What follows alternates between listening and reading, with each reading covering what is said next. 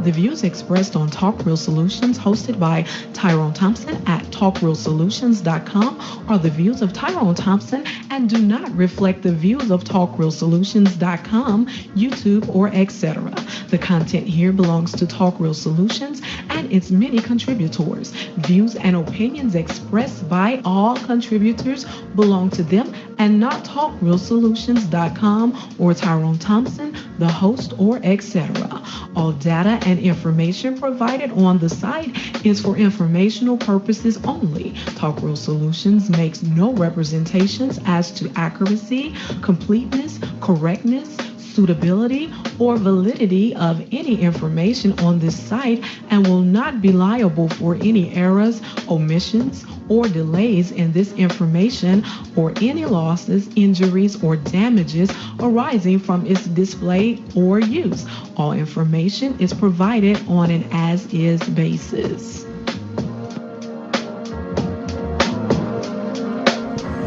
All right. Welcome to the show. This is Talk Real Solutions, and I am your host tonight, Tyrone Thompson. I want to see if this thing is working. Yeah, it's working. I want to thank you for tuning in. Today is January the 12th, 2023. And I want to invite you to go to, let's see if I got it up already, talkrealsolutions.com. And on there, you will find the 3-point plan to Black empowerment and financial freedom. It has 3 points. The first point is to get together with like-minded people. The second point is to stop all unnecessary spending and save your money. The third point is, as a unit, invest or save your money in a verified and trusted institution. Great goal would be for you to open a Black-owned business, and right above the 3-point plan, you have a link to African American-owned banks and African American-owned credit unions. We could all start moving our money to these institutions to start practicing group economics today, and check out the rest of the links and articles on the website. That is where we'll be getting the news stories from tonight. Miss Elisa is back with us, and hopefully we'll get to some of these stories. You can follow along on the website, or you can follow along on YouTube or Facebook, and I'll post the links as the show go along as we cover these stories. We have some interesting articles for you to peruse tonight, and if you want to participate in the show, all you have to do is give us a call at 717-908-1834, and I'll get you on the line. Just press the access code at 917-324, and you can join us in a conversation. Welcome to the show. It is 2023 already, guys. That is nuts how long we've been on here doing this and talking to each other. Wow, it's 2023. Time is moving along, slowly but surely. And we still here doing whatever it is we do over here. What's going on? Well, there's a lot going on the planet, in the world of politics, and on social media. So I'll try to touch on some of those things and try to keep you entertained if I can, like I always do.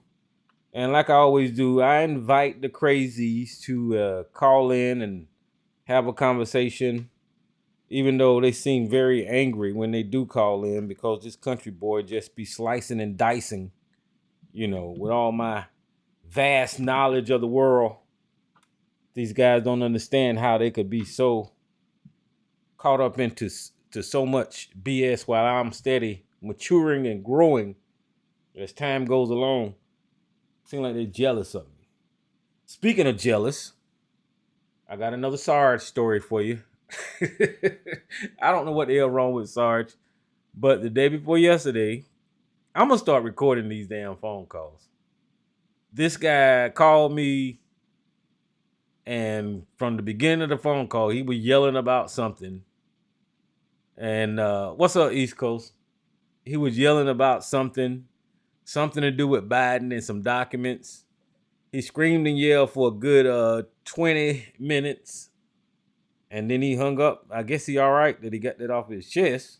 I'm assuming that he was talking about these documents that was found in Biden's place and all that kind of stuff, and trying to draw a comparison between Biden and the criminal that we all know as the former president, Donald Trump. He was trying to draw some type of a comparison with the Biden documents and Donald Trump.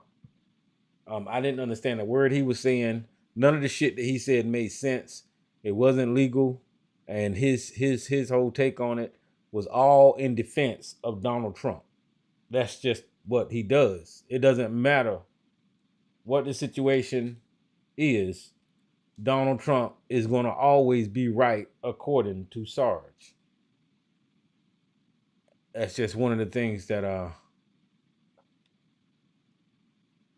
he does, is he always protect and defend that racist criminal and his cult following, no matter what the cost. That's all he do. What's up, MJ?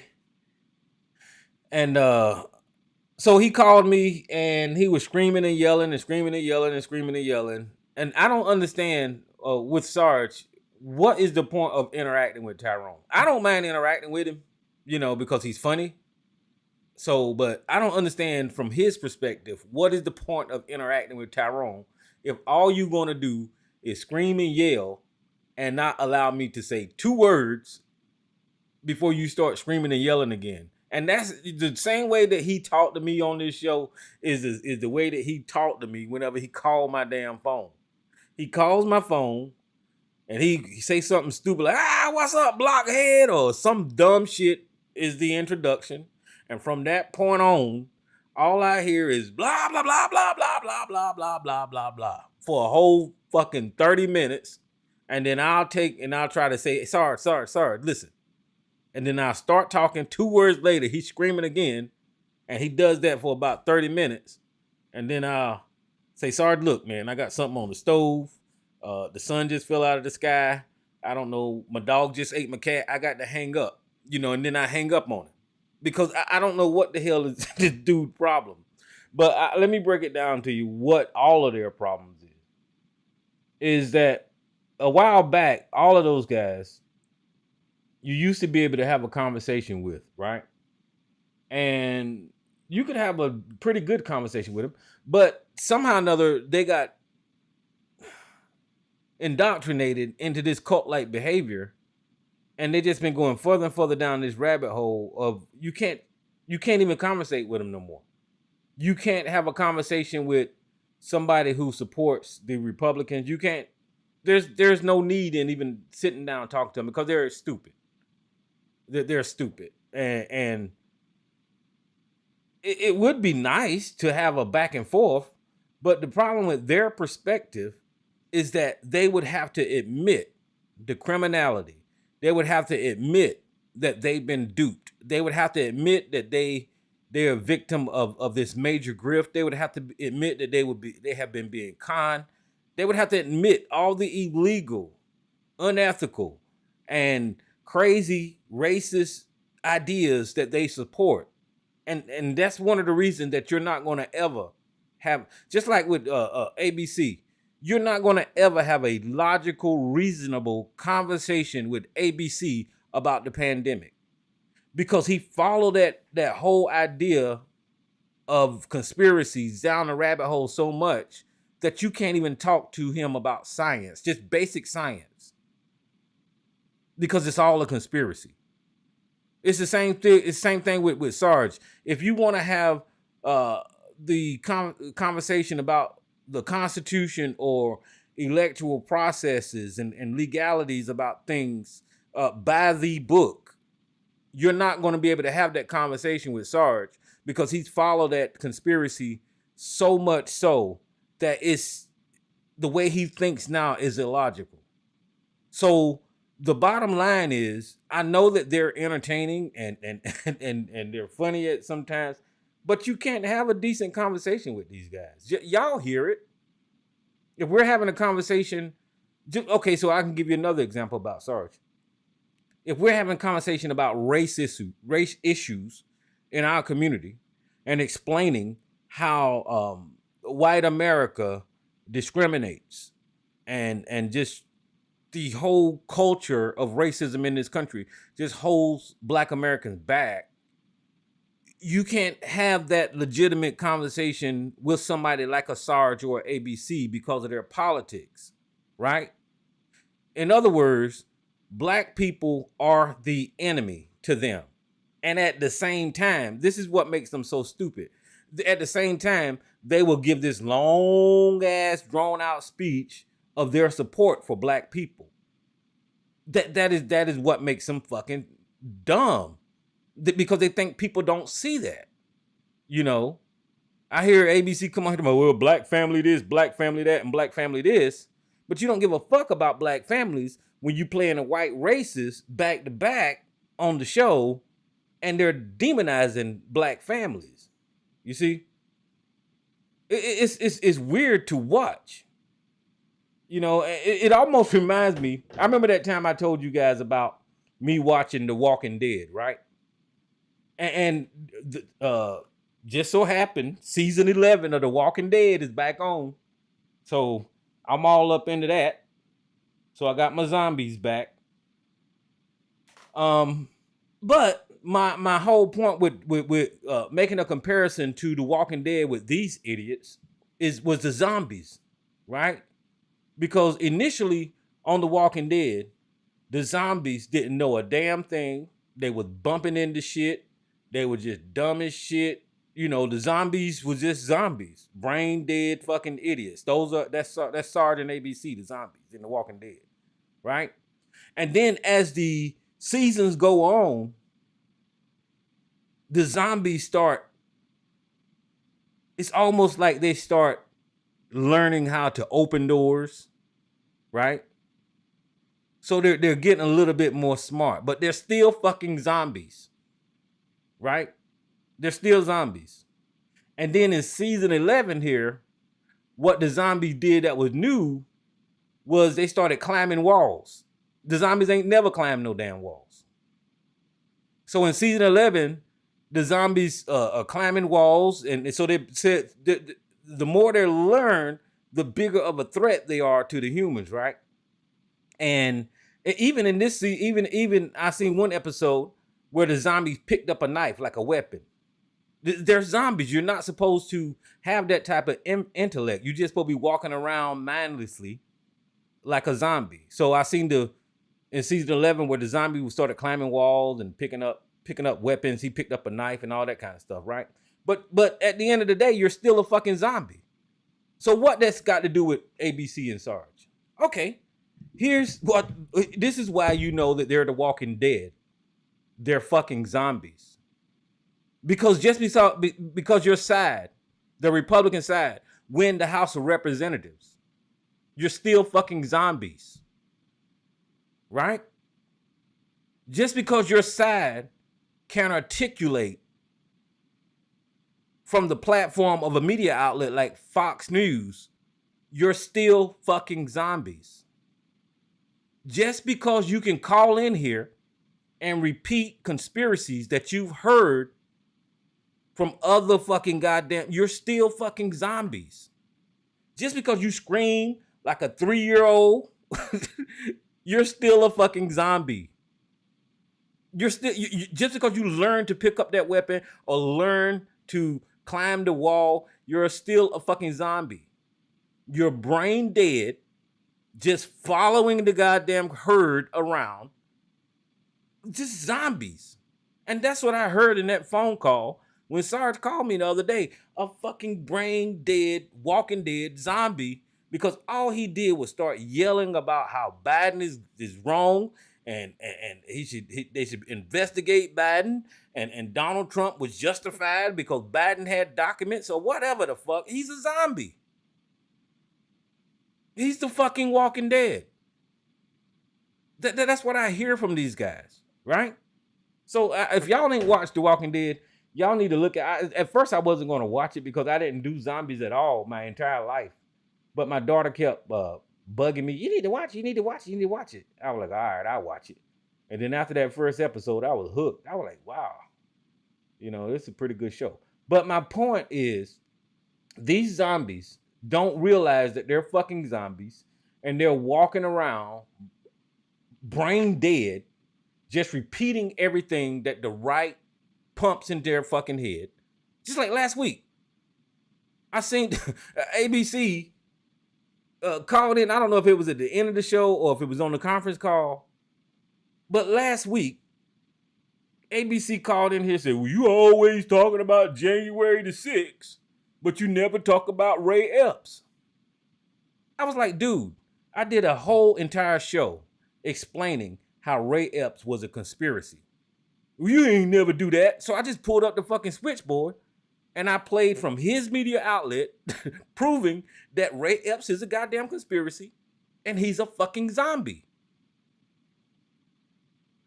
But that didn't even sink into him because of his zombified state, his mindless herd following mentality that,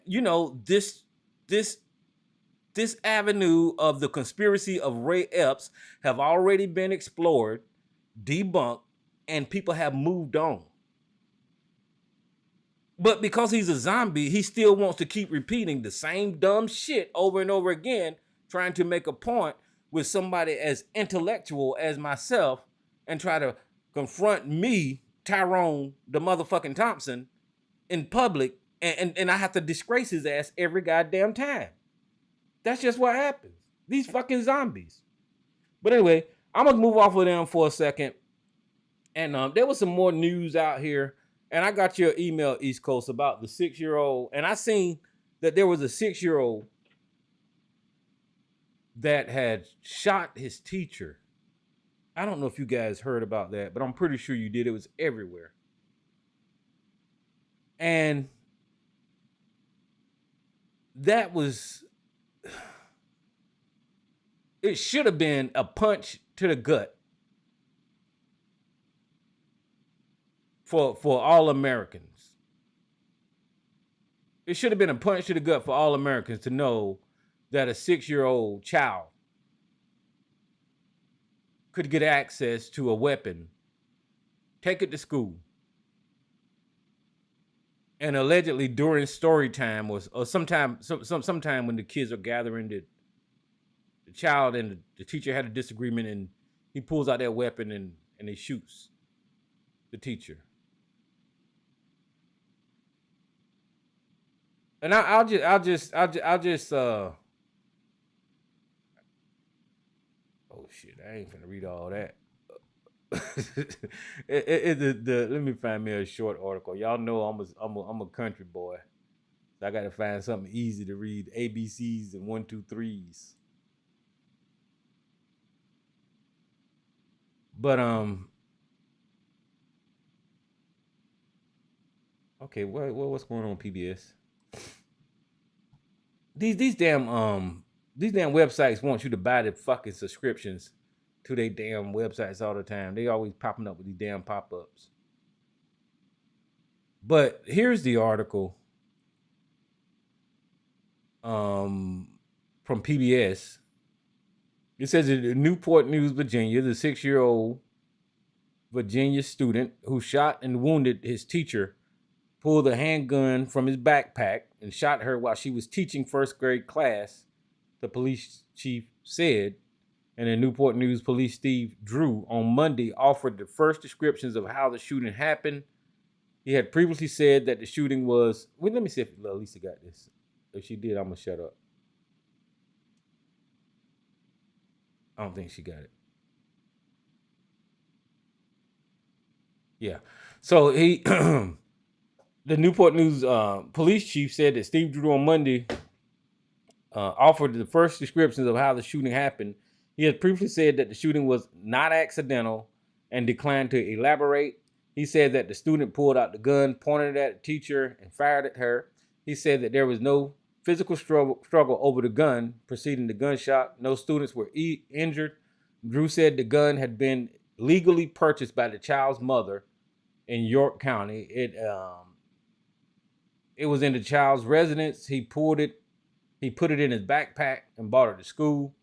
The teacher who was wounded Friday in the shooting, Abby Zwarner, I guess that's how you Swarner, was in stable condition on Monday at the hospital, describing her as a hero. Drew said he had spoken with her, and one of her biggest concerns were for the students.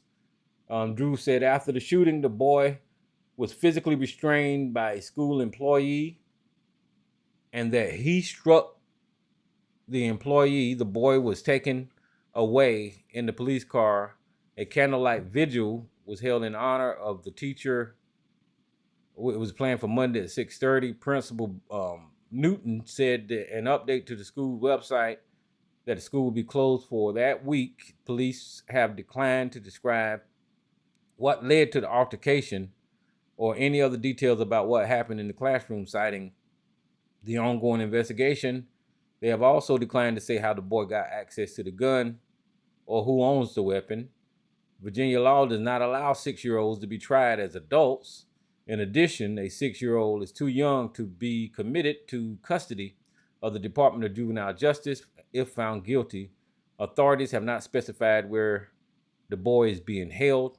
On Monday, several parents, grandparents, and community members gathered with local pastors in an open patch grass outside the school. Among them was Eric Billick, who said each of 3 children in the Newport News school system, 2 who go to Rich Neck, that's the name of it, Rich Neck, had reacted differently to the shooting.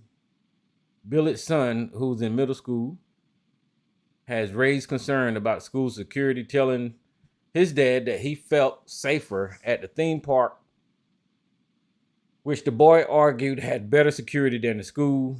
His second grade son is doing better. Billick said fish bumping a police officer on his way out Friday. His daughter, a 4th grader, has had nightmares every night, Billick said, but at the same time, he said she was disappointed that she couldn't go to school this week. Now, this is a sad story, right? Now, y'all know me and the way I talk about guns in this country. First of all, there's too much access to them. There's way too many guns in this country, and there's too many war weapons on the streets. So people can, whoever get angry, they can just go pull a damn trigger and just fuck up like 20 lives or more in one single shot. And the reason this story should have just shocked America is because the obvious, a 6-year-old was able to get a hold of a gun and try to work out his anger with a weapon. That's how that kid was trying to fix whatever was bothering him. That was his solution to whatever problems was going on between him and that teacher. He didn't have the acumen or resources to actually reach out to a counselor. That wasn't available for this kid. And now when I say it wasn't available, I don't mean that it wasn't physically available. I mean mentally, that is not the first place he went to, was I need to talk to a counselor, or I need to talk to my parent, or the environment wasn't such that this child, in his opinion, because of the end result, had options to reach other places besides a weapon. And why was that the option that boy chose? Because in this damn country, There are way too many guns available to the public. We heard in the news story that it was a legally purchased weapon owned by the mother of the child. Right? And there's nothing wrong with having a weapon in your home to protect your property. I'm not even speaking against that. But I'm speaking about the culture of this country of guns and the access to violence through social media, through video platforms, through just general information in this country, how much guns are relied on in this country. Now, all of that put together, I don't know this child. All of that put together and the culture of guns in this country allow this child to have in his psyche that one way I can resolve my anger issues is to sneak and get my mother's weapon and go kill, murder this teacher with this gun. That what I just described is a problem in this country. There's too much access. When I said there was too much access to weapons in this country on this show before, Sarge like to lost his fucking mind. But this is a perfect example of way too much access to weapons in this country. And nobody politically is even addressing the amount of weapons in this damn country and the access. Who can get these weapons? If I would have brought this up as a scenario during any gun conversation, people would have called me a fucking nut. They would have said it's never going to happen. And now, last week I heard that the teachers of Uvalde was authorized to carry guns. You know where they did the mass shooting down in Texas? They was authorized to carry guns. The teachers now was authorized to carry guns into their classroom.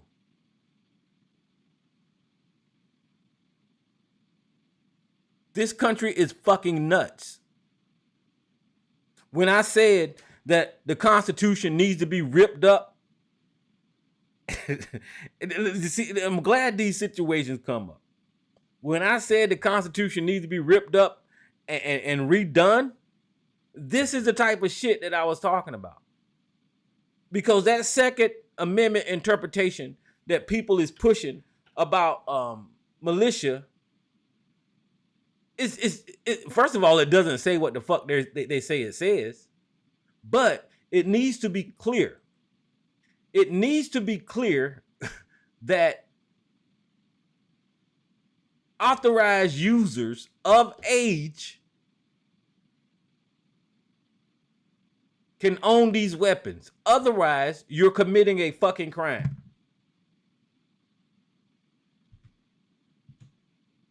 Otherwise, you're committing a crime. Somebody with a proper mental status. You need to take a test. You need to be found to be a responsible owner of a weapon. There need to be some type of test.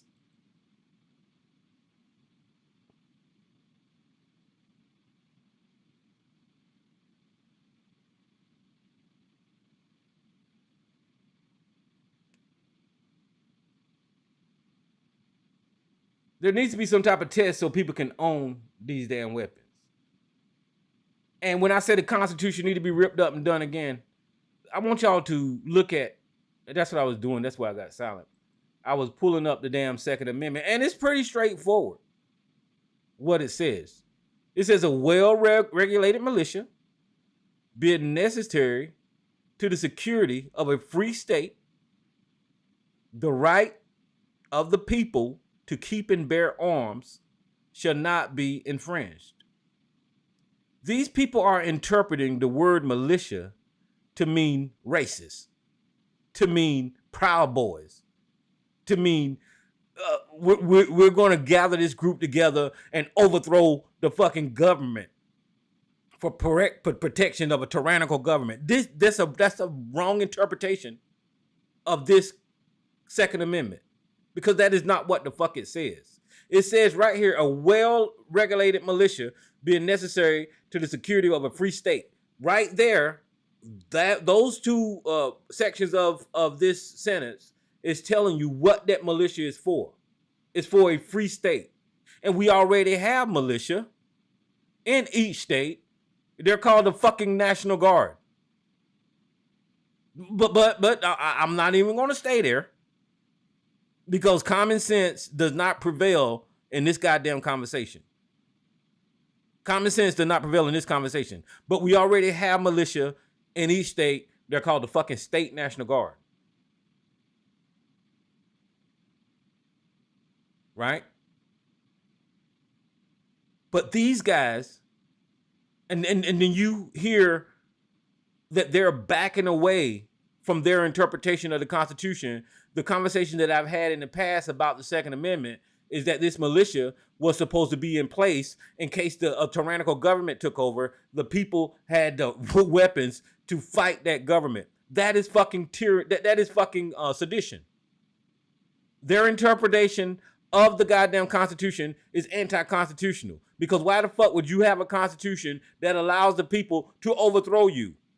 The logic behind the way these people and their Second Amendment's interpretation is just stupid.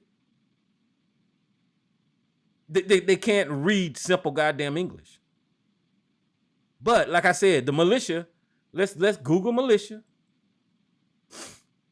It says a military force that is raised from a civil population to supplement the regular army in an emergency. That's exactly what the fuck the National Guard does.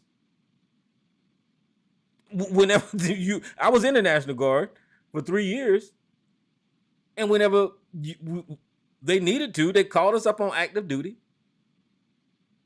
Or whenever there was a state emergency, they called us up on active duty. And we did regular army shit, right?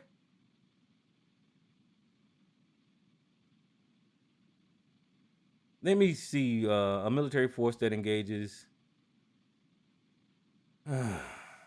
in rebel or terrorist activities in opposition to the regular army.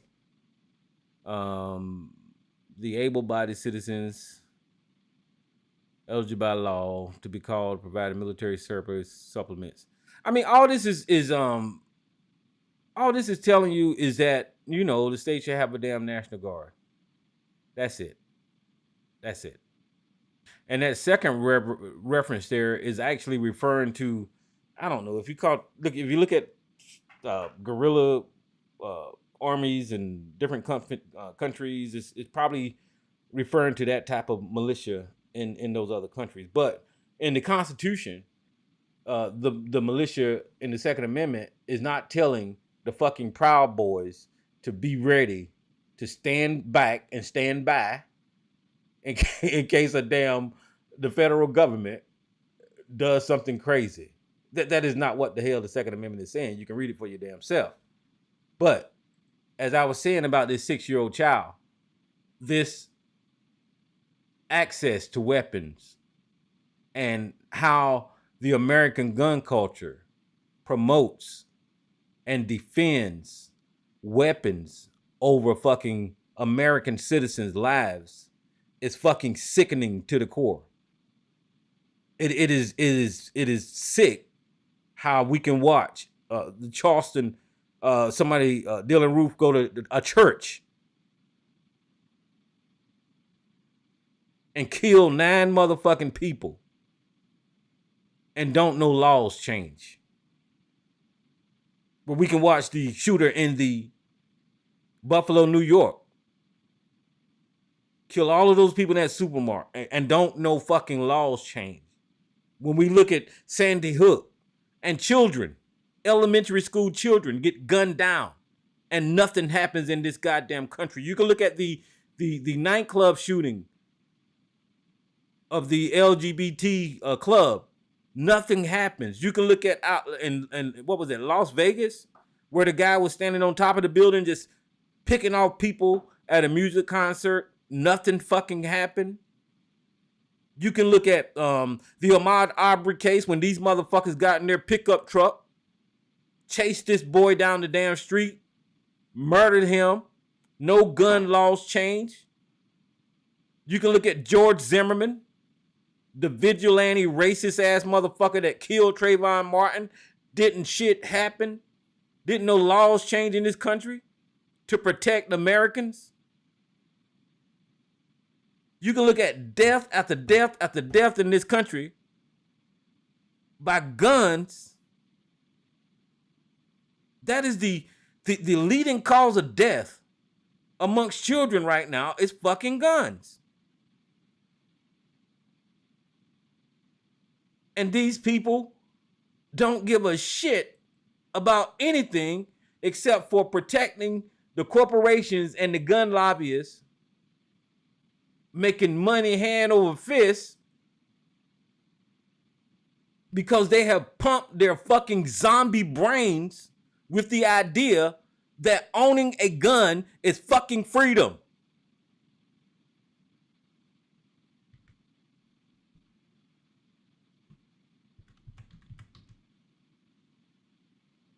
This is why I call them zombies.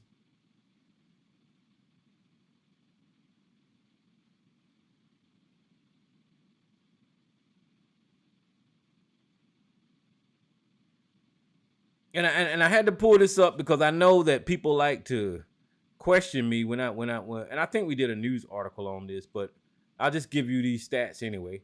It says the leading cause of death for children.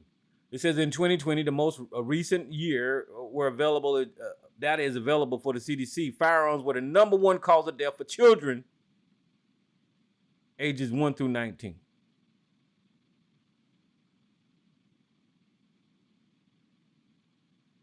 Motor vehicles is second, and other injuries is third. Congenital disease, and then cancer is fifth. But with this data,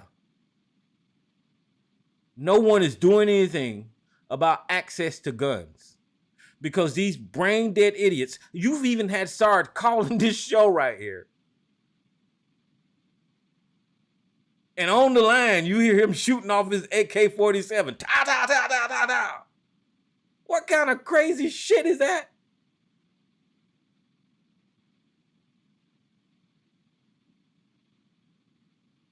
He said he need his weapons to go hunt boar hogs. You even had Kyle Rittenhouse, this white racist, show up at a fucking rally that he was not invited to, murder fucking 2 people, and get away with it.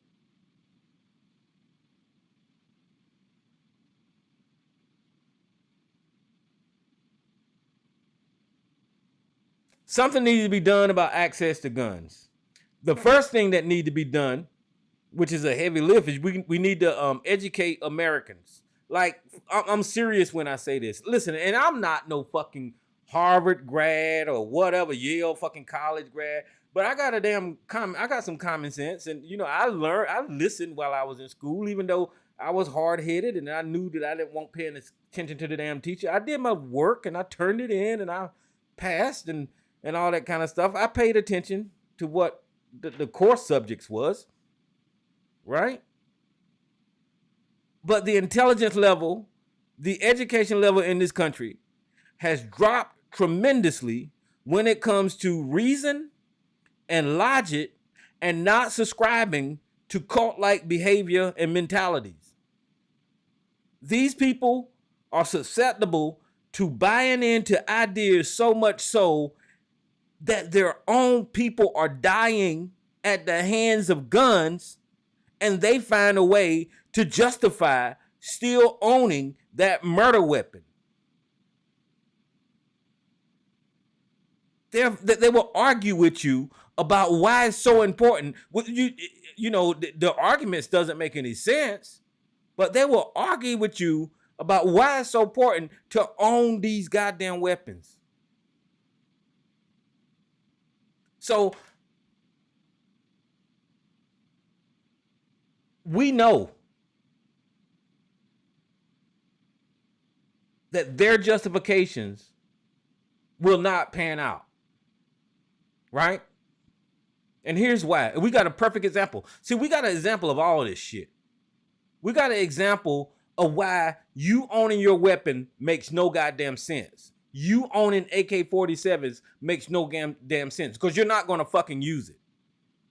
You'll only use it in a coward mentality. You'll only use it when you're a fucking lone wolf with mental fucking issues and you're pissed off about something. You'll go and you'll sneak up on unarmed civilians and you'll kill the hell out of masses of people. That's the only way you'll use it. You won't use it to rise up against the damn government, like you said.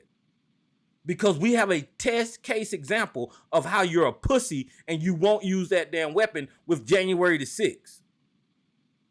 With January the 6th, you had every opportunity to carry every one of your motherfucking guns to Washington. You had every opportunity to get your fucking little militias and carry your guns to Washington. But you didn't do that. There was a reason that you didn't carry your weapons to Washington. Because you would have fucking lost. It would have been a fucking massacre.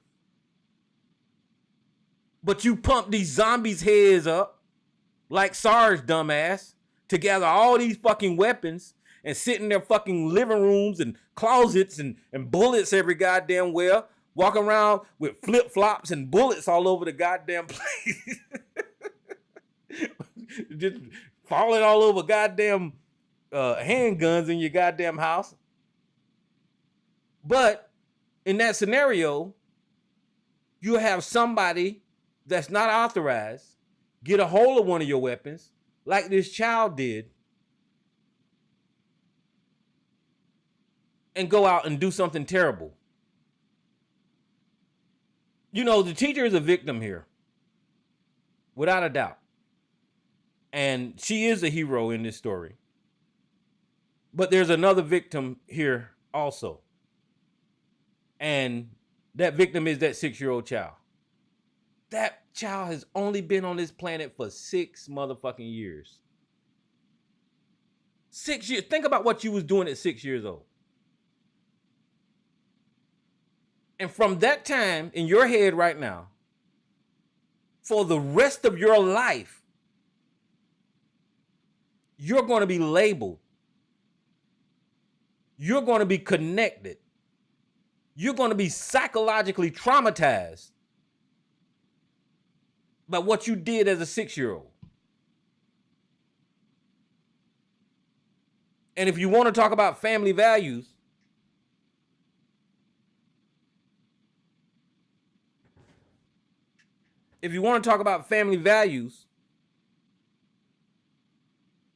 and all of these right-wing family values home, allowing your children to have access to weapons of war and go to shooting ranges and shit, preparing them for the government coming, the IRS coming into their house, or what, they're preparing them for that mentally, you're traumatizing that child. You're traumatizing your fucking families. So what do? Let's take a slice out of my scenario there. What do those children do who grow up in those homes with access to weapons and they go to shooting ranges when they're in fucking diapers, shooting black targets, black silhouettes? What do they do when they grow up? Well, they join the goddamn police force. And then now they're shooting real fucking black targets. Now they're murdering real black fucking silhouettes.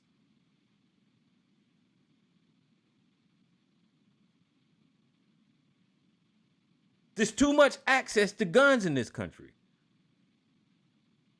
And then you militarize the damn police force with all these armored vehicles and all this kind of bullshit, like you're really going to fight the apocalypse.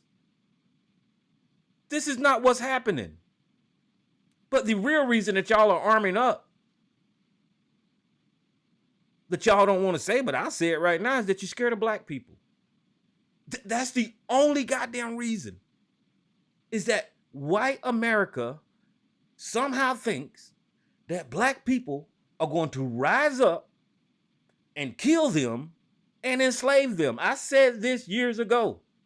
That is the underlying fear of white America. That's it.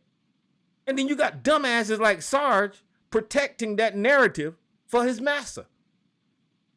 You got dumbasses like ABC protecting that narrative by allowing Tucker Carlson to continue with this great replacement theory or whatever. That's all the great replacement theory is, guys.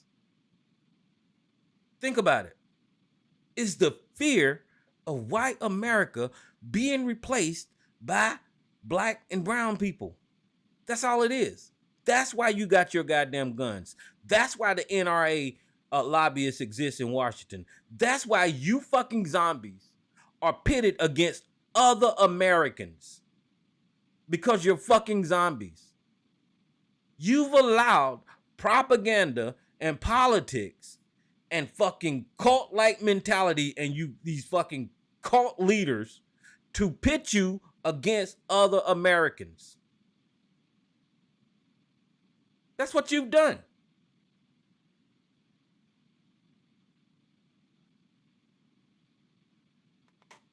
And here's another current example. I think we got a story on this.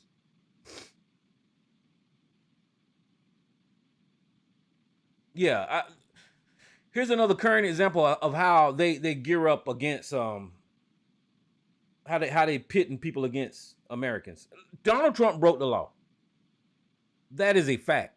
Donald Trump broke the fucking law. Donald Trump left his presidency with stolen documents. Washington asked him to return them. He did not.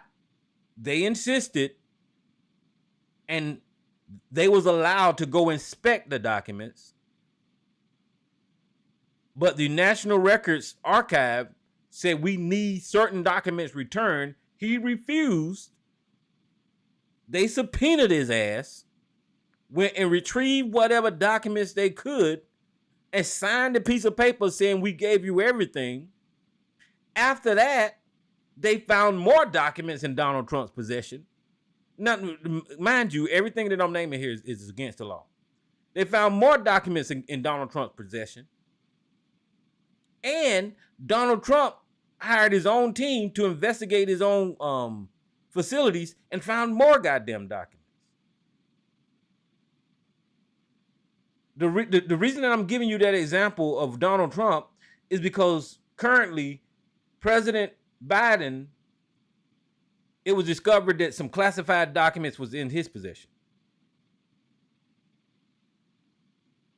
So, from what I'm gathering on the news, we seen President Biden come out and speak and say these documents, you can have them back. I'm not trying to hold on to them. I'm not going to lie about owning them. I got caught with them. My bad. Here you go. Investigate this shit. That's what you're watching.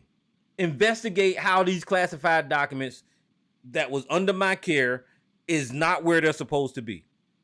So you seen Merrick Garland come out today and announce a fucking special counsel to investigate those documents. That is not what happened with Donald Trump. That is not what, as a matter of fact, Donald Trump's saga is going on for 2 years now. 2 years before they even investigated. 2 years before they subpoenaed him. 2 years he was hiding fucking documents. I think they were saying in the news they discovered this in November or sometime. You know, and then now we got a special investigator trying to find out what's happening with those documents. And let me be clear. About both document situations. This is why white men can't run the goddamn country. Every time you turn around, they fucking up. Why the fuck President Biden got classified documents in his goddamn Corvette? What the fuck? How the hell you don't know you got classified documents? This is why I say these motherfuckers, they fuck up the whole goddamn world. But the point that I'm trying to make is that Sarge called me screaming and yelling, angry with me and the left.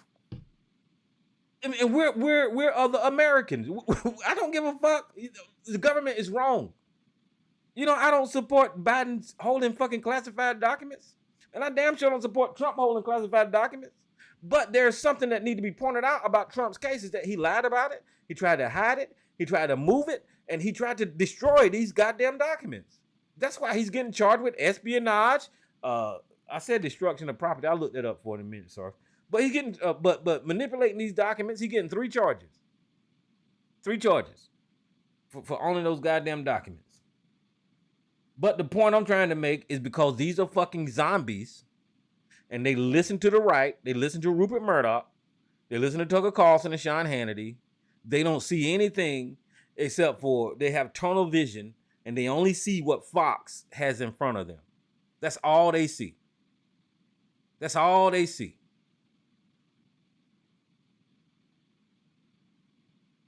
The only thing they see is what the hell is being fed to them by the propagandist racist network owned by a fucking Australian racist that's trying to divide and tear down democracies. That's all they see. And in the news, I know y'all heard that Brazil had an insurrection or a coup or an attempted government takeover. And guess who was pulling the fucking strings on that? Steve Bannon. Steve Bannon. And guess where the ex-president is of Brazil? He's in Florida. Now, I don't have any proof of connections with Donald Trump, Steve Bannon, and their wanting to overthrow democracies. But God damn it, there's enough connections there for me to see that there's something else going on here with this tyrannical fucking goddamn mentality. These autocrats, these fucking dictators. There's a connection here to where they want to overthrow governments and they don't give a fuck about American democracy. They don't care about freedom. They want those guns to kill you in case you fight against the fucking autocrats. They want those guns to shut you up. That's what they want those guns for. Because their masters said that they're going to be dictators. They're going to be kings. And if anybody says anything against it, chop their fucking head off. Send them to the goddamn guillotines. This is why they want them guns. To defend their takeover of democracy. To make sure that African Americans and people of color don't fight back. They want to be out, they want to outgun you. They want to outgun you. That's why they want them guns. And that's part of the reason that 6-year-old got a hold of that gun, because of the culture of this country to promote violence.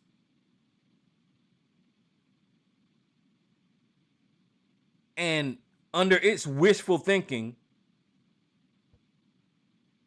somehow or another control other people with their weapons. And I'm just going to say this right here, and I'm going to be blunt about it. Because what I just described is a actual mindset of people like Sarge and right-wing people. But here's the reality. From a black man in America, it's not going to fucking happen. Because we own guns too. But we don't go out there and promote whatever the hell. But we're not just going to lay down as free people and take that bullshit that you're dishing out. That's just not going to happen. You know, like I said, the zombies, they learn how to climb walls and use weapons, right? Just because you learn how to form a fucking racist ass militia, you're still a fucking zombie. You're still a fucking zombie. Just because you overtaken or you're in charge of the House of Representatives, you're still a fucking zombie. Just because you held the office of president one time, you're still a fucking zombie. You're still a fucking zombie. You're craving fucking flesh and brains and blood. That's what the fuck you do. And the reason and the way they got rid of them damn zombies, every time it works, every time they never fail. You chop their goddamn head off or you stab them in the fucking brain. And that's what the hell the freedom loving people, the real freedom loving people will do if we're threatened. You know, we gonna stab that zombie in the goddamn brain. Just so you're aware, I'm just saying that. You know, I'm not promoting anything. I'm not promoting violence. I love The Walking Dead. But you seen how easily they got rid of them damn zombies by stabbing them in the goddamn brain. You're still a fucking zombie. That's all you are. That's who I'm talking to. When I talk to ABC about COVID-19, he's a fucking zombie. When I talk to Sarge about January 6th, you're a fucking zombie. You believed Dinesh D'Souza with 2,000 views somehow or another had legitimate conversation about what happened with the election. That shit was never proven. These people are going to jail based off of your fucking philosophies. They're getting locked up for seditious conspiracy. They're going to jail. As a matter of fact, the Michigan electors. Let me see. I got to Google it because I just seen this in the damn Michigan.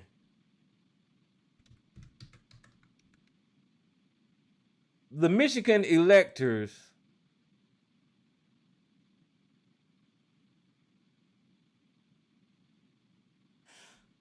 are in trouble. The same people that you said had a right to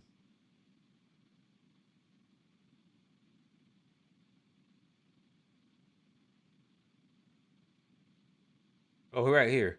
It says they open a criminal probe into the fake electors in Michigan. That's what I seen.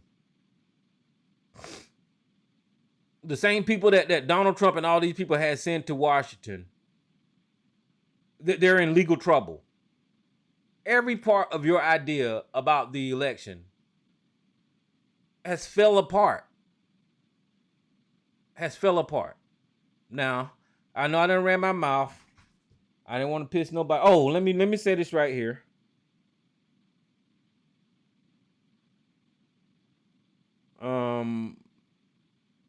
Oh yeah, let me say this right here, and I know we got a story about it, but y'all know Lynette Hathaway, Diamond and Silk. Diamond passed away, guys. So I want to send my condolences out to her family and all of that kind of stuff. You know, I don't do the dancing on graves and all that kind of stuff, and you know, it's unfortunate. It's unfortunate that these people follow these Republican ideas, and the thing that they're following and pushing is actually putting their lives at risk. You know, we talked about Herman Cain.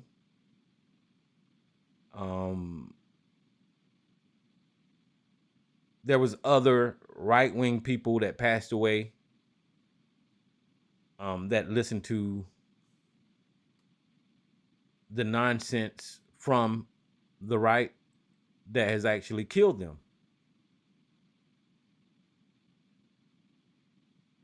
And that's all my warning was. That's all my caution was with people when it came to this pandemic. Is do your own research. Follow the science. Follow the science. Do not listen to fake doctors on social media. Do not listen to anyone that is giving these ad hoc solutions to a pandemic. Because to me, it seems like you would want your family to be safe and with you, and not taking any risk by listening to complete and total strangers about a health situation. And it just seemed irresponsible to me for me to hear these guys saying, this doctor said this on a video, and so now I'm going to take horse medicine. This is what the hell we was going on. We just had a conversation with ABC last week where he told us that he took horse medicine.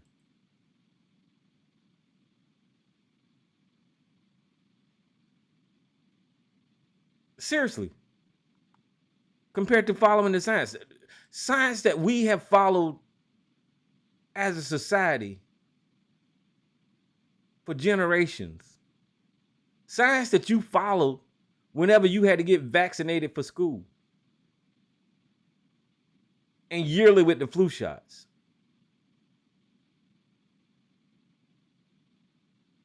Science that we follow as soldiers, sailors, airmen, and Marines in the armed services. We get vaccinated all the damn time. And the armed services is still around. Just you listen to these conspiracies and it's jeopardizing your life.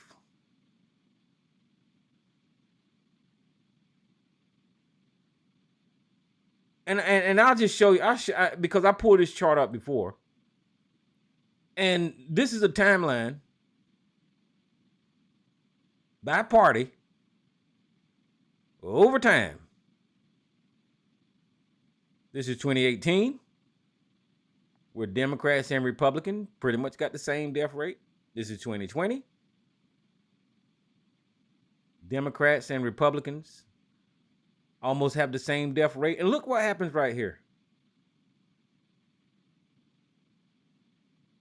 More Republicans start dying, according to this chart. More Republicans starts dying. And the only factor during this time period is the conspiracies about the pandemic. That's the only factor. And you can definitely separate that by party, because you know that the majority of the Democrats, not all of them, are taking the vaccine. And whenever you have Republicans on the show or watching them on social media, they're speaking against the vaccine. And that's a fucking health risk, guys. I was talking about guns earlier, but misinformation is just as dangerous. Clearly.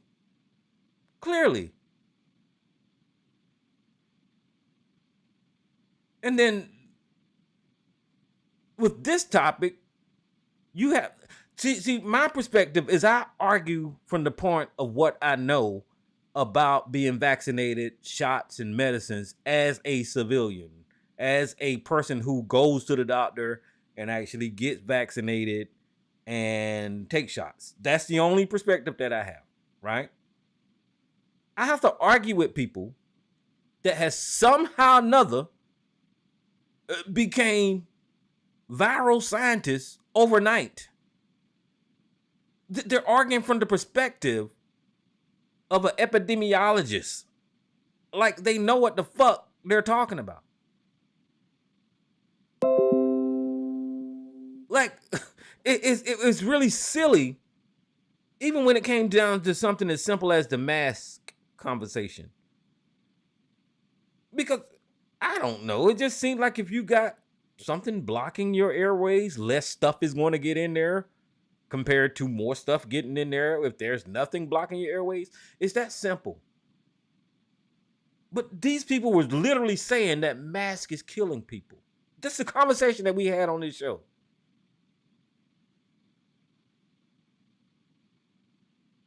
You seen the crazy Karens at the airports and arguing about the mask in the grocery stores, tearing the fucking mask fucking thing down.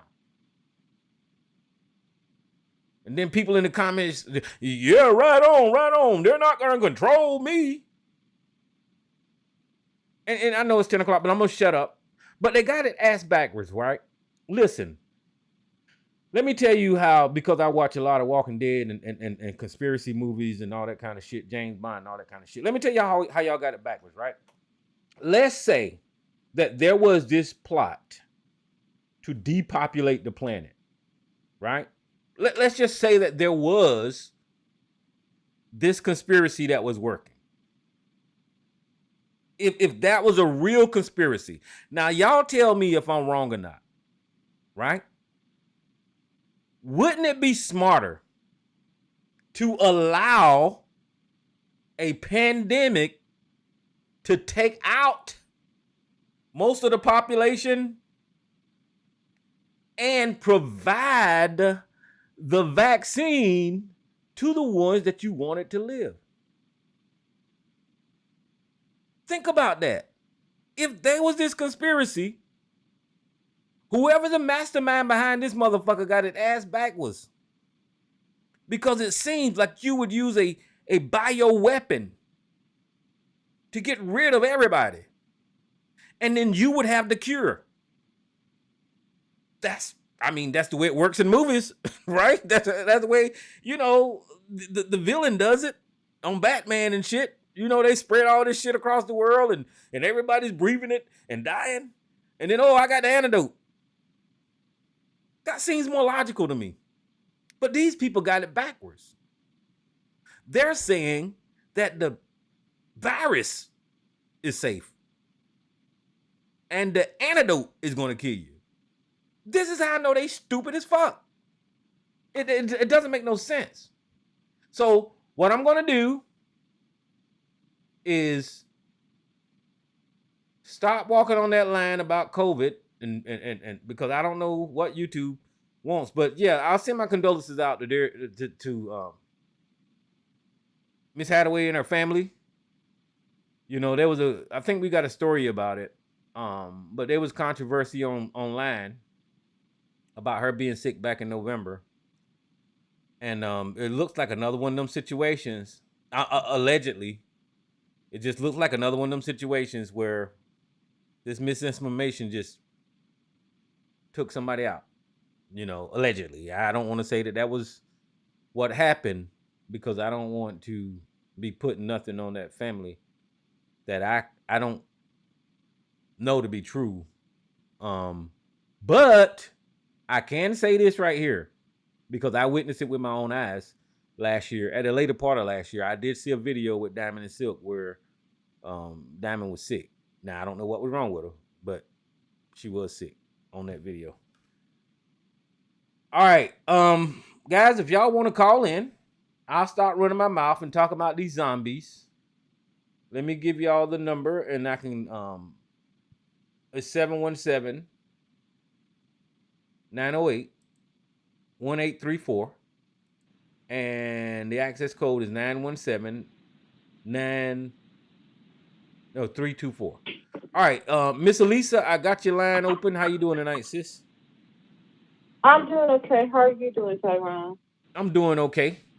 Let me just check this unknown caller here and see who this is. Who's this unknown caller? What's going on? What's happening, Jay? All right. Hi, Jay. You got anything to put out, man? Well, you tapped on and touched on pretty much the main subjects at hand. I'll just say that also we lost, I don't know which one of Diamond and Silk. Yeah, that's what I just got finished saying. Diamond. Yeah. I didn't even hear that. So, yeah, it's an unfortunate situation.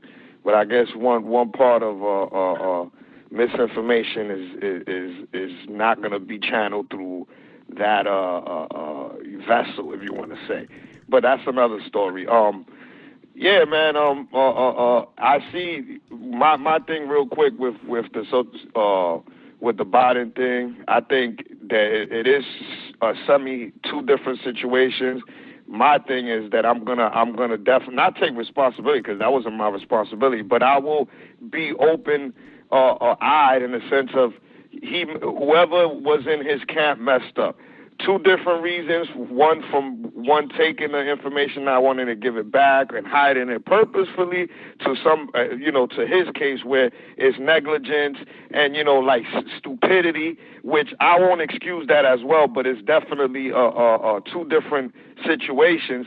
And I would say that there was no mistakes, that there was no room for mistakes. So on the Democratic side, once again, I just say that, some stupidity is always playing a part where that these people that you point their fingers on that are doing messed up shit are doing whatever they're doing, and then we turn around, and again, not our responsibility, but for the Democratic, umbrella, in a sense, the mishandling of information, knowing that you're pointing on the other side, telling them, well, they're doing this, they're doing that, and so there's no room for error. Again, Democrat, y'all got to get y'all shit together, those that are doing certain things, and there's no room for errors and mistakes. I know we all make mistakes, but, there's things that need to be dealt with better.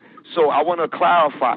We do see and acknowledge there was some classified documents that was handled in the sense of they were put somewhere where they didn't make sure they took them out of there, or whatever the case may be, but it wasn't purposeful, that we know right now. And we know that the difference with that versus this fool that was the former president is that he purposefully took the documents, and we don't know if he really wanted to do real malice. We know that it wasn't for good intentions, that it was maliceful. There's something there where they're looking at it and they're knowing that he didn't do it just because he forgot about it.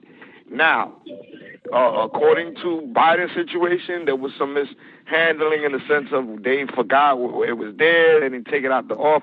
And I would say that in that situation and matter has to be handled correctly. And I would say that, whatever heat you get in from all these different outlets, because it's not only Fox News and Newsmax, it's CNN and MSNBC, everybody's pounding on it, but that's your fault, Camp Biden, and all those other people. So I'm going to just say, y'all messed up in y'all stupidity. Now you got the other side blaming y'all like y'all did it at purposeful, and trying to compare, this idiot of a former president to this now president. So again, now you got to deal with the bullshit because of y'all mishandling. We can clarify that. Moving on forward, I think that, we still dealing with a crazy party, the Republican. I seen this whole McCarthy speech and all this. I mean, I think he's just there. He's like an actor, somebody that's on the spotlight, lights, camera, action. You're gonna say the shit that sounds the best. You got the lights and camera, which he's always been. He was on his knees trying to get that position. So now he got it, and he's gonna be doing a lot of talking on camera. He got the spotlight that he wanted. Here you go. And again, Democrats, get your shit in order. Everything else we can speak of during the show. Thank you. All right. Mitch Leese, let me check this other caller. Who's this unknown caller? Oh, boy. You know what? And I just couldn't wait for this. But I got to say, if you want me to respond, you're going to give me some Renee time, since every other damn comment you made had the word Sarge in it. Okay, well, hold on for a second. We're going to let Elisa speak, and then you can speak after her.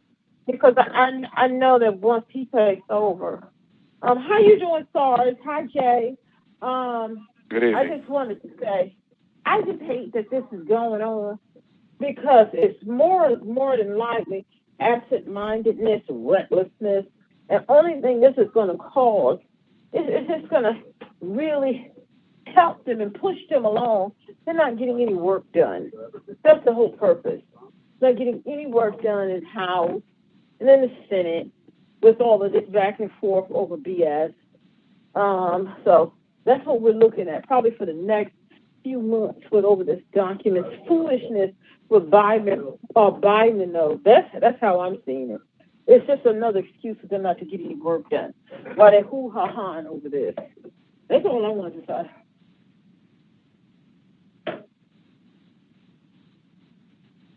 Hello. Hello, Mr. Sarge. How you doing tonight, sir? Welcome to the show. Oh, I'm doing wonderfully because I got a target-rich environment based on all the bullshit you said. So I'm doing great. And look, I'd like to deal, first of all, with your incredibly specious misapprehensions about the nature of the Second Amendment, basically because you just clearly revealed either you know nothing about sentence construction, objective clauses, predicate clauses, subjective clauses, because if you did, you would understand that the objective clause of the Second Amendment is the right of the people to keep and bear arms. The subjective clause is the militia, the well-regulated militia. In order for you to maybe to help you comprehend it a little better, let's reverse it. Let's just change it up just a little bit. Just change a couple of words in the order of the clauses.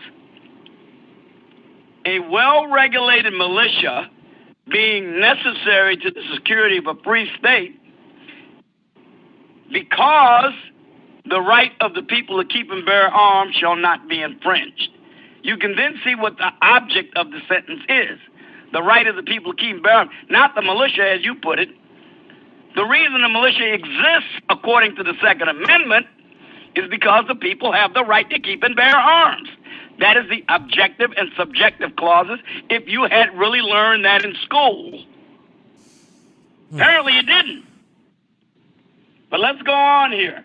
Okay. Then you go on and make a whole bunch of stereotypical nonsense about goobahs with guns, rednecks running around just shooting people willy-nilly.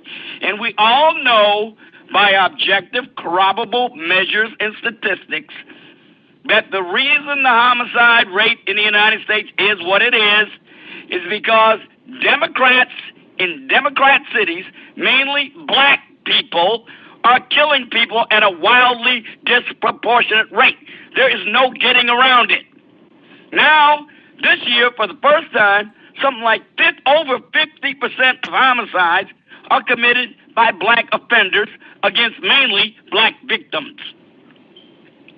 Now, if black people have the same rate of homicide as white people do, rate, the word I used was rate, then we would have a lower homicide rate than 7 of the major countries in Europe who ban guns. And when you got 350 million guns in the United States, if law-abiding citizens with guns was the problem, this country would simply be ungovernable. It's concentrated in 10 to 12 major cities. All of them are run by the rats. Now, when you talk about Joe Biden and all this stuff, I didn't call you the other day and start yelling at you. I, in fact, tried to start off with, again, the way I always do, which goes to deaf ears, but I try to do it anyway. I talk about classification authority. Who has classification authority? I cited to you the executive order promulgated in 2003 by George W. Bush, which has not been rescinded by any president since, and it lays out who has classification authority and under what circumstances. It made it clear who has it, and it refers to the Federal Register as to who those personnel are. So you consult the Federal Register, and you will see it is head of agencies with the power to classify, the supervisors or the persons designated with the classification authority, and so forth and so on. So any executive head of any agency has the power to classify. Now, the vice president is an executive agency of the federal government, the vice president's office, just like the office of president of the United States. So the vice president, the only classification authority the vice president has is that data which is generated by the vice president's office. he has no classification or declassification authority over any other documents whatsoever in the United States government. And if he has any such documents, it is illegal to have them in a facility that does not adequately safeguard them according to regulations. He had top secret security clearance information, which is supposed to be kept in a SCIF level secured location. Now, Hunter Biden's garage was one of the locations here next to the Corvette, and Joe Biden said, well, the garage door was locked. See, so if you lock the garage door, I guess that means it's okay to have these things, but it's not okay to have them at Mar-a-Lago where the Secret Service is guarding it. The FBI has made an inspection of where you keep the documents, and the only recommendation they made was to put an additional padlock on the door that leads to the safe.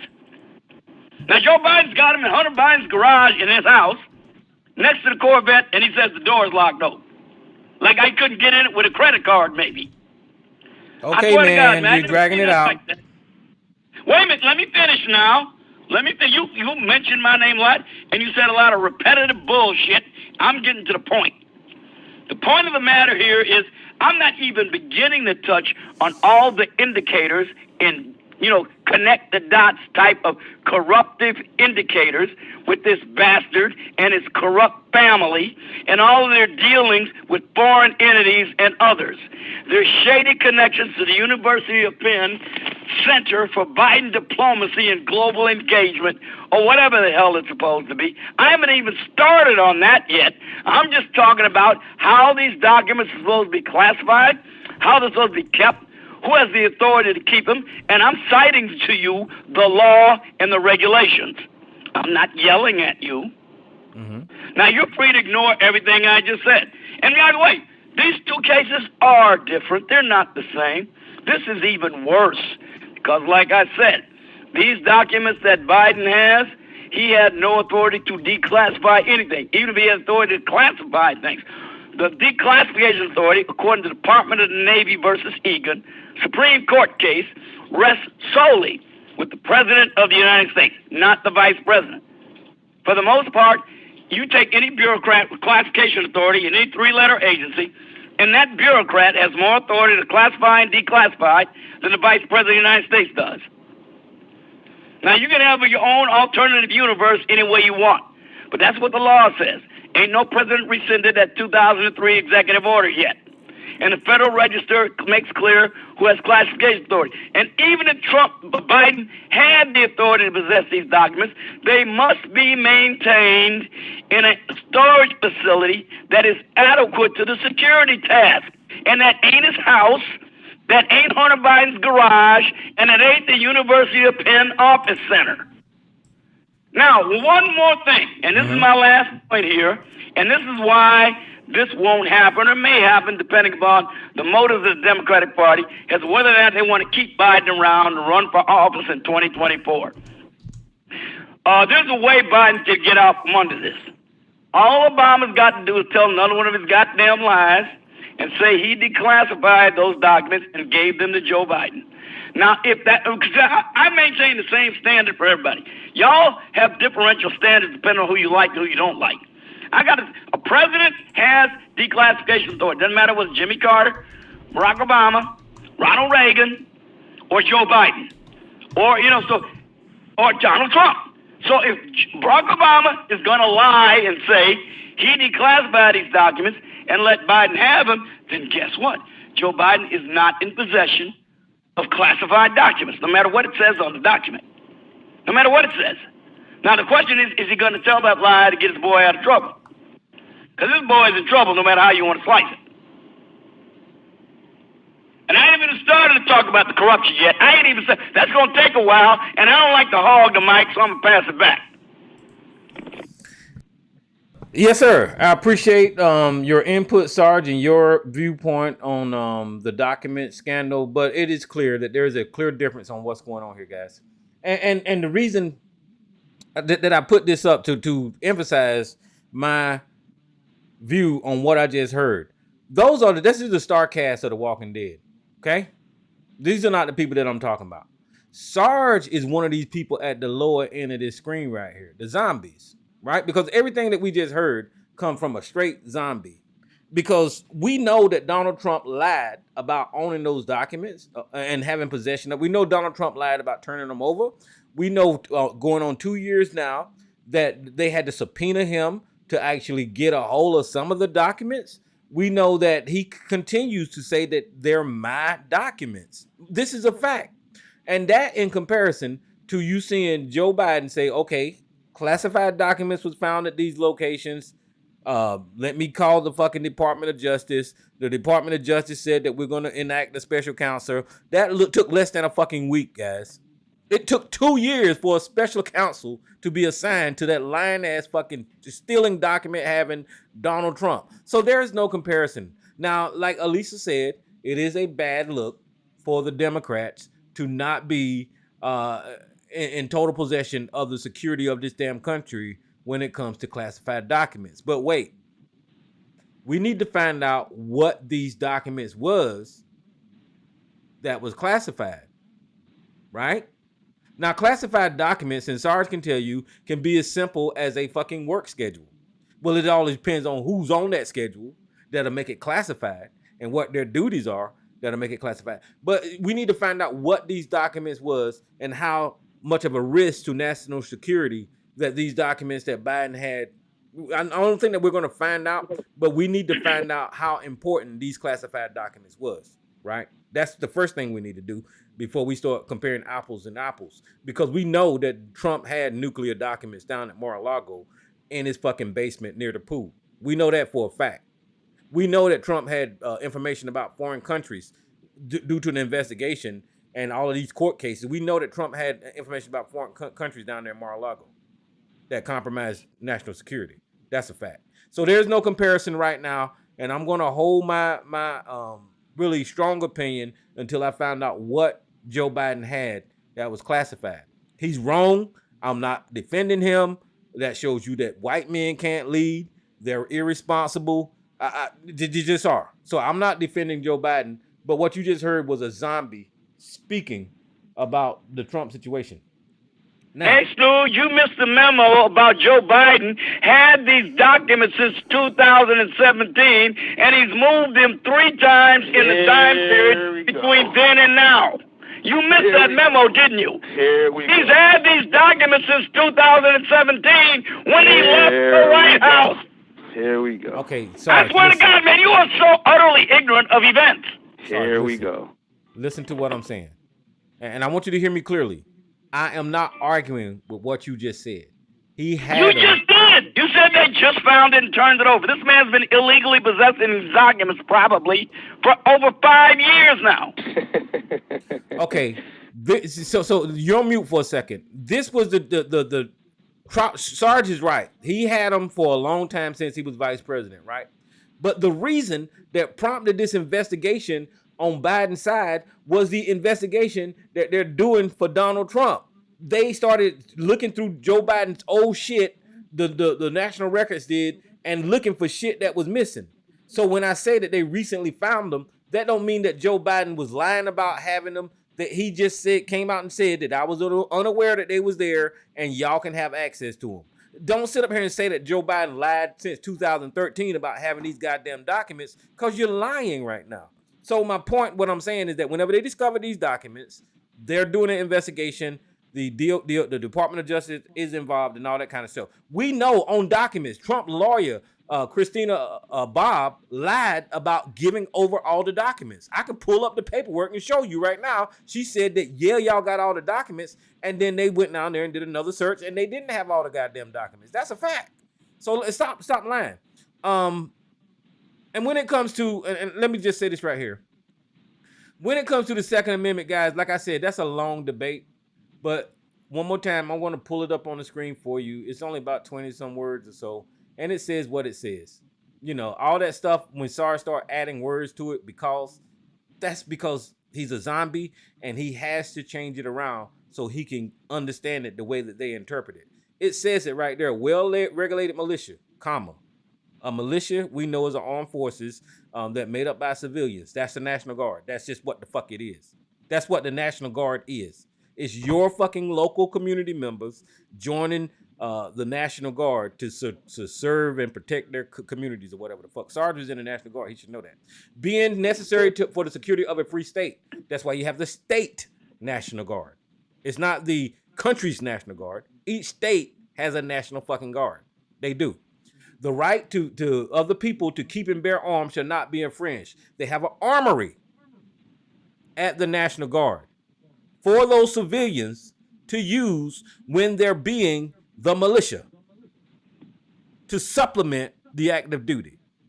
So all of this interpretation that they do and saying that, you know, civilians can own arms, what they did was like Sarge did was he took this last part of the statement, the right of the people to keep and bear arms, between those commas, they made that policy. And that's just not how you read in America. Now, I'm not going to debate this. You don't start at the end of the goddamn sentence and make that the fucking goddamn meaning of the whole goddamn sentence. You take the whole motherfucking thing, you read it as it is from left to right, and then you implement whatever. You just don't take part of a sentence and say, you know, the right of people to keep and bear arms, that's what the Constitution will say. That ain't the way you read sentences. So I'm done with that. Unknown caller, who's on the line? Maze. Good evening. Wait a minute. Oh, what's up, Gigi? And Maze? Hi, I just heard Maze. Yeah. Hello. Hey, Maze, you want to go first? His ass kicking time. Doesn't matter. I'm going to be short. Okay, go ahead. You know the little nursery rhyme that they had? Which one of these things that's not like the other? That's Sesame Street. Yeah. That's what these comatose people are confused with. The reason why one person is in trouble is because he will not turn over the documents that people want that was missing. And the other one is in trouble because he had documents someplace and they found them, but he gave them up. And he don't have to go to court. He ain't not doing all this stuff to try to stop somebody from getting the papers, and he still haven't turned them in. That's why these two things are not like the other. So maybe these comatose people will comprehend that. And I don't know why this Joe Biden's son keep coming up. It's like they already had the evidence and put everything that you hear them talking about now. They said it before. Just listen to the noise that they putting out, and it sounds like they already had a plan. So did somebody plant those whatever we're finding out? Because they want to impeach him? Because these people are just sick and crazy. Oh yeah. But in the noise that we looking at going on in the Congress, they're gonna keep on. I mean, what they gonna do when they run out of the stuff that they say they were gonna do? Then what are they gonna do? But it's gonna be funny. A funny maybe 3 more months. Because a few of them need to be going to jail anyway for trying to overthrow the government. But no, we don't want to have topics like that. We want to talk about somebody's son that's not even the president, but somebody's son-in-law got money from another place. And then, when they went down to the border, Tyrone, it was something funny that they found, that a lot of Russians are crossing that border, but nobody's talking about it. Wow. And you know Putin got mad when they were taking them down to Mar-a-Lago to have their baby so they could have citizenship. When somebody else was in the White House, and he got mad and he stopped it. So now, all of a sudden, at the border, when they wanted Joe to go, now he done went, but they ain't talking about what he found. Wow. Okay, comatose, I gotta go. So y'all have a good evening.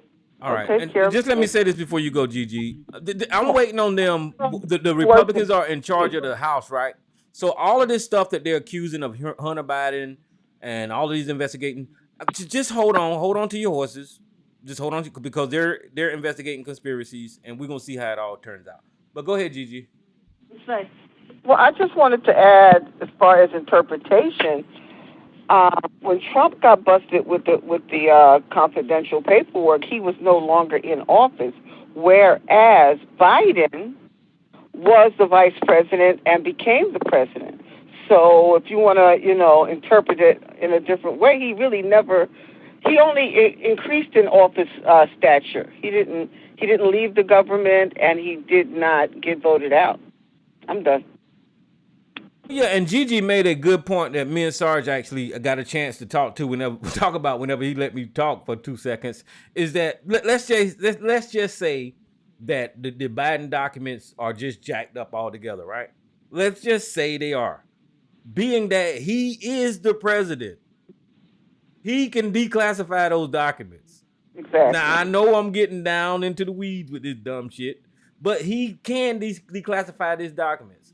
Just like Gigi pointed out, when those documents were discovered down there at Mar-a-Lago, Trump did not have the authority to declassify these documents. As a matter of fact, we seen him sit on TV and make up this thing about declassifying them mentally, retroactively, or whatever the fuck he said he was going to do. Magically. Yeah. and the conversation that me and Sarge got in about it was, Sarge said that he declassified it. Well, if he declassified it, you got to know who he told it was declassified. There's got to be some type of paper trail, if you will, about the declassification of these documents, which there's not. So, that's just getting into the weeds about it, and it's just crazy. But that's all I have to say about it. Okay, Aaron, now you know that isn't what I said. Okay. Now you know that. Go ahead. And I don't know why you keep doing this. I yell at you so you'll hear me. I try to speak quietly. You still don't hear me. It doesn't matter, does it? You know I didn't say that. What I said is that the Supreme Court has said whoever is in the office of president, and includes Biden, by the way, has plenary authority to classify and declassify. So if, and this is what the predicate is, if, and will be a matter of fact to be determined if and when this idiot Garland decides to charge Trump with mishandling classified documents and obstruction of justice. So the question if will be answered. If the president declassified these documents by virtue of a verbal order before he left the White House as president, then he is not in possession of classified documents. He declassified them while he was president. Now, as to the issue of Joe Biden can reclassify documents, which is kind of like locking the barn door after the horse got out, but he could reclassify these documents. But here's what he cannot do. He cannot get in a legal time machine, go back in time to when he was vice president, and grant himself the authority to declassify as vice president. That is not allowed. I'll stress this again. He has plenary authority to classify or declassify now. He didn't have it in 2017 or 2016 or 2015 or any time up until January 4th, 2021. Okay, hold on. Now, you just stated a fact that Trump declassified documents. Did you not say that? No, I didn't say that. Actually, that's why it's so hard for you to listen to me. I said the predicate. You know what a predicate is? So Wait a minute. I'm answering I'm responding to your premise. Okay, go ahead. If and when President Trump is charged with obstruction of justice or mishandling or illegal possessing classified documents, it will then be an affirmative defense at such a charge that he gave the order to declassify them. And if he can produce a person who is credible and says that, yes, he gave the order, person or persons, then he cannot be guilty of mishandling classified documents because the documents in his possession, no matter what the markings on them were not classified. He would have declassified them. Okay, so let me ask you, I'm asking you straight up. Are you saying that you don't know if Trump declassified the documents or not? I don't know if he did, actually, but I know this. This I do know. He said he did. Now, it's up to the prosecution to prove that he didn't. Okay, so you're going off of the fact that Trump said that he declassified the documents. Is that my understanding? Again, I don't know if he did or not. I know that he said he did. So you don't read. So now it would be up to Garland to prove that he didn't. Okay, so hold on for a second. If he produces officials with the authority to transmit his instructions, who said that he did, I'd like to know how you're going to disprove that he didn't. Okay, so hold on. I can show you how he proved that he didn't. Now, please don't cut me off. The reason that we know that Trump did not declassify those documents is because they're back into possession of the Department of Justice and NARA. If those documents was declassified, then there would be no reason for the Department of Justice or NARA to collect those records because they would have declassification. And in addition to what I'm saying, if they were declassified, they would be available to the public with proper requests, so we could see the documents that was declassified. Because I was explaining to you on the phone yesterday, the word declassification means that it don't have a classification anymore, so there's no secrecy about those documents. So we know that he did not declassify them because they're not available and they're in the possession of the government. So he did not declassify them. Okay? Okay, Daron, what you said is not a lie, but it certainly isn't true, and I'll tell you why it's not true. Okay. Because NARA handles documents that they believe should be in the possession of the United States government. Not every document they possess is classified. Yes, most of them are not classified. If the NARA figures that a tabletop menu for a White House ball, which had something significant about it, should be in the possession for historical records, and the president has it in his possession, they have the right under the Presidential Records Act to request it be returned to the National Archives. If the president thinks he should be allowed to keep it, he files a dispute. And they have a civil procedure involving a judge, which has not happened yet, who the judge, if he agrees with NARA, will then issue a subpoena for the documents that are in contention. That has not happened. It was in the process of being negotiated, and the FBI stuck its big nose in with Merrick Garland's raid on Mar-a-Lago. So the fact that the documents were classified or unclassified is irrelevant to the National Archives thinking they have the right to possess them for historical record's sake and for posterity historical sake. Okay, so this is what we're going to do. We're going to part ways here. But guys, listen. We're talking about classification and declassification, but that's not even in the charges that Trump got charged with down there at Mar-a-Lago. It was espionage and destruction of property or what. I'll look them up and I'll get all three charges for you guys. But that the declassification of the records don't even matter when it comes to the records investigation that's going on at Mar-a-Lago. So I don't even know why the hell we're talking about classification either. But Mama's Boy, welcome to the show. What's up? I just wanted to say what was crossing my mind as you were talking. And I don't know what Sarge is talking about.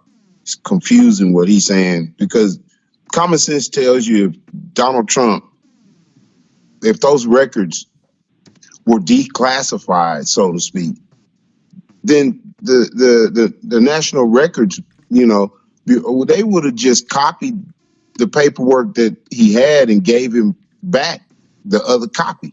He'd have the shit. But they actually took the shit from him, and he ain't even allowed. And they did go to court over this shit. Remember the judge appointed some sort of special master to go through the fucking doc. Come on, Sarge, what the fuck is you talking about? They litigated the shit. And Sarge is still pissed because Donald Trump couldn't have his shit. They took all the shit that belonged to the government that he wasn't supposed to have, and they took that, and the shit that belonged to him that he was supposed to have, they gave back to him. I mean, are you trying to say we're not seeing and hearing what we seeing and hearing, Sarge? No, I am saying that no judge issues subpoena for the contended documents under the Presidential Records Act. No judge issues subpoena for which the president would be held liable for contempt of court if he did not comply with the subpoena. It never got to that stage. Donald Trump took those documents with him when he left the White House, just like Obama did. And Obama had to pay over $100,000 to have moved back to the archives. This is common with presidents. He took those documents with him. He thought he had the right to keep them. The National Archives thought he didn't. They started a request for them back. Donald Trump said he thought she didn't keep them. It had never got to the point where a judge agreed with the National Archives and said, I am issuing a subpoena for you to produce those documents to return them to the National Archives. It never got to that point. The special master you're talking about was simply to review the documents as to determine whether or not they were eligible to be returned to the National Archives. Okay, hold on, Mama's Boy. Hold on. Sarge, you're going to have to hold on too. I'm Sarge, listen, you got the complete narrative wrong. You really do. Wrong. Because they started I guess like a year after Trump left office, requesting those documents, and he kept saying that he was going to give them. He allowed them access to the documents, and they seen that there was some classified stuff in there that needed to get returned to NARA. He didn't return them. He promised that he would, and he never did. That prompted the subpoena. So once they prompted a subpoena, they went to Mar-a-Lago, and once they got the documents that was at Mar-a-Lago, he said that was Christine Bobb signed it, documents saying that everything was turned over, and then they found more documents. So your narrative is just wrong, and not only that, even after they found those other documents, there was more documents found by Trump's own investigators. More documents keep coming up. So stop with the defensive narrative. But go ahead, Mama's boy, and then Joshua. I seen. I don't think he pushed one, but I thought you pushed one. But go ahead. Sarge is making a distinction. With a difference. Okay, there's a difference. One is willing to cooperate. One is not. Are we seeing what we seeing? Yes, we are. Donald Trump is refusing to give up the documents. Joe Biden is saying, hey, I had some classified shit. I gave it to him. Hey, I don't want the shit. The other Donald Trump, I want the shit. That's the difference. Your boy wants to keep the documents, and the president of the United States is saying, hey, I fucked up. They can have the documents. There's a distinction with the difference, sir. I know you don't want me to let everybody know what the difference is, but it's pretty obvious. Say anything you want. I'll respond to it when you do. Did I interrupt you, sir? No, I didn't even interrupt you. No, why are you interrupting? Okay, hold on, guys. Let's just go ahead and do one at a time. All right, well, I'm just saying, he can do whatever he wants to say. It's not like I don't want to. Finish, Sarge. Hold on, Sarge. Go ahead and finish. I don't, the lunacy of a classified idiot to speak while someone else is speaking. Oh, man, you have anything to say at all, bastard. Okay. Right. So, like I was saying, I'll finish up right here. It's pretty simple. It's pretty obvious. Donald Trump stole the documents and acted like he didn't steal them, had lawyers sign papers saying, you got all the documents. And they actually found more after that. And Donald Trump is having the biggest problem in the world finding an attorney, because no attorney worth their salt wants to sign document saying they gave up all the fucking documents and then they find some more. That's why Donald Trump is the one they want to have sign the paper. Now, I don't see the Justice Department doing nothing like that with Joe Biden. So you can, be pissed, because that's a fact. It's an actuality of what happened and is what is happening. So sorry, Sarge, poo-poo on that one. Well, getting records back is not the purview of the search warrant of the FBI. It is the purview of the Presidential Records Act to negotiate with a former president for their return, and only a subpoena from the requisite judge demanding their return to the National Archives and the former president risking a contempt of court citation should accomplish that. Okay, well, guys, it never got to that stage. Okay, yes, it did, guys. And as a matter of fact, I shared No, it didn't. Okay, calm down. That's what I'm trying to tell you. This New York Times article showing you that it did get to that stage, and it goes through step by step. It's so long that I'm not going to read it, but it tells you that Trump had requested, the FBI and the Department of Justice requested the records so many times. They went down and did inspections. Trump denied having the records, and then they had some security camera. See, you didn't hear what I said. A judge has to issue a subpoena. I'm not done. They had some type of security camera footage that validated their claims that Trump did not give up all the records, and then it got to the point to where the judge, NARA, did ask the judge to actually issue this subpoena so they can recover these records. Sarge is saying that it never got to that point. It did get to the point. We've seen the documents. That's why the document exists. I'm sorry. I know you want to defend Trump, man, but I mean, come on. This is old news. I mean, It's ridiculous, Tyrone. It's ridiculous. Wait a minute, you said the FBI issued a subpoena. That's what you said. How can the FBI issue a subpoena? Where do they get the authority to do that? Okay, I see you. The FBI can't issue. It's got to be a judge who does it. You're doing semantics, and the subpoena came from It's Washington. not semantics. It's literally what the hell would you need to Bitch, No, listen, see, you gonna get me cussing on this motherfucker. Listen, How I'm would you tired of need to yelling at have you now. a judge there? Motherfucker, If listen. the FBI can issue subpoenas, what do you need judges for? A court? Sorry, listen. Are you crazy? You're going down this rabbit hole, and I'm not gonna do it. Okay, so I'm done. You know. But like anyway, like I shared a timeline with you guys in the chat room, and you guys can look at it for yourself to show you that this zombie. That's why I keep playing The Walking Dead, because we're talking to a zombie. Right. Keeps repeating these talking points that he's been programmed with, where Trump is innocent and he didn't do nothing wrong.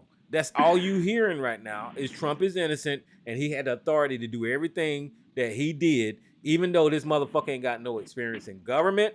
He don't know how the Constitution works. He said he want to rip the goddamn Constitution up. He encouraged and incited racists to attack the goddamn Capitol. But Trump is right. He grifted these motherfuckers out of campaign finance money and gave it to a stripper. He used the money that he was raising for the fraudulent claims and put it in a bank and never used it to fight fucking lawyer cases. He was receiving money for his legal cases from the RNC.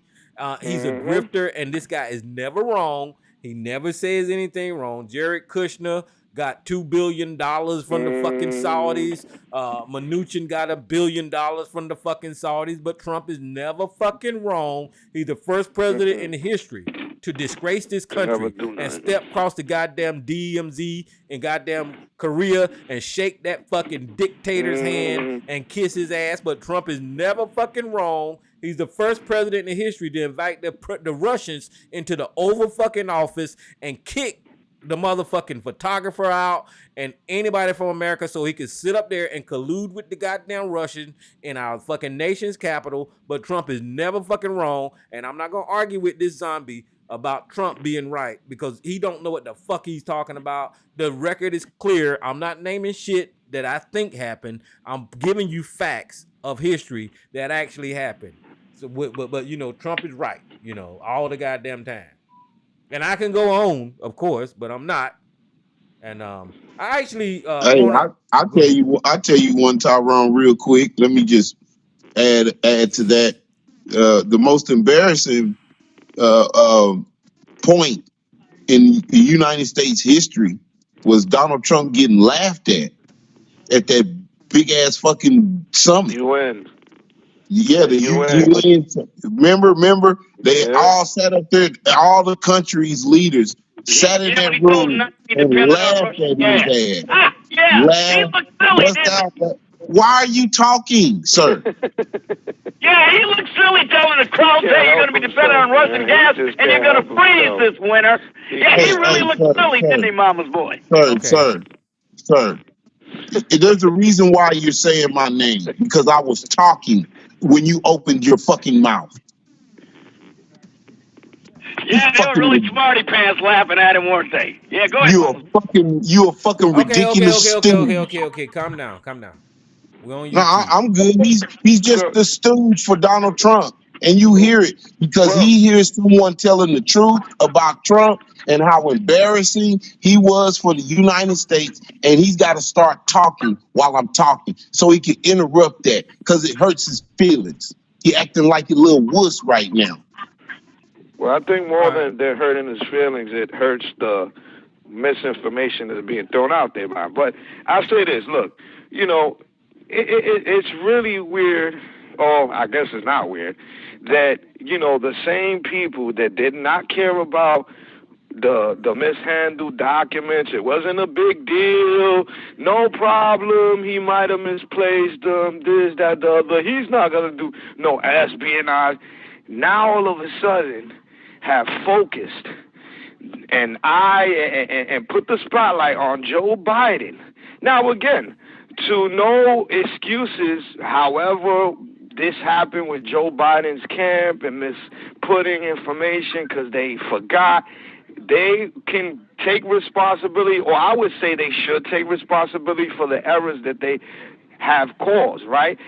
And be honest about it. Hey, you know, we messed up. We didn't put the shit where we thought we did, or we didn't put all the paper. That was neglect on our point. But we didn't do it intentionally, and there's no comparison to what the former president. But what's again is just I'm baffled is seeing how much attention, including CNN and MSN, because they're not ignoring it. They're actually honing in, but they're just talking about why it happened. So they're saying, yeah, we're not covering, yes, Joe Biden's people, but this is the reason why.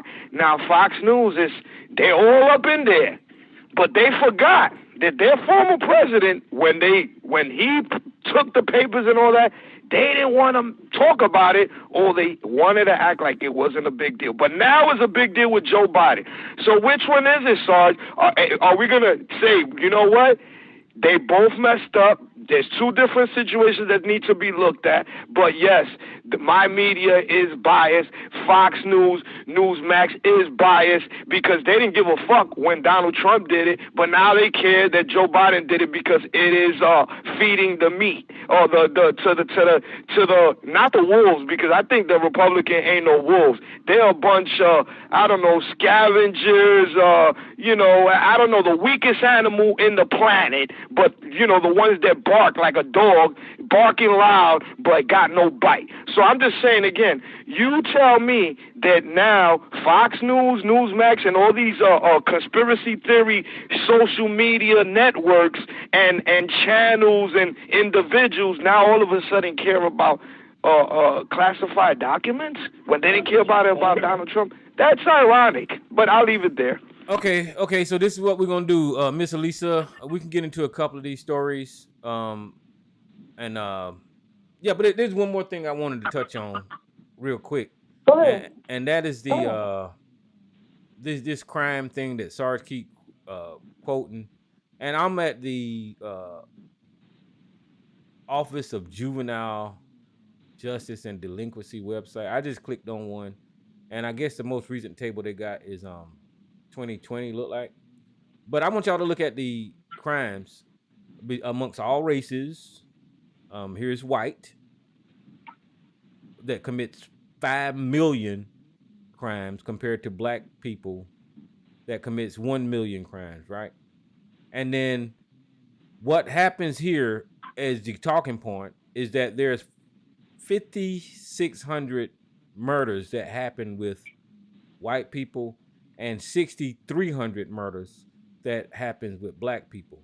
Because that number is 6,300 and is higher than 5,600, they use that and say black people have a bigger criminality than white people, right? But if you look at the overall crime of what white people does, it's 3 times as many crimes that white people commit than black people. Just the numbers is here.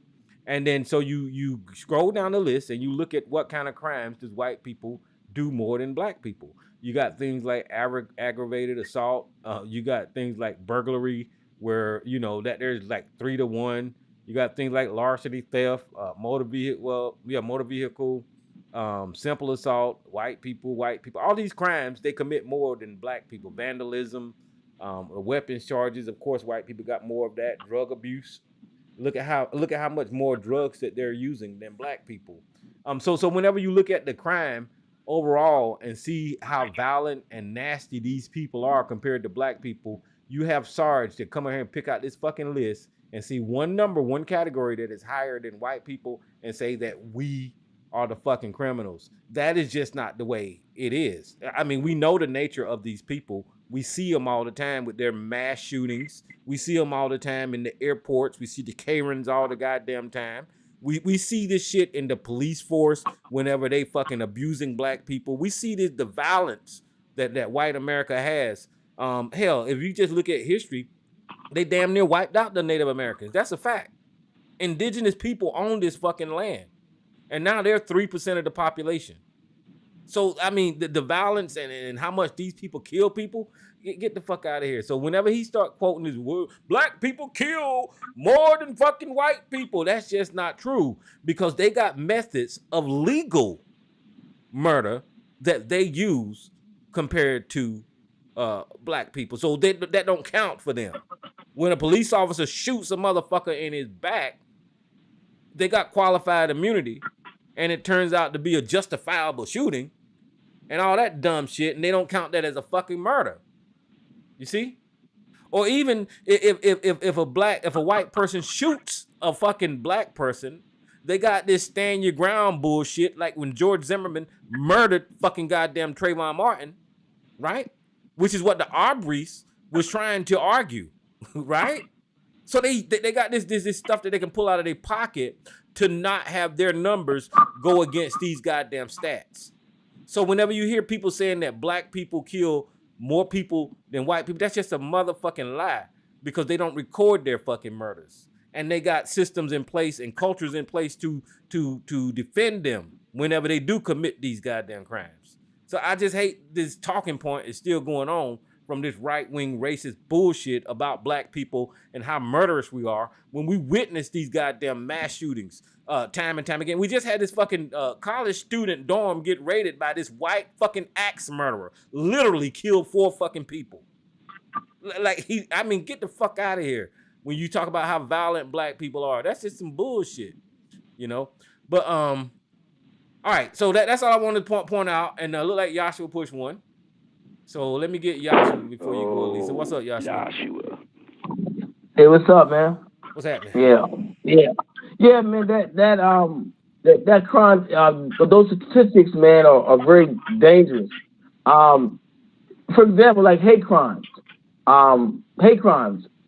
Black people are number 1 victims of hate crime in the country, probably in the damn world, really.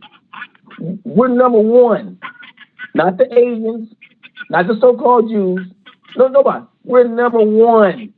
I think it was like 2,500, probably more hate crimes committed against black people, and that's the one that they call hate crime. And sometimes when black people are being attacked, they don't want to say it's a hate crime. But they rather say, well, it was just one of those things. You see, so statistics even show, even with the hate crime, because black people are still number 1. The statistic as far as crime is concerned, like you said, that's skewed. Someone pointed that out. They did a FBI review of crime, and they found out that the crime that white males were committing wasn't getting recorded as crime. Seriously, it wasn't even being recorded as crime. And that's not talking about the white males who are getting off with murder, or quote rape. Recently we had one young man who was shot. I'm not talking about the young man with the cars. I'm talking about the young man who the white man got out his truck and shot this young black 13-year-old in the back twice. And guess what? They let that barbarian go. They said that it wasn't enough to hold him right now. Now check that out. So I'm saying that again, that's this one example right there of, in fact, of a white male not being charged with a crime.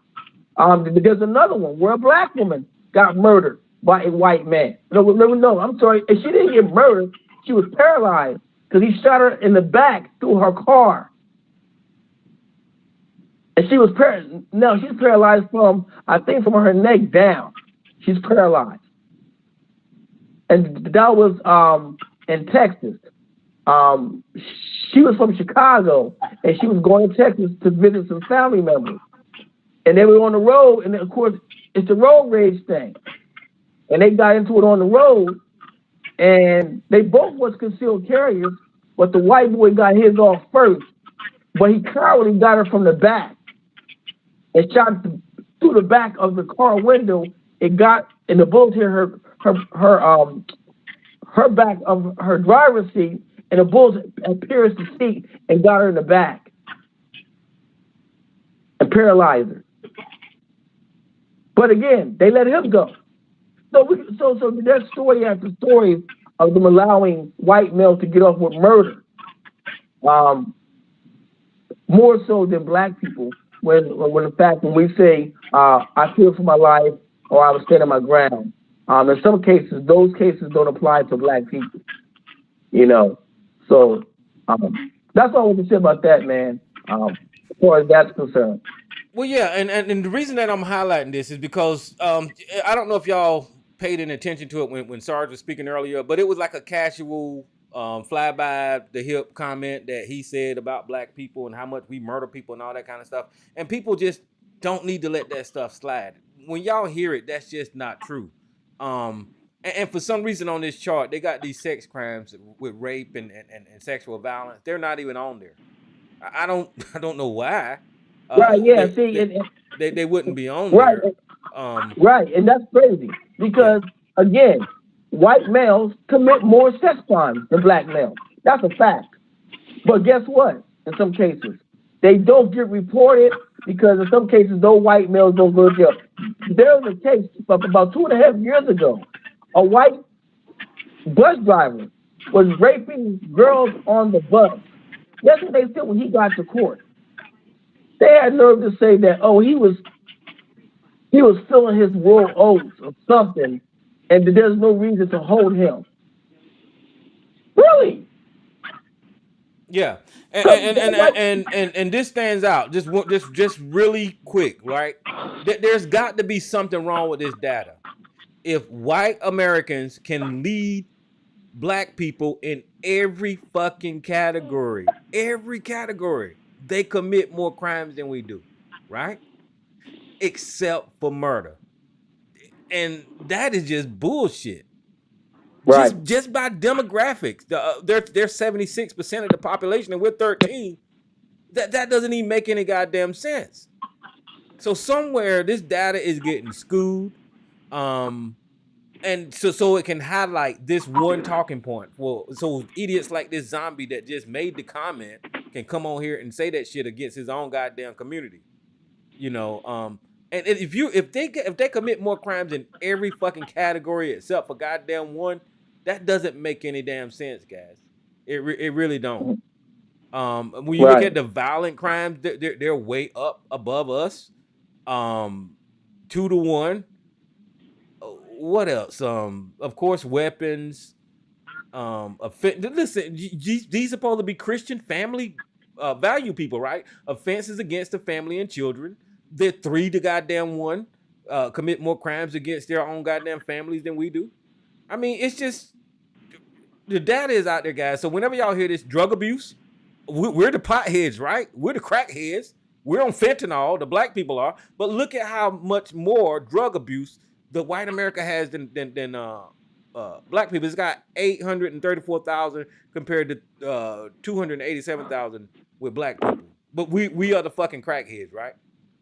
We're the one. Prostitution, of course.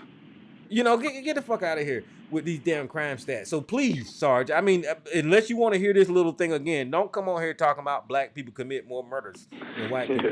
That's just white people make up 70% of the population, you goddamn idiot! What's the matter with you? The rate is more important than the number, you fool! Okay, well, whatever. I'm counting crime for crime. And we're gonna. I mean, I ainn never seen somebody so oblivious to fact and reason as you. I mean, white people are 70% of the population. Why don't they make up 70% of the homicides? Okay, well, I just told you the numbers is skewed. Hey, Tyrone. Yeah. And that's not even talking about the incarcerated rate of black males who did not commit crime. That's what they don't tell you. See, in that statistic, that they keep saying black males are committing murder or committing things or committing sex crimes. Okay, so just how many of those black males that they learned 30 years later, they didn't even do it. So okay. That's another. So let me do this right here because this is how Sarge gets his talking points. Okay, and I want y'all to pay attention, right? And I just did all ages, and I did what the hell did I do? Count. That's what I did. All ages and count, and we got these numbers here, right? But Sarge keeps screaming rate. Let me show you why Sarge keeps screaming rate. I'm gonna click on rate, right? And I'm gonna click on update table. Now what happens to this data? It gives them their talking points because the black number is higher than the white number when it comes to rate. And that's what Sarge is screaming about, is that the percentage per capita is higher than what the white people commit. And that's the only way that they can demonize and criminalize the subject of fucking crime when it comes to black people, is if they do it by percentage and not by how many fucking counts of the incident that happens. And this is what Sarge is screaming right here. Look, the murder rate for white people is 2.2, and the murder rate for black people is 13.5. This is where he's getting his goddamn talking points from. Is this fucking per capita bullshit? And that's just not the fucking honest goddamn count of who actually commit more crimes than the other community. Because we know that they do, because they got both tables here, and you can see in the end that they commit more violent acts and more criminal activity per fucking crime than we do. So I'm not gonna go down that rabbit hole about your fucking per capita bullshit, Sarge, because it's just bullshit. Okay. Now, what I want to do is we want to get into a couple of stories. Okay, Miss Elisa, I'm sorry. Okay. Tyrone, I have to add this, being a black woman. I have to. Because y'all want to discuss per capita. An unspoken epidemic homicide rate increased for black women rivals that of black men. Black female homicide rate is off the chain. And it's becoming even more. Who's killing the women? And so I had to add that. Well, no, that's fair. That is fair. I mean, that is fair, and you should highlight it. So as a black woman, I got to highlight that. I can't sit here and not say anything about that. Our homicide rate is starting to rival black men, and who's killing black women? Black men. So, Tyrone, you said you're not supposed to pay attention to the rate. But in both absolute numbers and rate, the black homicide number is off the chain. Both. Are you a woman? And is that your category, Sarge? Black men make up most of the homicide victims. Did you know that either? This is a black men are most of the homicide victims in this country. This is a black woman. Not women. Black men are. Okay, so this is a black woman speaking for her category. You are a black man speaking for the white man category. See how that don't match? I'm speaking for the truth and the fact. You're trying to obfuscate them. Oh my goodness. Okay, I got you. I'm just messing with you, man. All right. So I always have to speak up for the black femicide rate when this conversation starts, because that's something that our community does not talk about, does not want to talk about. Black women homicide rate is number 2 in this country. And we have to look at who's killing these women and children. We have to. So we can't not speak on that. So I would be derelict as a woman if I don't do that. So that's all I wanted to say. Okay. We'll try to get a couple of these stories in, Miss Elisa. I hope we kept y'all entertained between Mama's Boy, Sarge, myself, Jay, with the little conversation. That was good. I enjoyed that. I have a problem going on. Well, let me ask you guys this, because you you might know, because I had someone come and put some stuff down. 2 days ago, something horrible happened in my home, and I was sitting and watching television, and I looked and I saw a mouse, and I'm terrified of those things. I've never seen a mouse. I've never seen one, not even in the yard, ever. And people are saying sometimes they come in during the cold. There seems to be one. So I had someone come and put some stuff out, some traps. So it's just one It seems to be irritating, and right now I'm sitting in the living room with my legs up on the sofa, Oh my goodness. scared to go. Yeah, because I'm scared to go in the bedroom because I just don't want to see it. It's terrifying. And they put the sticky, because I know it's probably too many for one little mouse, but it's the sticky trap, and I know those are inhumane, but that thing got to be gone. Hmm. Other than the sticky trap, it's a bunch of them just for one mouse. I mean, I went overboard and had them put a bunch. The sticky ones, and then the old fashioned ones, Yeah. and we put the peanut butter and bacon in it, and hopefully by in the morning it will be God, and then I can use the rest of my house. I'm telling you, I'm sitting in the living room, my legs up, because I'm terrified. Do you all have any other tips that y'all can give me if that thing is not caught in the morning? Because I'm having an exterminator come tomorrow. I know people saying I'm overreacting for one mouse, but still. No, I think that Hey, peanut butter and that rat trap is probably gonna get him. turn Um, them damn lights off. Turn them lights off. yeah. I know you're terrified, but when it's dark, they want to come out. So cut all the lights Turn the off. light You'll catch that little mouse quick as hell. And you know what? All the lights are on, so that's why nothing seems to be happening. Because I got every light on in here. No, you got to throw your feet up on the couch. Get your cup, get your whatever little snacks you might want. Keep them all in your lap and cut them lights out. And as soon as them lights go off, the motherfucker gonna go moving around. Okay, because it's just the one that I've seen. Because I see anything, like if it's a fly, I see it, and I saw it a couple of days ago. Hmm. And someone came. He did an excellent job. It's about 10 traps out for one mouse in the area where he was upstairs. And if they don't get it by the morning, I got the exterminator coming tomorrow. And I know they're going to be like, okay, you're doing too much for one mouse. But still, have you all had that happen? I've never had that happen. I know they said when the weather gets cold, sometimes they will come. As far as you know, all kind of things. Is that true? That's what I was told. That sometimes when it gets cold, one or two might come in your home.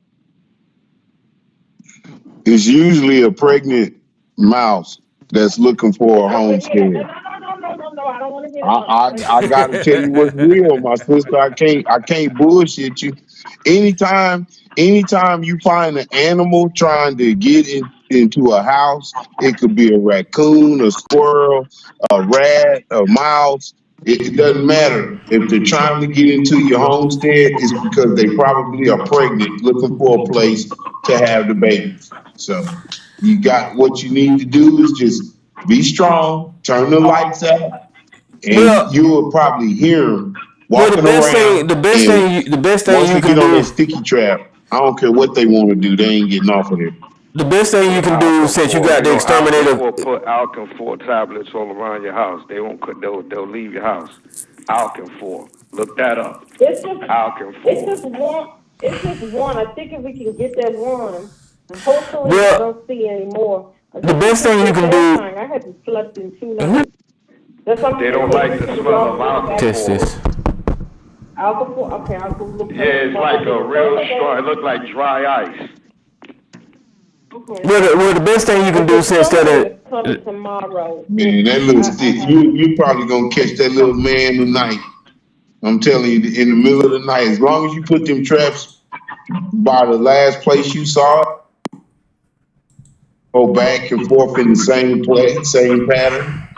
Well, And as long as you the best thing you can do since you got that exterminator coming is you need to make sure you answer some questions like how did he get in here, and right, try to trace Well, down where he came from. in See legal if see terms, if that they no guy longer call exterminators. In legal terms, they no longer exterminators. They are pest whatever control. pest Well, control control. with pest control or whatever. But my point is, since you got him coming, just make sure that he try to answer those questions about where it came from. Exactly. How I it got got it in in. your house. Okay. How it got in your house. And Right.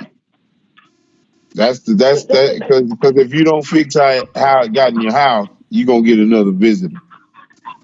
Okay, don't say that. I have never seen I got to one. tell you the facts, sis. I can't lie to you. Oh, Jesus. This is Or just you can have, so. or you can have Sarge mount up with his AK Mm-hmm. 47s and all of that. I You would know, Man, do don't let put that man tear your house up. put Don't some you? use. He can go out there and put some use in them guns that he got for a tyrannical government. He can go chase Sarge gonna down your. shoot your whole house up. Yeah, as a matter of fact, that's what y'all can do with y'all guns is pest control. Goddamn it, y'all ain't gonna do nothing. You ain't gonna do nothing else with your damn guns. Go be pest control. Uh, so that's what's going on here with me. I've been in the living room. I've been working in the living room all day. Yeah, I haven't moved from the living room with my feet up on the sofa. So just seeing that thing, it's It, just it it driving me happened. It wild. happened to me. It happened to me last year, sis. They were doing Mhm. some construction in my neighborhood, and they broke up Mhm. a little bridge, and Mhm. everything that was underneath that bridge hit the neighborhood. So Well, you. I had a female mouse bury herself underneath my cabinet under the sink, and all of a sudden she had babies, and I had to catch Oh, each and every one of them. okay, I don't want to shit about that. But you know what? I did have construction here because they had to dig up the whole. Because I think I told Tyrone, I told you, but they had to dig up the whole back. The cable was gone Yeah. because they was laying out all the new and it's all out the back of where I live. They If took they up doing all the stuff. construction, Yeah, you Yeah, they disturb took up their all the home, they stuff. gonna yeah, come they into your coming home. out. They coming out. Yeah. And we had a whole new. I had a whole new, like patio putting because they had to dig up something and do something for the whole. What do you call it? Like the for everybody, area in the back. And then that was just over with about 2 months ago. And then I noticed too, it ain't been here long because I would have seen it. I just saw it 2 nights ago. I haven't gotten any sleep in 2 nights. Man, I I feel haven't so gotten sorry for your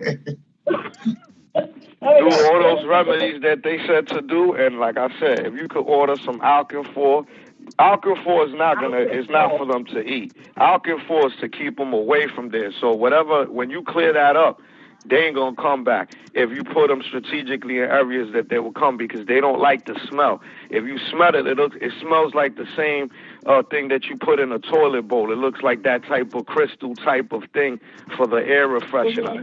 But this thing, I'm telling you, once you do all the peanut butter, because you need all that to try everything. But then at the very end, that alkaline will keep them from coming back. They don't like that smell. You could Tyrone, I laughed at you last year when you had a rat in your thing, and I just couldn't have lived there knowing that a rat was somewhere near. Yeah, And but I tore that shit down, so I don't have that shit. That shit that shit don't exist no You more. ain't hiding, no. You ain't hiding in there. Nah, I'm done with that so shit.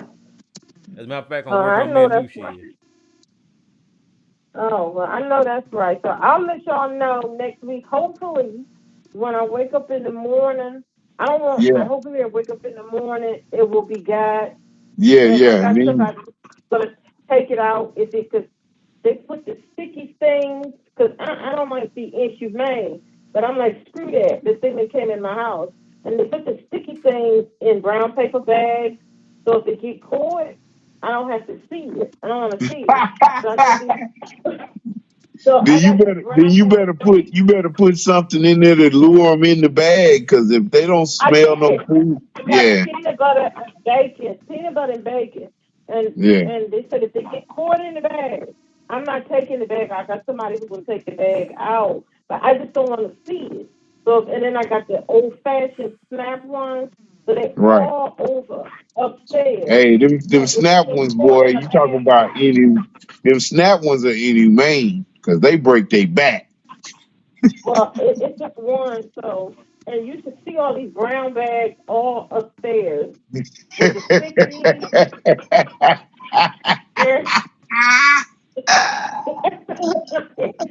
Well, you And never I eat mean, the it's animal. brown bag. I'll just tell you, sis, how I caught the ones I caught.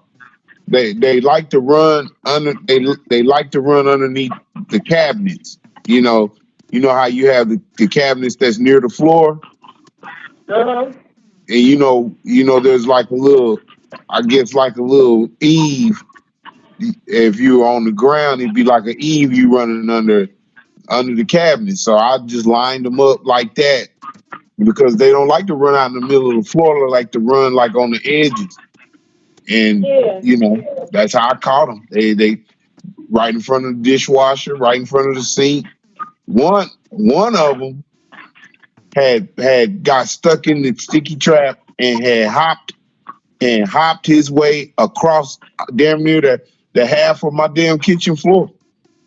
When I went in there, because I heard the noise, when I went in there to see what it was this motherfucker hopping on the trap. He was jumping and sliding the trap across the kitchen floor. I shit you not.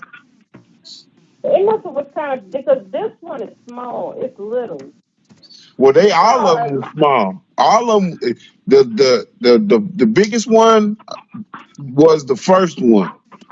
That was the biggest one, and that wasn't even that big. It probably might have been about, I don't know, maybe I would say probably 3.5 inches. Yeah. Wasn't very big. Like I said, it had to be either the daddy mouse or the mama mouse because it was the biggest one. The rest of them was little, and they like to run right underneath the cabinets. So Because I haven't seen it in the kitchen. I just seen that one upstairs. And when I was upstairs in the So they like to run along the edges of like near the baseboard. Yeah. And I collect dolls, and I had my dolls. I collect dolls, and I had them standing out. And then when I said, "That's a mouse," and it ran across my doll on her skirt, and I screamed. And I was like, hey, this is not going to work. I can't live here. I cannot live here if this isn't taken care of. I cannot live here. I will sell this house. Get you a damn pest control out there.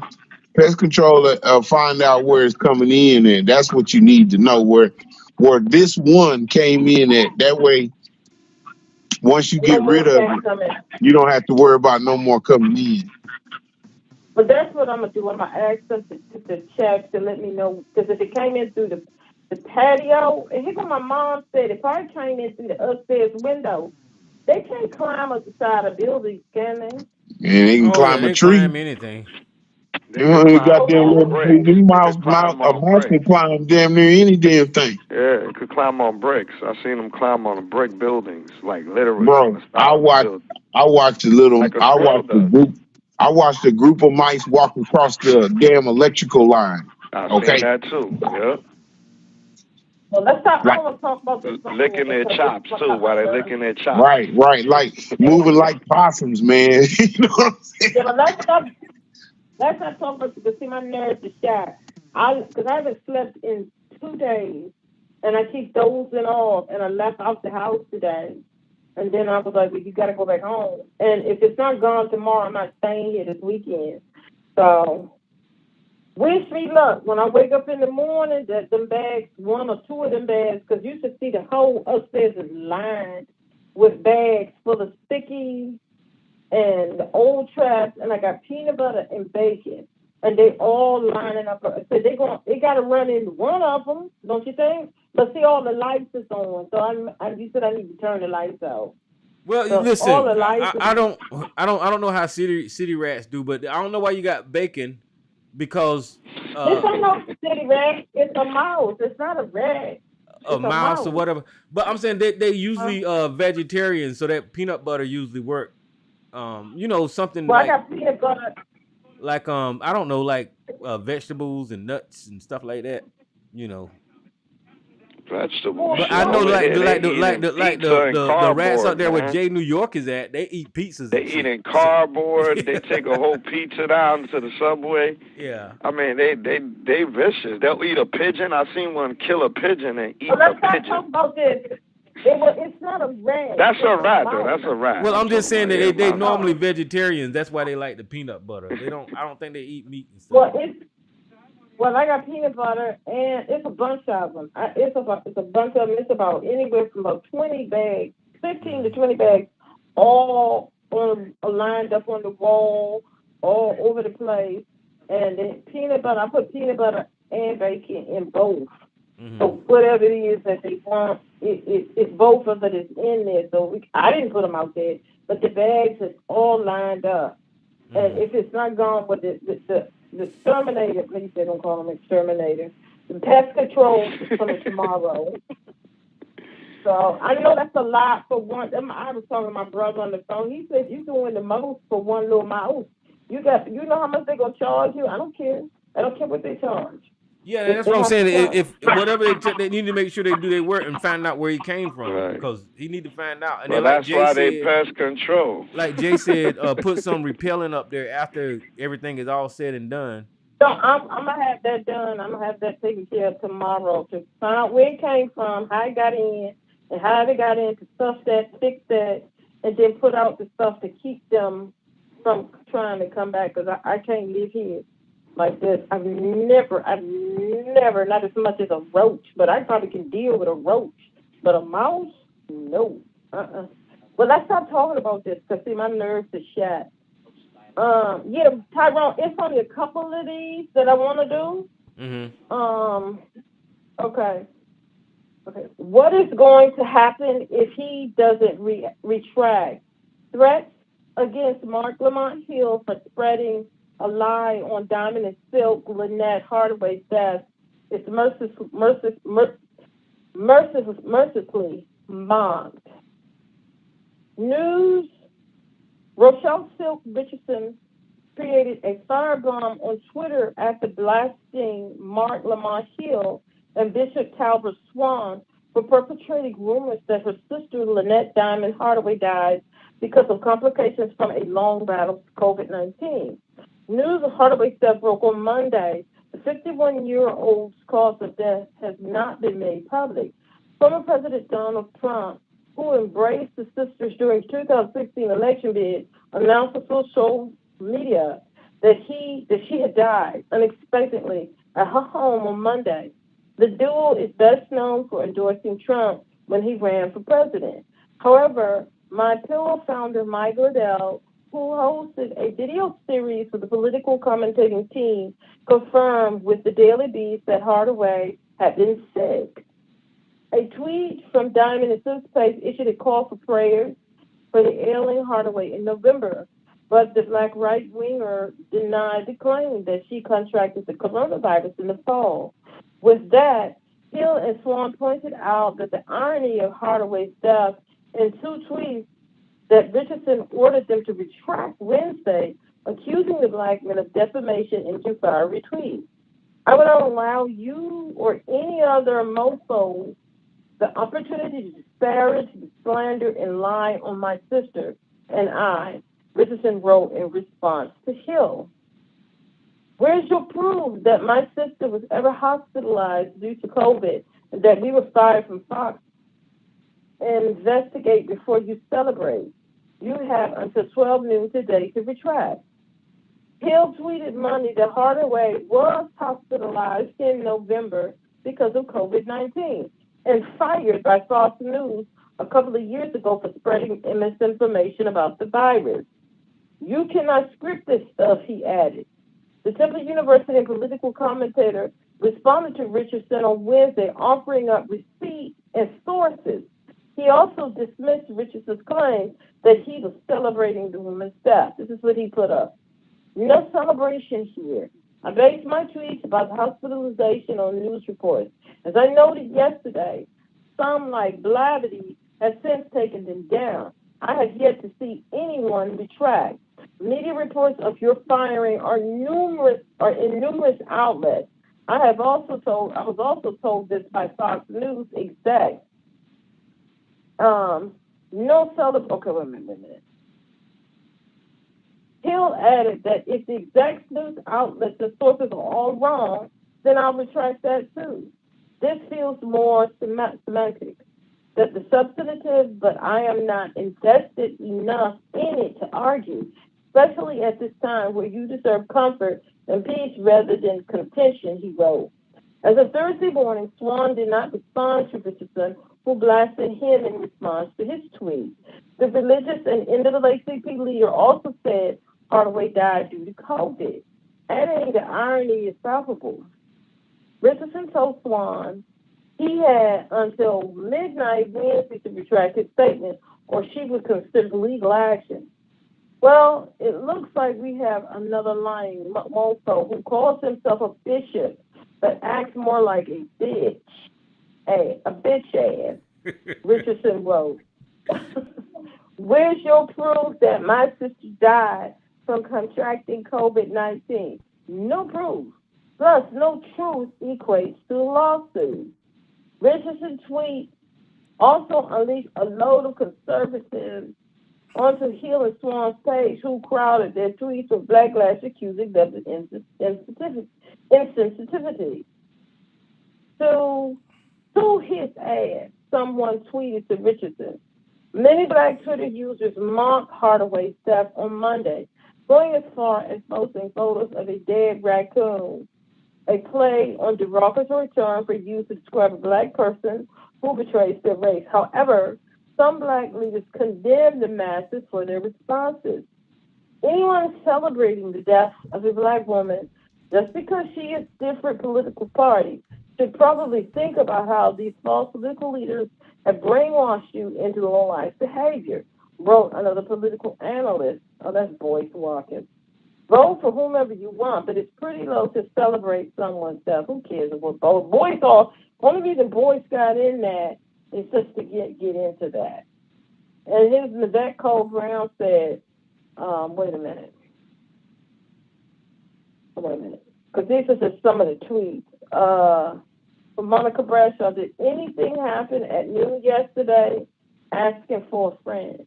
And Yvette Nicole Brown, or what? What exactly is going to happen if he doesn't retract his statement? And you got a lot of tweets sent out since thousands shared the same info. Maybe step back and just mourn your sister or plan your next grift at the expense of black people. That's your lane. Now, I'm going to be honest. I didn't know all of this. I guess all of this is going on Twitter. I'm not on Twitter. But I saw on Instagram and Facebook, I didn't see a lot of people making fun of whichever one that was, Diamond or Richardson, whichever one of them that died. I didn't see a lot of black people tearing her down. I saw a lot of people saying, "Oh, condolences, oh, that's sad." Because even though I couldn't stand either one of them, I felt bad to hear that. Because what was she, 50, 51? Yeah. I mean, I felt bad to hear. I felt bad to hear that. So I'm just not one to, because I saw people, and I thought this was just awful. I saw people saying worse things about Herman Cain when he died. I mean, black people went in when Herman Cain died, and I thought that was just awful. You know, some of it was funny. I'm not going to bad. But black people went in when Herman Cain died. So I guess they did the same thing with whichever one of them died from Diamond and Silk. But I didn't see a lot of people going in. It was just that I felt bad that Herman Cain died. I did. Because I was hoping that, that COVID, I don't care who you are. I didn't want it. Well, let me take that back. It was just one person that I didn't care about.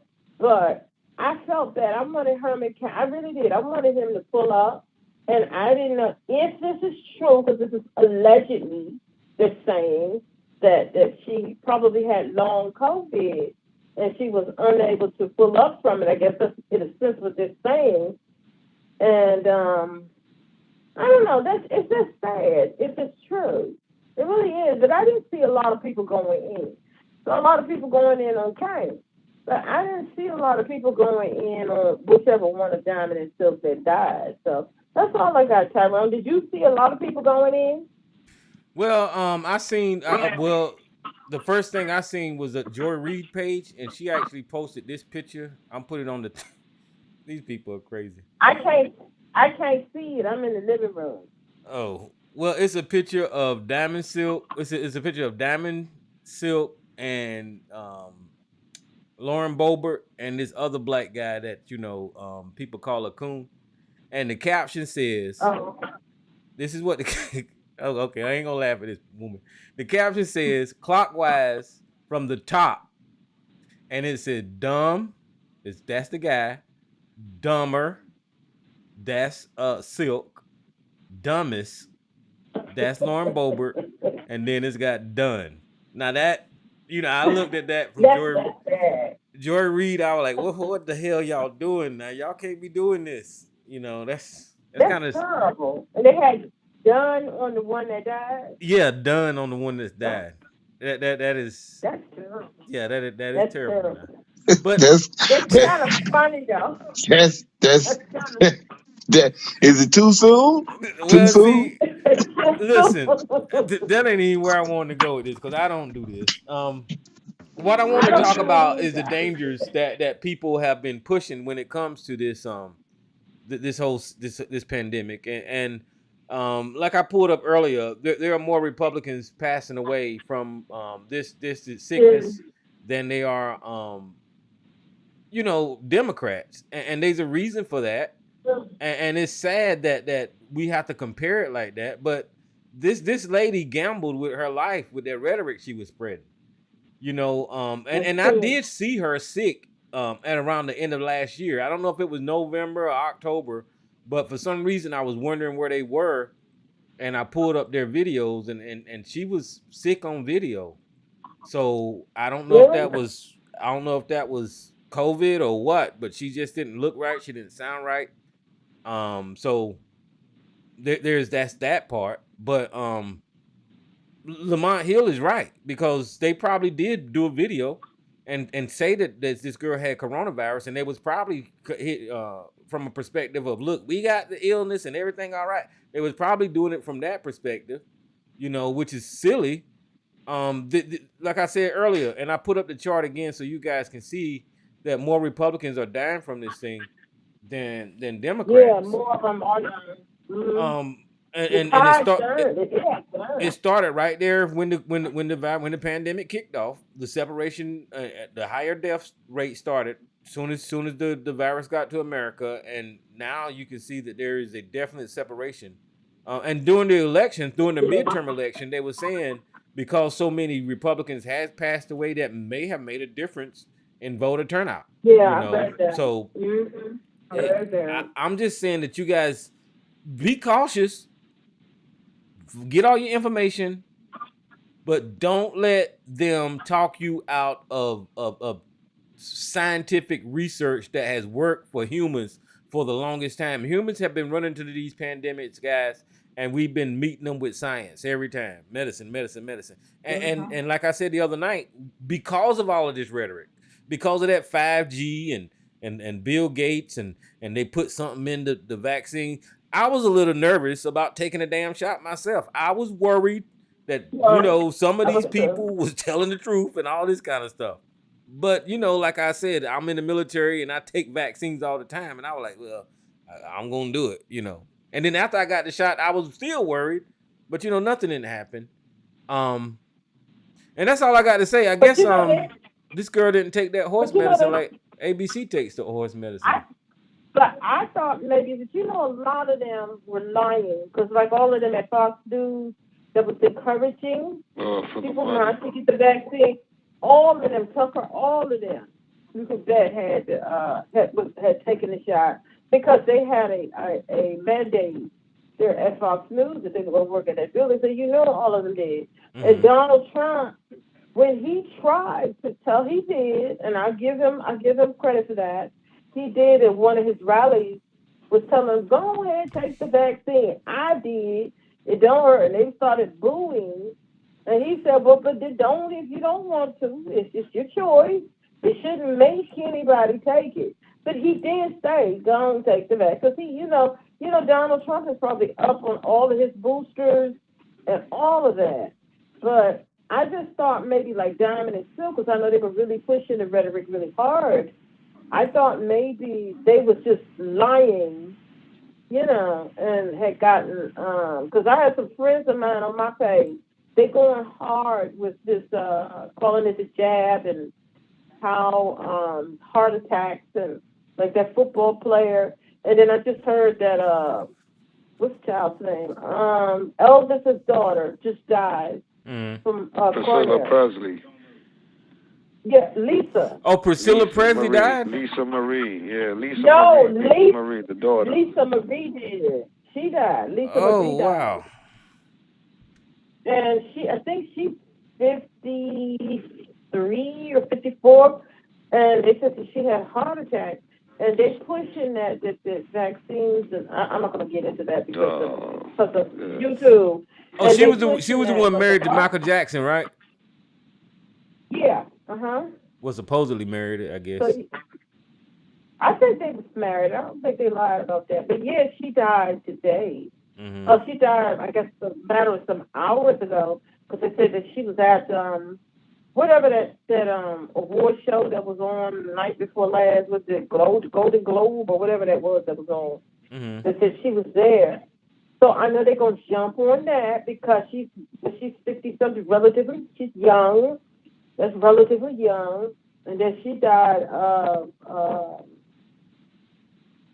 heart attack. And the little boy, well, he's not little now, he's grown, he's older than me. The little Adam Rich boy, who was on, I used to watch that show at the school, 8 is Enough. He died, and they're saying it's because, I know he had been a drug abuser for years. So we don't know what, was him. And then the football player who got hurt last week, and they're putting that on that. I mean, so yeah, they just lying. They just serving up all this misinformation about this vaccine, and they need to stop that, And unfortunately, it probably cost this young lady her life, If that's true, if it's true, allegedly, that's what they're saying, Lamont killed. And I saw a couple of other news sources was saying it too. If it's true, then that's just sad. That's just sad. Like Herman Cain, that was just sad. It really is. I know our people went in, and that's wrong of Joy Reid. It's too soon, but that's just sad. That's sad. I'm sorry. If that's true, that's just so sad because it didn't have to be. That's just sad. I hope not. I don't like them. But that was sad. That's sad if it's true. I mean, I don't like them based either. on lies, to pass away based on lies or misinformation that could have been avoided 1,000 times. I know people die from mistakes and stuff like that, but something really out and out, like BS, almost like a rumor, that you could have did some research, and it's sad that she's a casualty. And again, we speaking about her now, but she will go in the smoke and in the clouds of, we won't hear from her, just like Herman Cain. Obviously, she done passed on, but I'm saying that she won't be the talk no more. They don't care. It was just for the moment. You know what I'm saying? Like, where's Trump wrote a little you know what, Jay? message. I was thinking about that, Jay, and you're absolutely right. They're probably going to die out as far as public opinion and all that kind of stuff. But maybe her goal was just to grift, if you will, and make money, and that's what she did. That's her legacy. That's what she left. And I know that's not important to us, but it's clearly important to these people. Right, but you can't take none of that money with you. That's the sad part. And again, so whatever little legacy is, what I'm saying is that, hey, everybody getting their money how they get their money.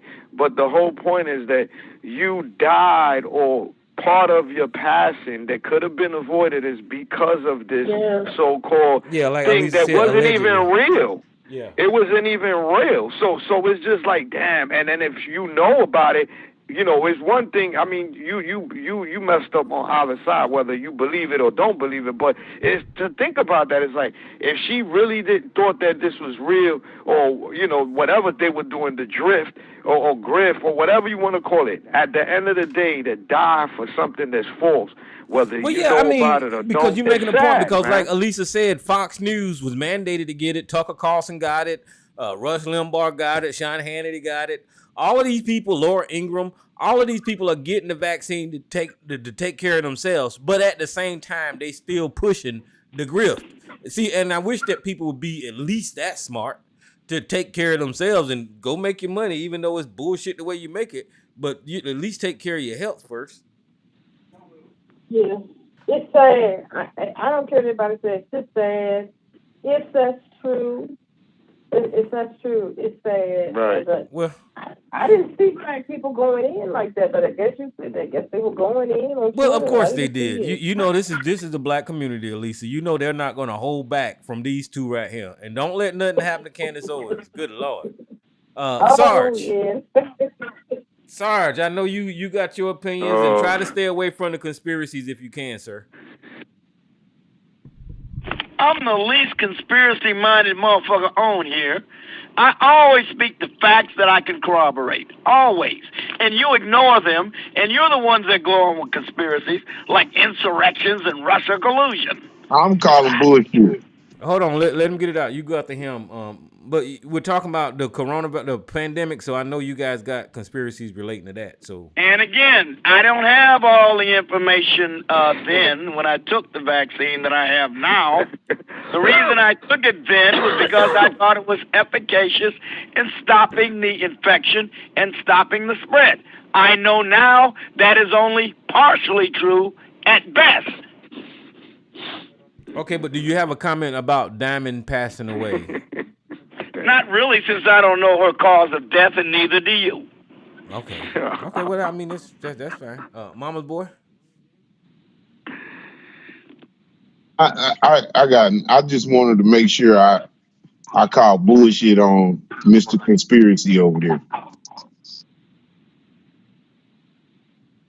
Oh, okay, yeah, yeah. I mean, it's a fact that Sarge come on here with the 2,000 views and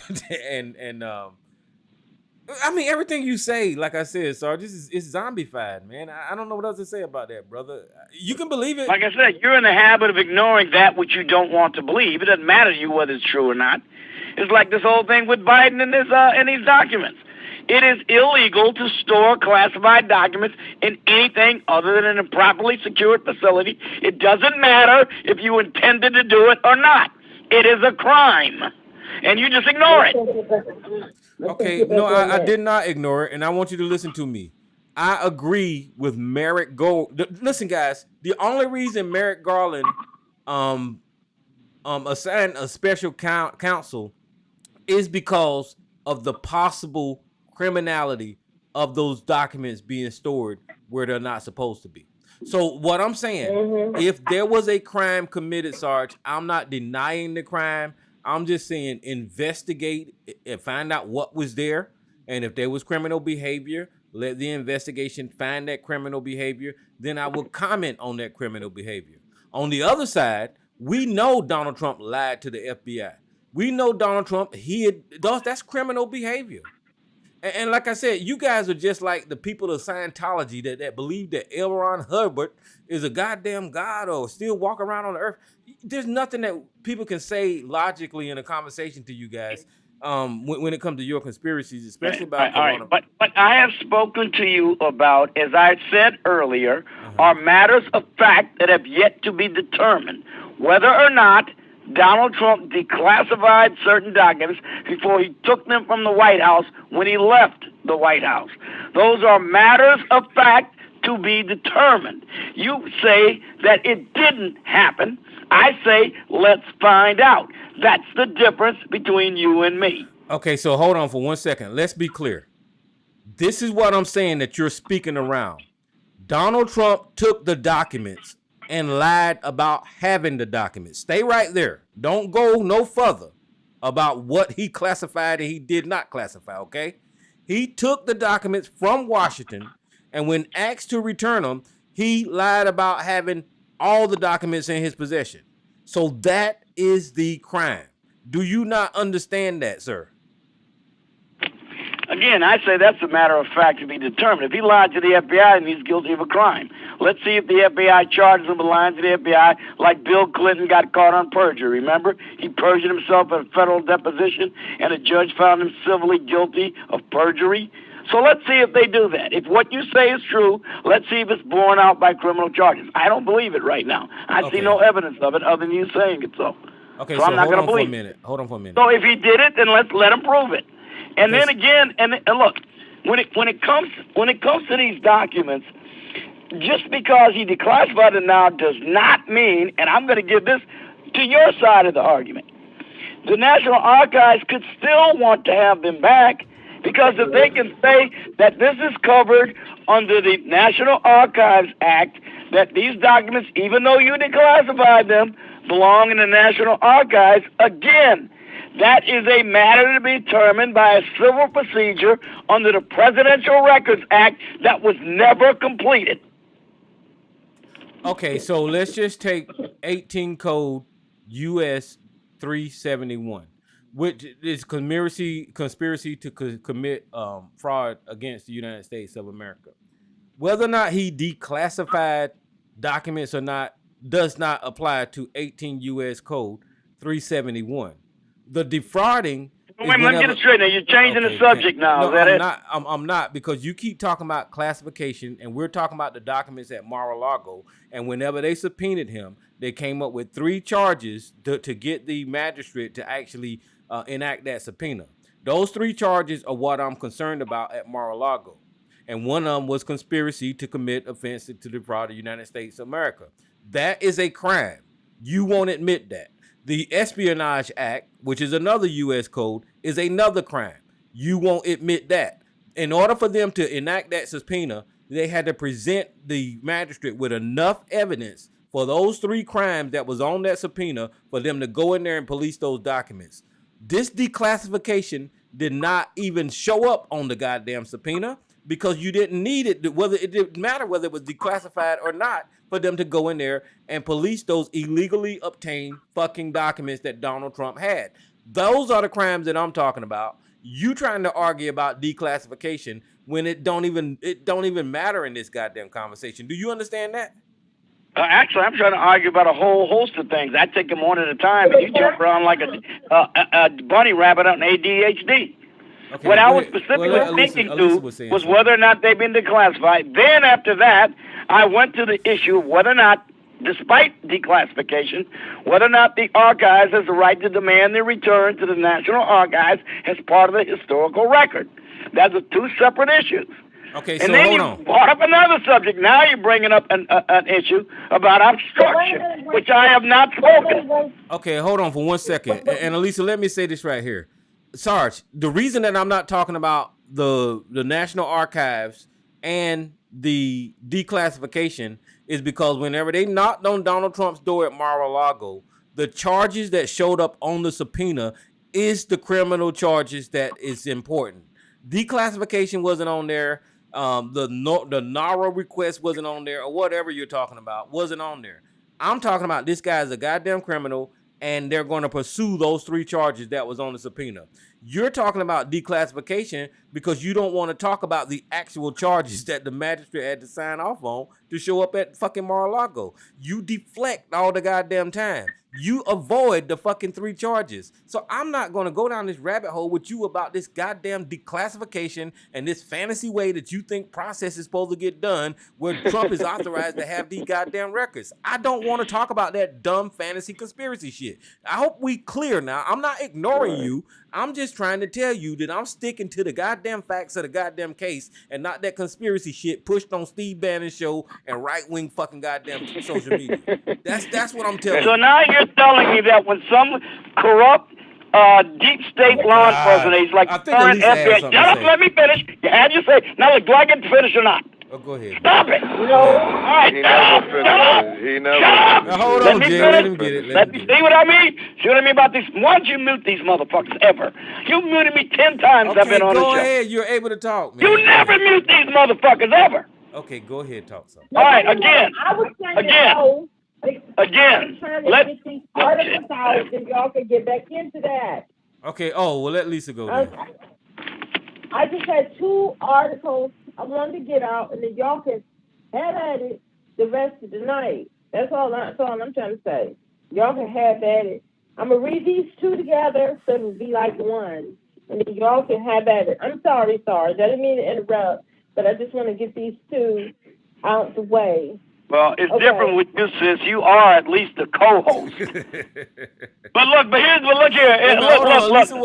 Look, Tyrone.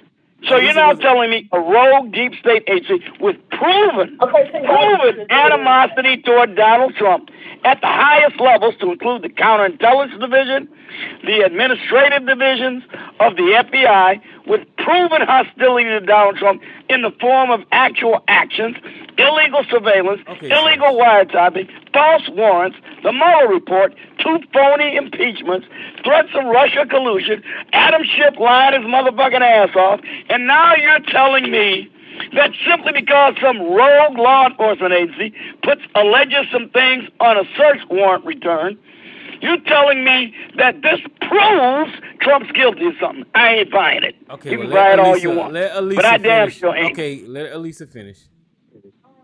Okay, I'm gonna read these two really quickly, and together. Okay, because I was curious to get y'all's input. So hang on, Sarge, and Mama's Boy and Jay. I want y'all's input on these two.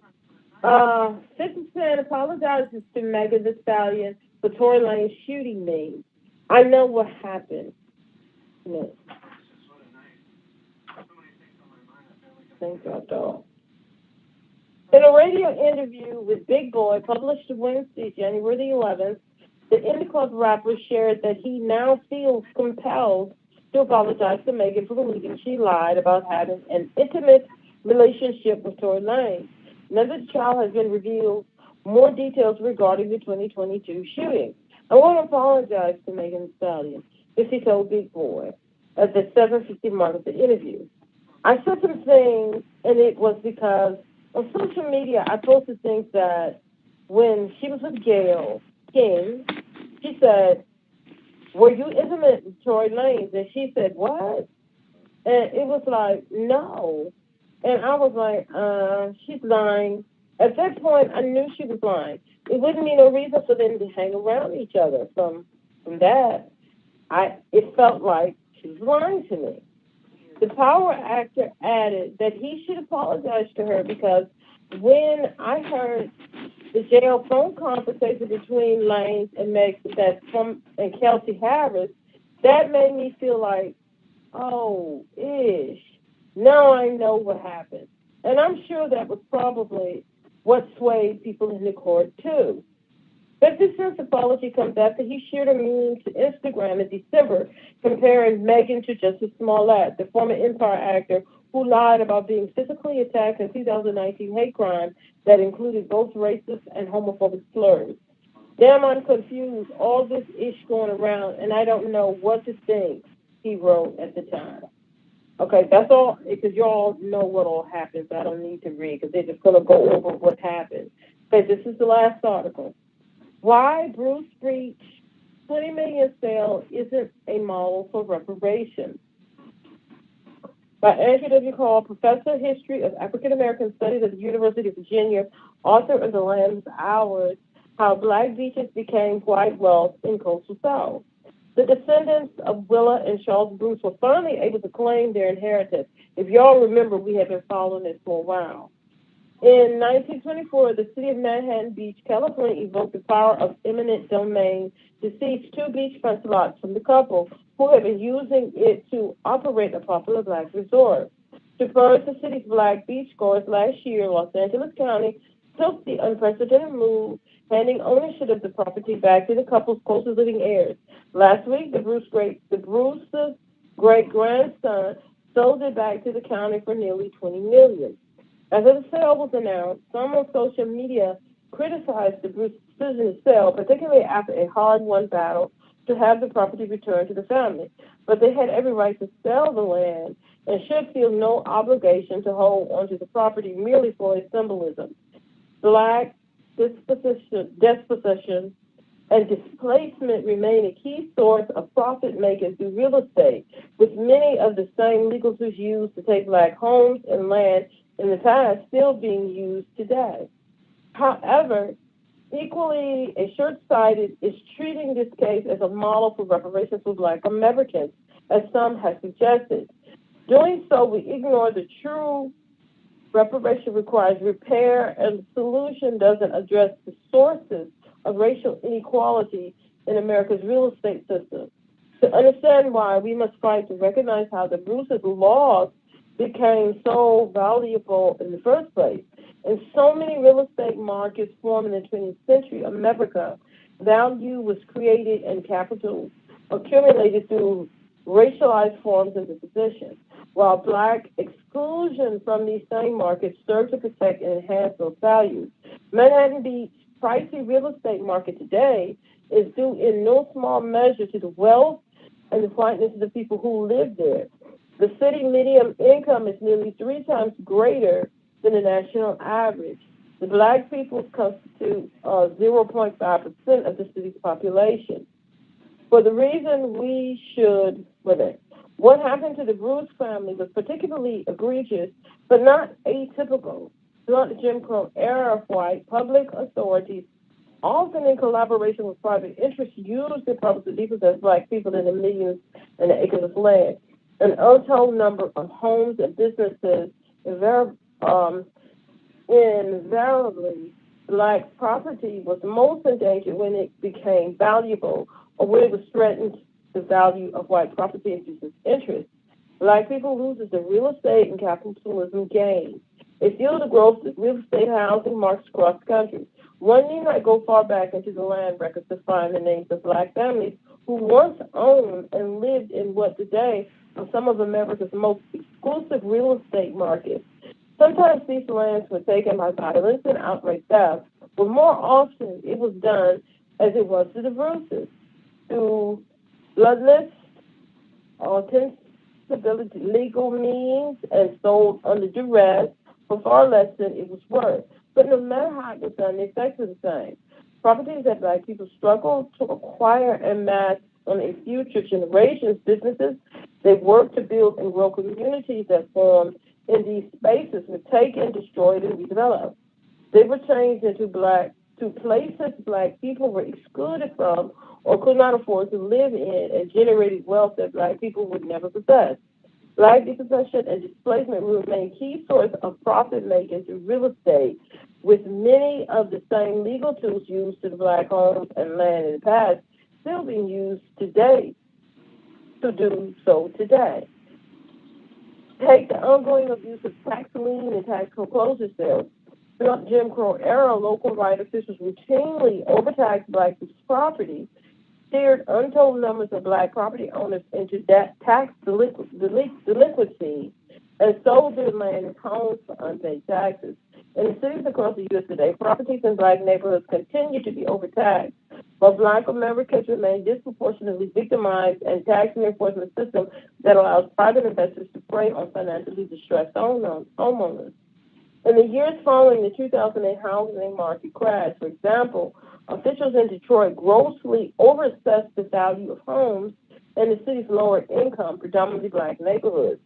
In a desperate move to raise revenue and save off bankruptcy, and financially distressed homeowners failed to pay exorbitant tax bills, they ordered their homes sold for taxes. Since 2009, 1 in 3 homes in Detroit were put up for auction at tax foreclosure sales, where property equity firms, real estate trusts, and other institutional investors scooped them up in gentrifying housing markets. Tax sales serve as a lucrative profit source whose main victims are black, elderly, and low-income people. Local government administers these sales and facilitates these forms of predation because it is their interest to do so. Gentrification, after all, increases property values and grows tax bases, even as it drives up housing costs, prices for the poor, and grind lower-income communities into dust. In many respects, what happened to the Bruces in the 1920s was just cruder, more nakedly racist version of what is happening to black homeowners and neighborhoods across the U.S. today. The same motives and interests that led Manhattan Beach siege to Bruce's beachfront not a century ago continue to shape and inform how local governments, private investors, and white homeowners see and treat black people and black property in housing and real estate markets as a threat to be contained and a profit source to exploit. While the cash payout to the Bruce family was long overdue, proper reparations entail repair, in this case, what needs to be fixed is systems, real estate capitalism in America, and consistently generates wealth and opportunity for white Americans that black people spend. It's one that makes property in white hands worth more because it is white, and black property is worth less because it's black. And that incentivizes public authorities to use their power to shape real estate markets in a way that reproduce and reinforce those inadequacies. Righting the wrongs of the past and providing justice to black Americans in the present must begin here. Now the homemade thing, we all saw what happened. There's no need to go through all of that. I don't think we followed that. The trial too, not over here. I don't think so. But most of us, we all heard what happened, and then after he was found guilty, then like a couple of days later, then the tape came out from the police call and all of that. Some people had a change of heart, different things like that. And I know 50, he was whatever he does, he trolls. But I have to say, because a lot of other rappers over in that genre and their brethren, none of them have it. So even though I'm not the biggest 50 Cent fan, I give him kudos for being adult, for being the adult that he is, to come on and say that I apologize to her, because he was trolling her in some of the things that he was saying. Now to the Roots family, we have been following that over here. And I remember when one of the articles I did when they I forget the governor of California, and he was working with that area to go ahead and give the people their property back. I was really happy, but I'm gonna be honest, I didn't expect that they were gonna hold on to it long, because my mind went straight to the taxes that they would have to pay, property taxes, and the upkeep. I knew, and when I did the numbers in my head, I was like, ooh, they're not going to be able to afford that. And then when I read that they had a deal, it was not a deal, but it was the return agreement. That's what they was calling it. After I did some reading into the return agreement, that if the city returned the property to them, they gave them the right to continue to whatever they were renting the property for, and they would pay a certain amount of money that they were renting it for, and that the city would pay for the upkeep of the beach, so that the family didn't have to worry about the money that the city was paying to rent it was going to be enough to cover the taxes, and the city was going to be responsible for the upkeep of the beach.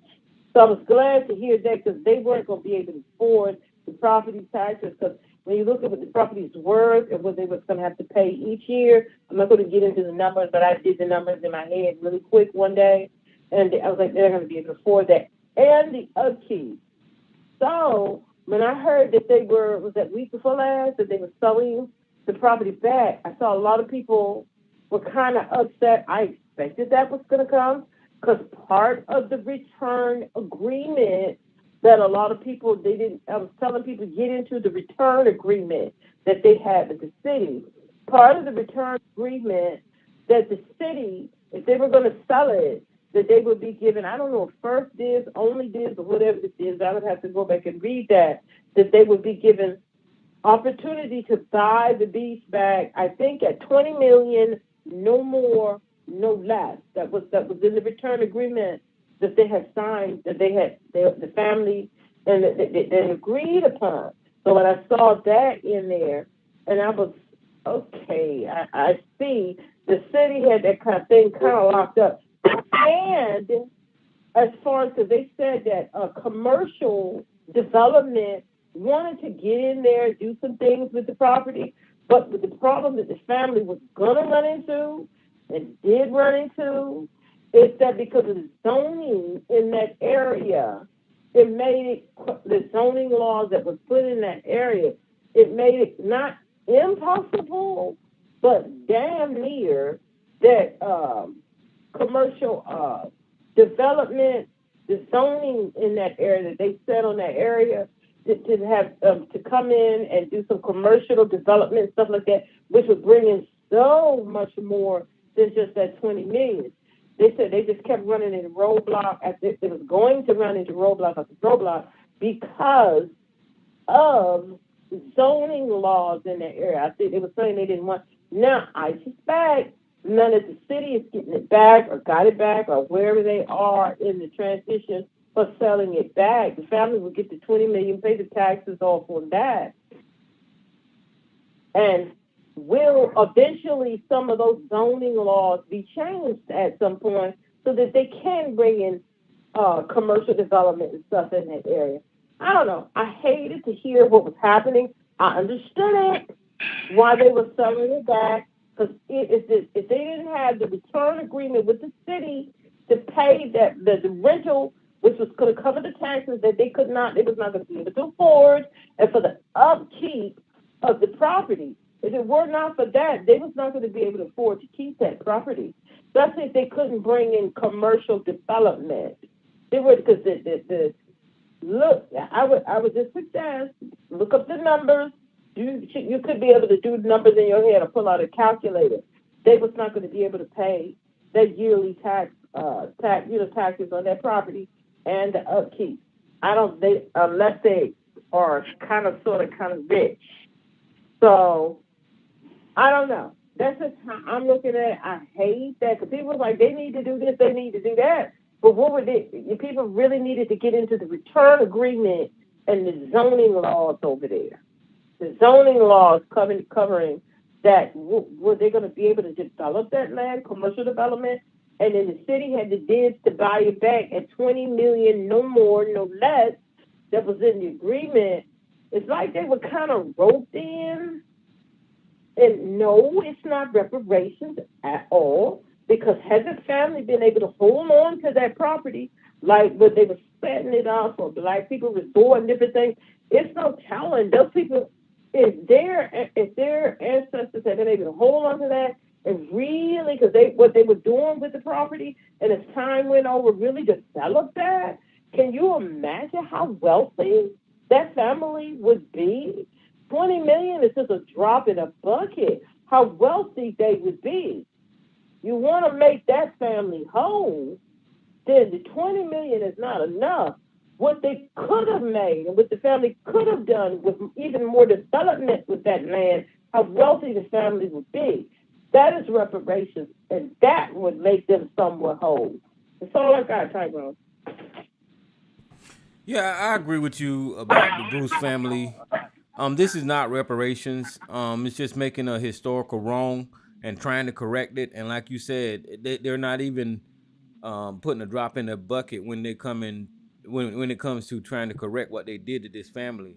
And I really appreciate the real estate value that got added to that family, rightfully so after all this time. But it's not even fair to even compare that to true reparations, because the history is included in reparations, and reparations need to start at the federal government, and not this locale that this family existed in. This was the wrongdoing by eminent domain to this family, or the claims of eminent domain to this family, and over time it got corrected, which was right to do, and now they can go forward and perhaps profit off of this property they regained from being wrongfully taken from them. So this is not reparations, and I hope people aren't running around here saying that it's reparations, because this is not what reparations look like at all, in my opinion. Because the entire Black community in America, the entire demographic that was affected by slavery, should be getting repaired if we're going to talk about any type of reparations.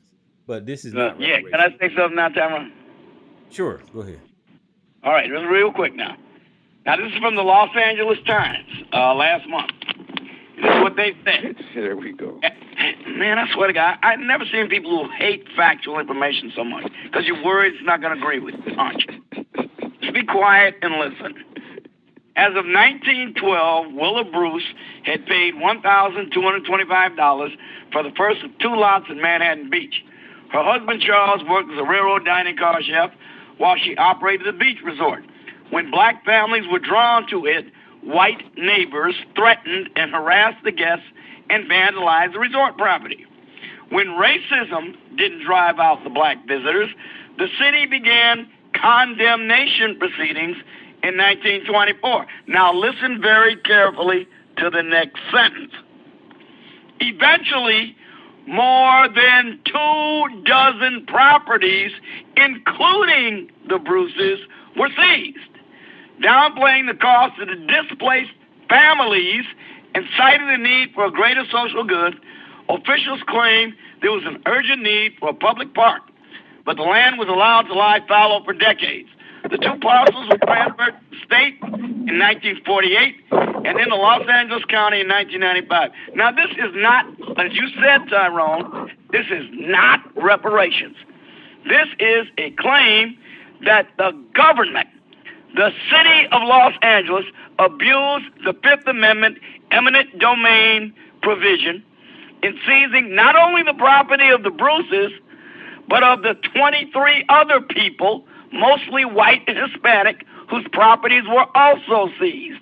And they didn't do anything with the land when they took it.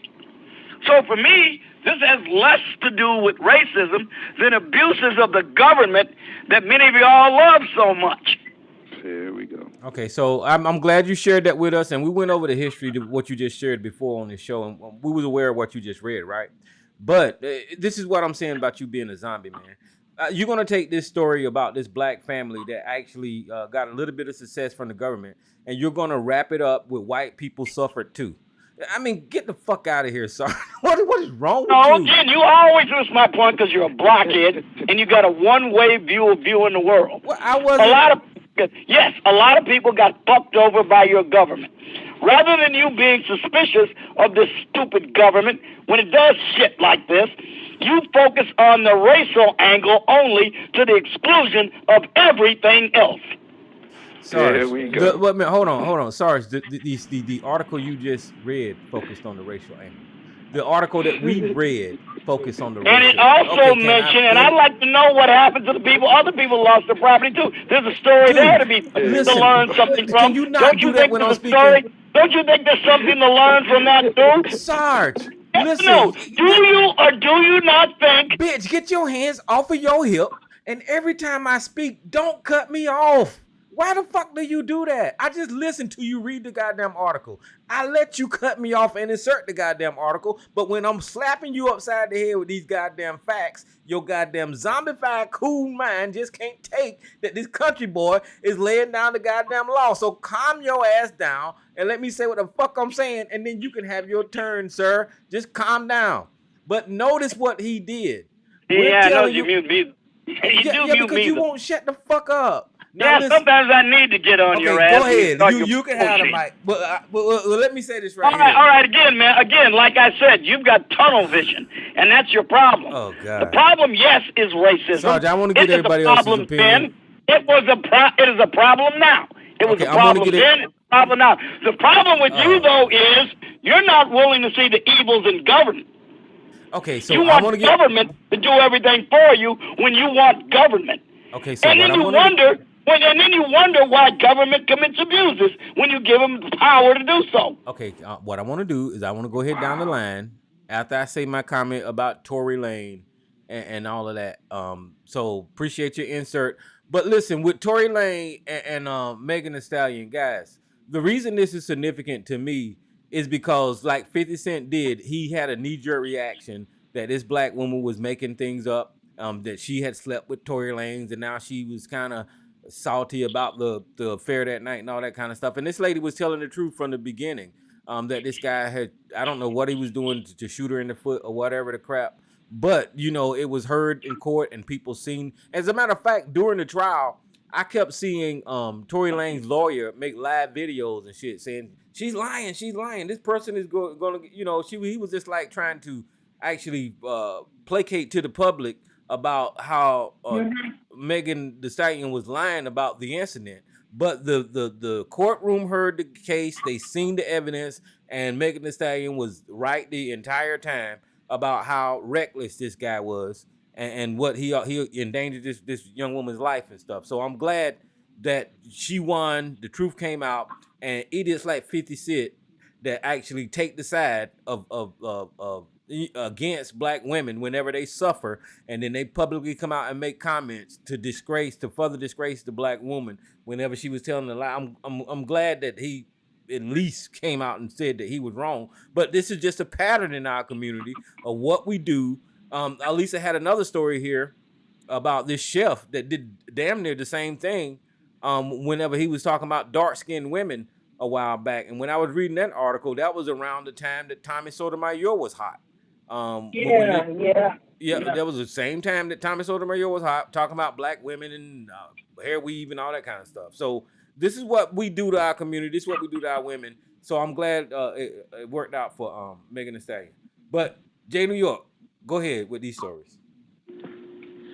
Yeah, I really didn't get to the facts of that case, but I mean, if he did it, then he's gonna have to deal with the consequences. And you know, they saying that the sentence is not gonna be light, and then he will be deported back to Canada. So, I mean, I don't think it's looking good for a situation. If he messed up and he's you know what they say it is, yeah, he's gonna have to deal with what's gonna deal. You know, it's not gonna be a nice ride.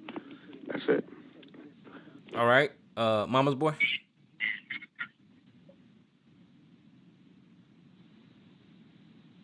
Yeah. You there, Mama's boy? Mama's boy. All right, so I guess Mama's boy is away from the telephone now, but yeah, I'm glad that this thing worked out for Miss the Stallion. And Tory Lane, I mean, it was just a sad story. And what she had to go through, the humiliation online that girl had to go through after she made her claims and all that kind of stuff. She really went through a lot, even though she was telling the truth.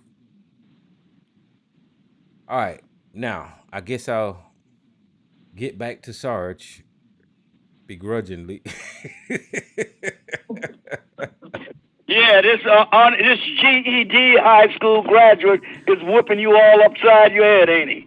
No, you're not actually. Oh yes, I am. All you do is come back with your usual resentments. Oh, you just don't care about black folks. No, I don't. I care about your abusive government seizing property with eminent domain, no matter who it belongs to. Okay, but we do They understand. did that under the Fifth Amendment to the United States Constitution. It didn't have a damn thing to do with reparations, like you said. No, it's not reparations. I mean, it was wrong. As a matter of fact, it proves every claim that I've been making about racism in this country. Whenever you just read that little article about eminent domain, that showed that they tried to, at least the racists tried to run them off the damn beach, intimidate them, and all that kind of stuff. And when that didn't work, the government stepped out and helped the white racists move these black families off the goddamn beach. That's just And they victimized 23 other families too. Ain't that a bitch? Okay, Your but government can really be abusive when it wants to be, can it? That's why you need to rein them in. Okay, but the story is about the Bruce family, okay? Whenever those other 23 families, those white families that you're defending that didn't say a goddamn thing, whenever those families make headlines, maybe we'll do news stories on them. But we have a topic. I doubt it. But we have a topic about the Bruce family, but you want to insert white people in there. And I did. And here's what my concern was. Not that the Bruce family shouldn't get their props and their consideration for what was the wrongs that were done to them. Your problem is that you use as one more cudgel to wield against the United States as a whole. How this racist, oppressive country has done nothing but just put black people in a hole they just can't get out of. They do it to everybody when they can. So what is your argument? The United States is not racist? Is that your argument? Oh, no, see, this is what I mean. This is why I yell at you all the goddamn time. I just told you. The Bruces were victims not only of racism, but also of a government overstepping its bounds and its authority. And that's the one thing that you rarely have anything to say about. It took both of them to do the Bruces wrong. The racists wouldn't have been enough. They were determined to stay there. They had to go ask the government for help in kicking them off their land, along with 23 other families and owners. Okay, but the point is the story was raised by the Bruce family, a black family, and they're sharing that information with the world on their plight to regain their property. And I'm glad they did. Okay, so that's where we're at. For some reason, you want to insert all of these Yes, white I people. do. I want to elaborate further, and I think it's worth doing. But they're not the That topic. doesn't mean you don't know what the wrong that was done to the Bruce. Clearly, we're recognizing it. Clearly, I spoke to it when I read the article. The racism, the harassment, the vandalizing. So are But you there's saying? another Are you element saying? here Are you I saying? think we need to consider too. Are you saying that the racist history of America should not be pointed out whenever we have a family that was a Clearly, victim? I'm not saying that. I'm saying concisely as I know how to what I'm saying, and then you go on another tangent. No, I didn't say that. I specifically said the racism combined with the abusive governmental authority took the Bruce's land away. Okay, so You needed them agree. both. We agree. Just said. So why is it significant instead of shining light on this family only and having us expound on their story because they're sharing it with the world? Why is it important to you that you insert white families into this Tell story? me something. How does pointing out the governmental abuse detract from the Bruce's story? I don't think it does in any way, shape, or form or fashion. It merely extends it, enhances it. Why you got to include the white families in Because I think it's significant and important. Well, it's not during this story. Especially since black people have this myopic view of the government as being the great savior for every damn thing. Well, it's not significant in this story because the Bruce is telling their story. Okay, so I appreciate. Now you're saying it's not at all significant. Eminent domain isn't significant, and that was a mechanism to remove That is not them. what I said, sir. So now you're saying eminent domain is of almost no significance compared to the racism. Well, I won't be clear what I'm saying. I'm saying. And again, I like to point out that it was more white owners that lost their property than the black ones. Yeah, maybe they should make a claim now. We'll see what happens with that. And let's see if you report on that. You won't. Right. I don't even think you should. Okay, so you're talking too much. But look, I'm pointing out that it happened that Sarge, way. can I finish? Thank you. Stop cutting me off. And what I'm trying to point out is as we're pointing out the Bruce's family history and struggle with regaining their property, for some reason, you want to include and put your arms around these white people supposedly that got disenfranchised by the government and eminent domain also. Okay, I'm gonna finish with what the hell I'm saying. Calm down. When their story, if their story is being told, it needs to be its own separate story. It don't need to be included in this story. Whenever the Bruces got rewarded, $20 million, and they got their beach back, and they're on the path of trying to make something out of their property. It don't have anything to do with these white families that you're talking about, Sarge. We're talking about one family here, and that's the Bruce Beach family, Sarge. So Again, you missed the point because you're so badly afflicted with racial myopia. God. The point of the matter is that all of these people were victims of the government as well. And that needs to be, because the government is more powerful, especially these days, than even racists. Here we go, Sarge. Yeah, I don't get it. And I want to find out what family Sarge is talking about because I don't know. I guess the article. White people. No, we covered that because we've been following this story for a while. And in the beginning, when we were doing the articles on it, we spoke about what he's talking about, the other families that were displaced and how they took their. But when the Bruce put in their claims, I didn't hear anything about the other families putting one. They could all be dead. It could all have died out. Who knows? But I didn't hear anything about them. So the articles that were coming out about this was just about the Bruces. Because those other families, there might not be any more there. They might don't have any offspring that's still hanging around. But we talked about them. We did. Yeah, but I'm just saying, why is this guy trying to highlight these white families specifically? I'm trying to highlight the government. Why do you keep missing the point? Because you said white, like it's useless talking to me. Motherfucker, do you not realize that you said majority white families got disenfranchised with eminent domain, and white families also got kicked out by the. You said that shit, Sarge. If you didn't insert race, I wouldn't be questioning why you keep trying to insert white families. You said it, so don't turn it around on me. We was talking about a single family, the Bruce fucking family, and then here you come trying to fucking put your cape on for white America again and insert them into this story, and I'm trying to figure out why, nigga. That's all. Because I am trying to highlight the universality of governmental abuse, which you seem to be willing to ignore. Oh, God. Okay, well, I don't know what the hell your problem is, sir. You're right. The government sucks, and I've been saying that, so I'm glad you agree with me finally. So, I mean, we agree there. I think you might have finally got an inkling of what I was trying to get across. For Christ's sake, you got such a hard head, it's really difficult. Okay. Well, Sarge, listen. Okay, so I don't even know where the hell we was at. But look, guys, this is not reparations like the article said. And, you know, I'm glad that the Bruce family got their damn land back and their property back. But they got an uphill climb. Because of the market out there and how beaches run and all that kind of stuff. And I'm pretty sure they're going to get pushed back and all that kind of stuff from big money folks. No, they sold it. They sold it? They sold it. Yeah, that's what the article was saying. That was part of the return agreement. They sold it back to Los Angeles. That's over. They got $20 million. Oh, that ain't shit. They got fucked. That's what I was saying, Tyrone. You wasn't listening. That's what I was saying. But that was a part of the return agreement that Los Angeles gets a chance. They get. I don't know if it was first dibs, second dibs, whatever it is. I'd have to go back over the return agreement. But that they could sell it back to them at $20 million, no more, no less. And they were saying that the property is actually worth $75 million. But if they could bring in, but if they were able to bring in commercial development, no telling, you know.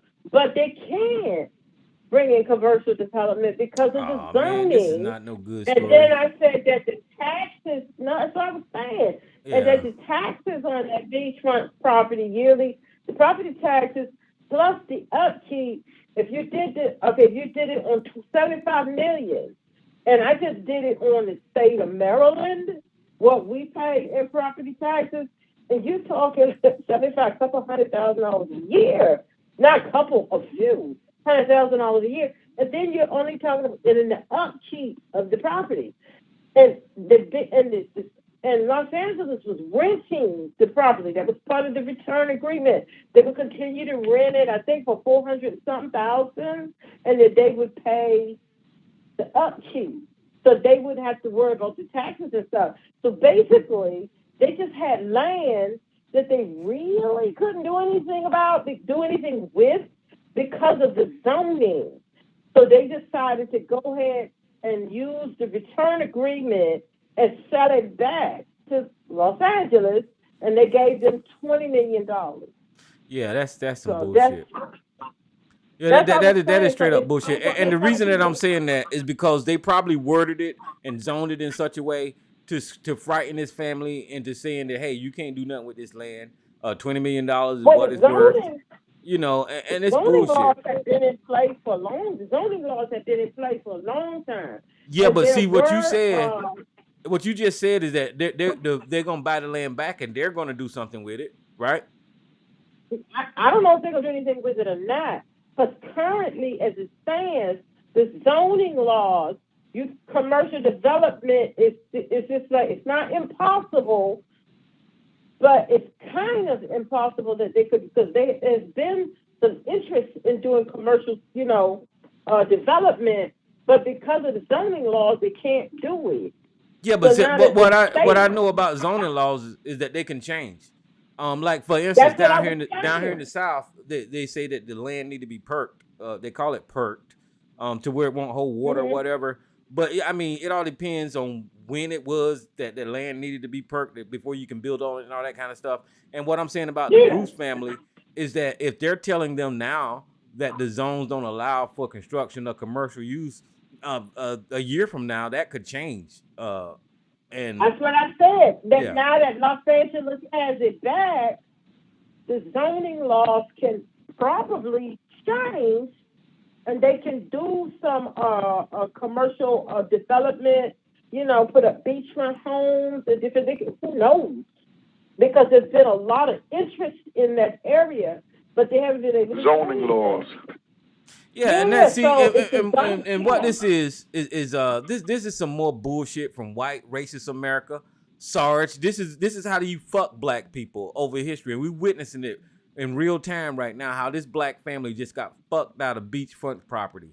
They just did. $20 million ain't shit for land on That's the what I fucking water. said. My And goodness. then once they pay taxes they got to pay taxes, and that's 20 million. And I don't know how many of them have been involved. They pay taxes. Let's just say Uncle Sam sliced off 6 million, 7 million, or something like that off their 20. They were between a rock and a hard place, because if the city was not the part of the return plan, was the city was going to continue, because they was using that property. I don't know. I'm from military, the Navy, I don't know, Coast Guard or something. So they were paying them 400 and something thousand. They said that was part of the return agreement. The city would continue to rent it, and they was going to pay them 400 and something $1,000 a year to rent it, and the city was going to pay for the upkeep. So basically, what the city was giving them was tax money. So they just had beachfront properties just sitting there because they couldn't do commercial development.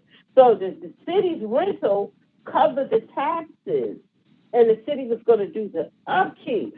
So they just own this beautiful beachfront property over here that the city here, they own it. But unless the zoning laws change while they're owning it, and they could get some developers, and can you imagine how they could have turned that around? So that's what the article was saying. A lot of people were saying they got their reparations, but they throwing it away. No, that's not reparations what went on there. They got some coins for something that was wrongfully taken from them, and then they turned around and they sold it back, because if the city wasn't paying to rent that, they wouldn't have been able. That property would have they would have foreclosed on that property and given 2 years, because they wouldn't have been able to pay the taxes on that or the upkeep. Yeah, I don't see. go ahead. I'm just spitballing here, but why not take out a loan on part of the property to pay the property taxes? I Well, see mean, that's the whole grift, Mama Boy, from this white racist government, is that they write the laws, the zoning laws and the tax laws in such a way to where this black family will never be able to damn do it. They wouldn't have done it. And then whenever they get possession of this land, of course, they're going to fix it in such a way where they can keep up the taxes and be in a correct zoning to build and make money off of it. And I can't prove my claim here, but history actually proves that they overtax us, and then right, they don't actually charge white people as many. Look at Donald Trump. He didn't right, pay right, taxes. right. He didn't pay He ain't taxes in pay shit. Yeah, so whenever it comes to taxes, that's very flexible too. They full of shit with these people, man. Cause see, I'm thinking you could take out, even if, let's just say, if you took out $1 million loan on a property worth 70 something million, you would have at least enough money to pay a couple of years in property taxes, to maybe wait and see if the zoning laws change. You know what I'm saying? But there's a risk, though, because in 2 years from now, it's due again. Yeah.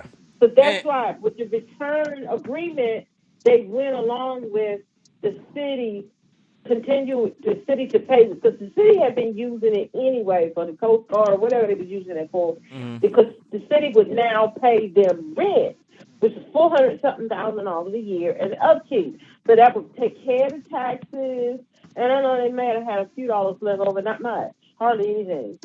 And so that's what they were going with. They was going to own this beautiful property, but And with the zoning laws, just lease it out to the damn government. yeah, that's all they was doing. So I guess they said, well, we take this 20 million, Uncle Sam sliced off of 6-7 million, and then you Easy. had the rest to split. You see what I'm saying? To split. So each Yeah, I don't owner know, wanted to man. get I don't know. involved. I don't know if I'd have did it. I don't know if I Well, think well, I would have Mama been Boy, what you Republican. talking about is if you're talking about borrowing money to build a property up and all that kind of stuff, you got to think about who you're asking to do that. You're talking about a family that's probably not into the development and Right, all that right, and all that kind of stuff. Like the people that would probably get a hold of that land already have construction companies, already have real estate, already have that shit in their pedigree. You know, this family right. probably didn't have that. Unknown caller, who's on the line?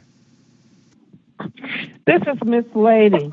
It's unfortunate they couldn't have spoken with some developers or some business They people did. that they did. Yeah, they did. Oh, But the developers, they was going to run into red tape because of the zoning law. So nothing was never going to get done. There was a lot of interest from developers. There was a lot of interest. But because of the zoning laws, I mean, it was just going to be red tape after red tape, and they wasn't going to be able to do anything. That's why they wow. That's why they went ahead and took the That's money. crazy, man. That Yeah. shit's crazy. exactly. You know, if they change those zoning laws within the next 5 years, we know Yeah. that was part I of the give it plan 2 from the years, Miss get Lady. go. I give it 2 years, and you're gonna see somebody out there building on that damn See, property. that's the reason why I was talking about like taking out a loan, because at least that way you could hold off, you could wait a couple of years or 5 years or something to see if the zoning laws change, so you could capitalize But off as of it. long as they owned that they weren't going to change those zoning laws, okay? Yeah. Probably. Long as they owned it, they weren't going to change. But they'll change for other folks. But I Which want is to why let everybody somebody know. said about government. That's your government for you. I want to let everybody know that SARS think that white people got hurt in this deal too. So that had to be highlighted. See, you have to do it again, you distorting motherfucker. You know goddamn well what I said. That's your government. That's what government does to fuck you over. Wake the hell up. Oh God, that's fucked up, man. God. They gave that family $20 million. I mean, $20 million is a lot of money, That but I mean, for a that's land worth $75 million, okay? yeah, that's $75 million. Worth $75 million. That was part of the agreement that they get to buy it back at $20 million, no more, no less, and they signed off on it. And I'm not They saying should have. it's wrong. They should have negotiated for more money in that for the sale. Well, they had them up against the wall, really, because they were charging them taxes, and then they was telling them they were stuck because they can't build because of zoning. So I kind of understand why he went for the deal because of the way it was laid out. I get why they went for the deal. I mean, I get that. I mean, black folks been put in that position for a long ass fucking time, man, losing big time shit, because motherfuckers squeeze them. You know what I'm saying? I was just sitting up here I was just thinking of a way to, hold, I guess maintain the squeeze long enough, because white folks like making money too. Now, see, I want y'all to remember at the beginning of the story, one of these stories Alicia shared with us, where there was this person in opposition to the Bruce family getting that property, and that was a racist. And he made a racist comment saying why that black family didn't deserve their land back. So that's the mentality of some of those people out there. And all the while they owned it, the zoning laws were not going to change. No, you already know that. Because if they held on to it for 10 years and let this city continue to rent it, the zoning laws was going to stay just the way they were. So I don't know. Why can't you? Why not raise the rent up to that? I guess if the state or the city's paying to rent the property, why not raise the rent? Yeah, well, $400,000 was probably written into some type of agreement that the family had to agree with. The family not making the. And you know what? Are they going to have to pay capital gains taxes on that $20 million? Probably. Are they going to have to pay capital? So that $20 million isn't really $20 million. No, it's more like $13 million. About 13, exactly. About 13 million. Exactly. Oh my God! And how many They got, descendants are there? By the time they distribute it amongst themselves, because to be honest, you can't get a nice house under 2 million in that area. It's No, I I mean think it that's was like just the his bare one minimum. grandson or something like that. Wasn't it, Elisa? It was just this one family. I think it was, he was the grandson. He was the one, like, as the family lead. But Oh. I think there might have been four, maybe four. I could be wrong, but I think there was a few more people Hmm. in that. I think, but he was like the lead in it because he was the direct grandson. Hmm. Wow. Well, Well, he can go buy a this whole is bunch It's of. nothing heartbreaking, new. man. That's how it goes. That shit is I know I had heartbreaking. a cousin. She inherited some land in Louisiana.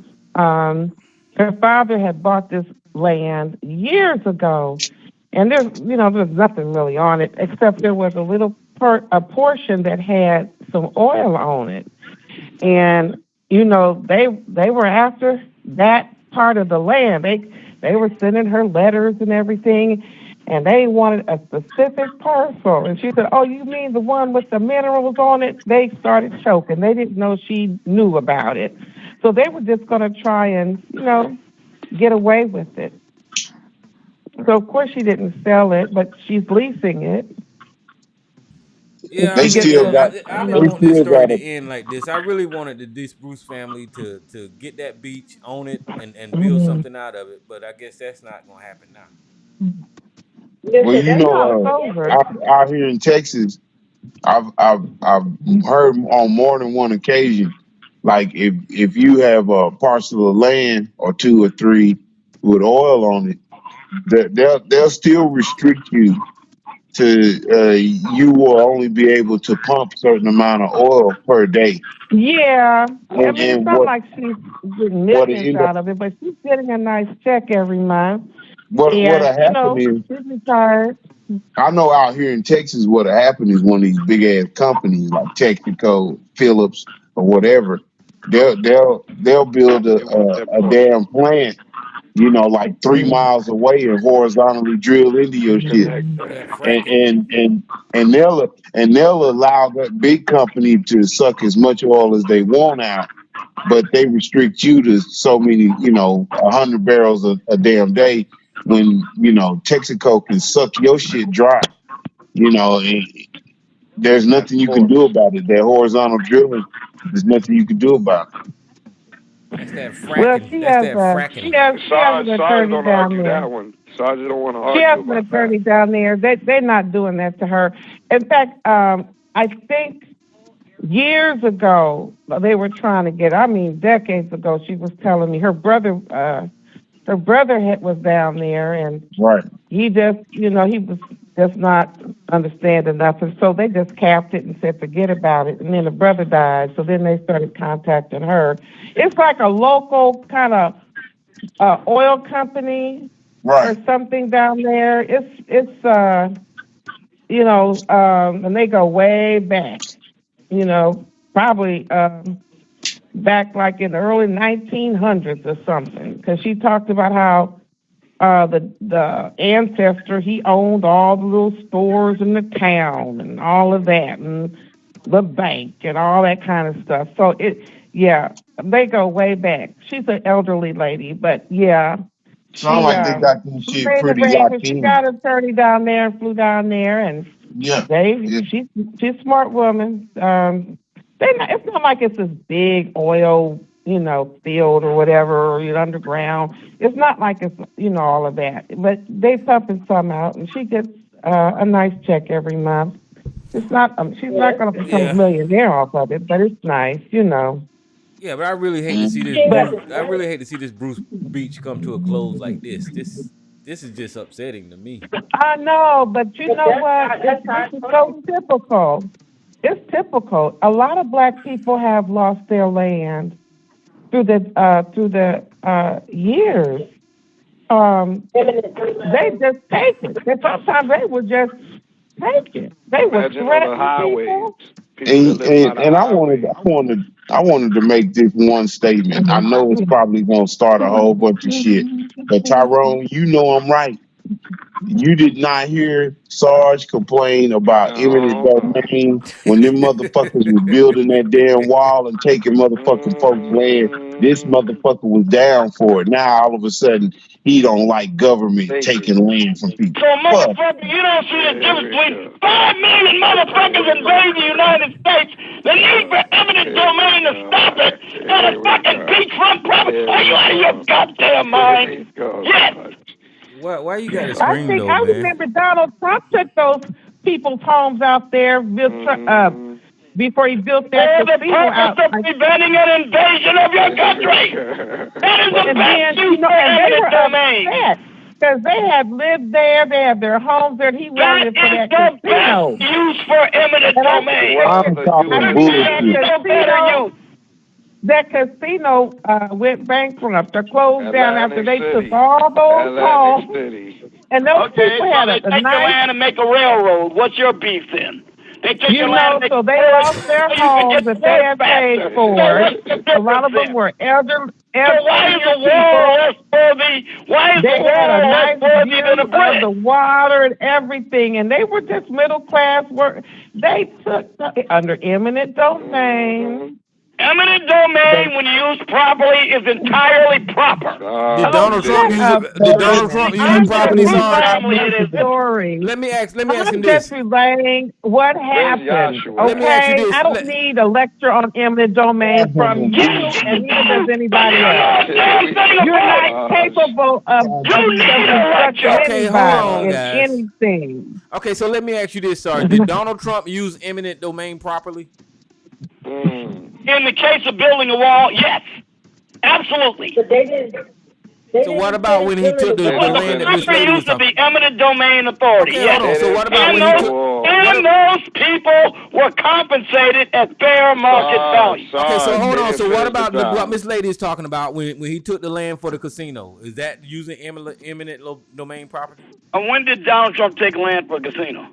Ain't that what you said, Miss Lady? Atlantic City. Atlantic City. When did they, well, you talk about the wall. Now you want to talk about Atlantic City. What did he eminent domain First was used? of all, I have made clear that every eminent domain invocation is not always proper. So I've already done that. Well, I'm asking you about Just because it's done in the name of eminent domain does not mean it is proper. Okay, you're speaking in circles. I'm being specific. So now. No, listen, I'm asking you about Trump specifically, acquisitions using eminent domain. Stick to that. I don't give a shit about what you think in general. We already talked about Bruce Beach. We talked about Texas. Now we're asking you about Donald Trump usage of eminent domain. Do you think that he uses it correctly, especially in the case with the casino? That's what I'm asking you. Can you answer that, sir? So wait a minute, Negro. You're going to hold me responsible for an opinion that heretofore I have yet to express. Okay. Whether or not a particular use of eminent domain was proper. And then you're going to play gotcha, Sarge, because you haven't even fucking heard my answer yet. So you're not answering a question. You're not going to answer the question. You're not going to answer the question then. Is that what you're telling me? You're not going to answer the question. If you phrase it correctly, I will answer it right now. Okay, well, it did Donald Trump use eminent domain properly whenever he kicked people out of their house to build a goddamn casino. That's what I'm asking. I don't think, listen to me, I don't know enough about the particulars of that invocation of eminent domain, but I don't think it's ever proper to kick people off their property. Now, if you negotiate with them and they agree to sell, that's one thing. But the government, whether Donald Trump did it or any fucking body else, the government should not say so eminent domain. Hold on. So look. The government. Hold on. Talk like a rational human being. Let's. Okay, so before y'all get into it, let me just do this right here, Ms. Elisa. Thank you. I'm getting ready to open up these lines. Thank you. So I'm gonna open up the line so everybody can line be open. Q&A session is over. All participants are unmuted. I think Jay had Okay, so again, I don't think it's proper to use eminent domain to take somebody's property for a goddamn casino. I don't care if it's Trump or anybody else. Okay, so you saying Trump did something wrong, finally? You got the answer, damn it! Take the wax out your fucking ears. I think Jay got a question or whatever. Calm your ass down, man. Okay, so this lady, he tried to get her to sell her house to make room for a parking lot for the Trump Plaza Hotel and Casino, which was located next door. She refused. He got Atlantic City's Casino Reinvestment Development Authority to threaten to take the property using eminent domain. If she'd accepted the offer, she would have gotten $250,000, a quarter of the price she was offered a decade earlier. Wow. Instead, she turned to a libertarian law firm called the Institute for Justice, which fought the city in court. Ultimately, the court sided with her, ruling that the vagueness of the city's plans made it impossible for the court to determine if the taking would serve a public purpose. But well, good. I'm glad Trump lost that one. Good. Well, not everyone in her situation has been lucky. A few years later, after her victory, the city of New London, Connecticut, sought to demolish a working-class neighborhood to make room for a new Pfizer research facility. Well, that's a whole different thing. I won't go into that. But, yeah. So, but I think, wasn't that place dynamited down when they demolished it? They blew it up. Yes, sir. Yeah. And they had taken those people's homes. They didn't want to move. They liked where they lived. Yeah, but look, sometimes when eminent domain is justified, somebody's got to lose. The only question is whether or not the government gave them fair market value. Because clearly the Constitution allows eminent domain when it's being used for legitimate public purpose. Otherwise, we wouldn't have any progress. How do you think they got the Continental Railroad done? When they got the Transcontinental Railroad done, they had to seize property via eminent domain. Somebody got paid, okay? Okay, well, whatever. We know that. Corruption always goes hand in hand with anything the government does. It's hard to be talking out both sides of his neck. Sometimes that's the way it is, man. You think government is Simon Pure now? Wait a minute, do you think during World War II, a war that we had to fight, do you think there wasn't corruption in government contracts? Of course there was. Both are true. You have to fight the war, and you're going to get corruption. They go hand in hand. Why are you screaming? Because you're interrupting me. Well, that's not reason to scream. For me it is. Nothing else works. Well, maybe you should try and not scream. Maybe you should interrupt less, because I don't take as long as you do. But if you're gonna put that on a person not to interrupt you, you have to stop interrupting people. Welcome to the club.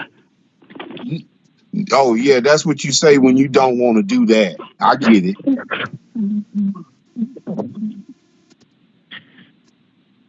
Anyway, it's too bad this Bruce descendant. That's what happened. But it is. We've been talking that for a long time. I wanted to go back to that border, eminent domain and taking a land because you said that it was an invasion, right? So the two things that's going on there, right? First of all, they didn't finish. So the whole point of doing eminent domain is so you could complete the task because obviously this is a invasion, right? So that means that I'm coming here to take your property because I got to build this so-called wall, but because there's an invasion. So that means that it's my duty to, because I had to now take over your land, that I finish the job, right? That I don't do a half-ass job because why did I even take the eminent domain in the first place if I can't finish this shit? Because the whole thing is to finish it so nobody could cross the damn border or wall, right? So that it never gets done, and then you're giving this excuse to the person that you took eminent domain. But you said that because it's an invasion. Well, how is not an invasion? You invaded their fucking property and took their shit, and you ain't even get the damn job completed because people are still crossing the border because they never finished the wall. So federal judges held up the wall due to lawsuits. That's why. Well, it's shit. Lawsuits now, from wait the a minute. federal government from They what you took call it, people's circuit property to build the wall. Yes, they delayed did, Miss building Lady. In Texas? Hey, let me let y'all in on a little secret. And they never Really? Was it done in Texas? Yeah, let me let you in on this, sis. See, one instance was this one woman felt so bad, so pissed off about them coming and taking part of her land that she took them motherfuckers to court, and that's what Sarge is fucking talking about.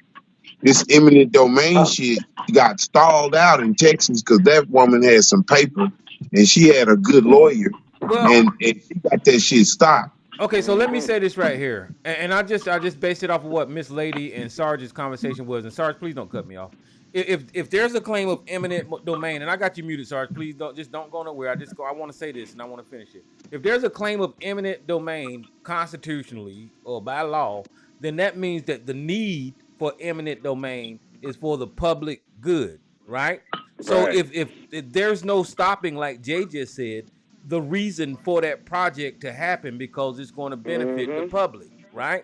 Whether it's buildings or doctors' facilities or whatever, towns or whatever, it's gonna benefit the public. So what Mama's Boy is alluding to is that if the claim of eminent domain was put forth for the southern border wall, that shows because it wasn't finished, like Jay was saying, that there was no need to have it because the project never got goddamn finished, which means that the border wall was bullshit. Do you get that, Sarge?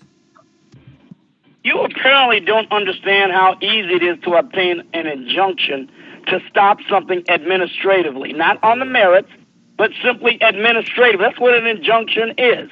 It's not a finding.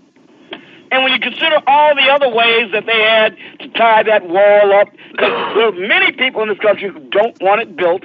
They want what's going on in the border to continue. They don't want it stopped. And even though a wall in and of itself will not stop it completely, it is one of the most important parts in a comprehensive perimeter defense to prevent it.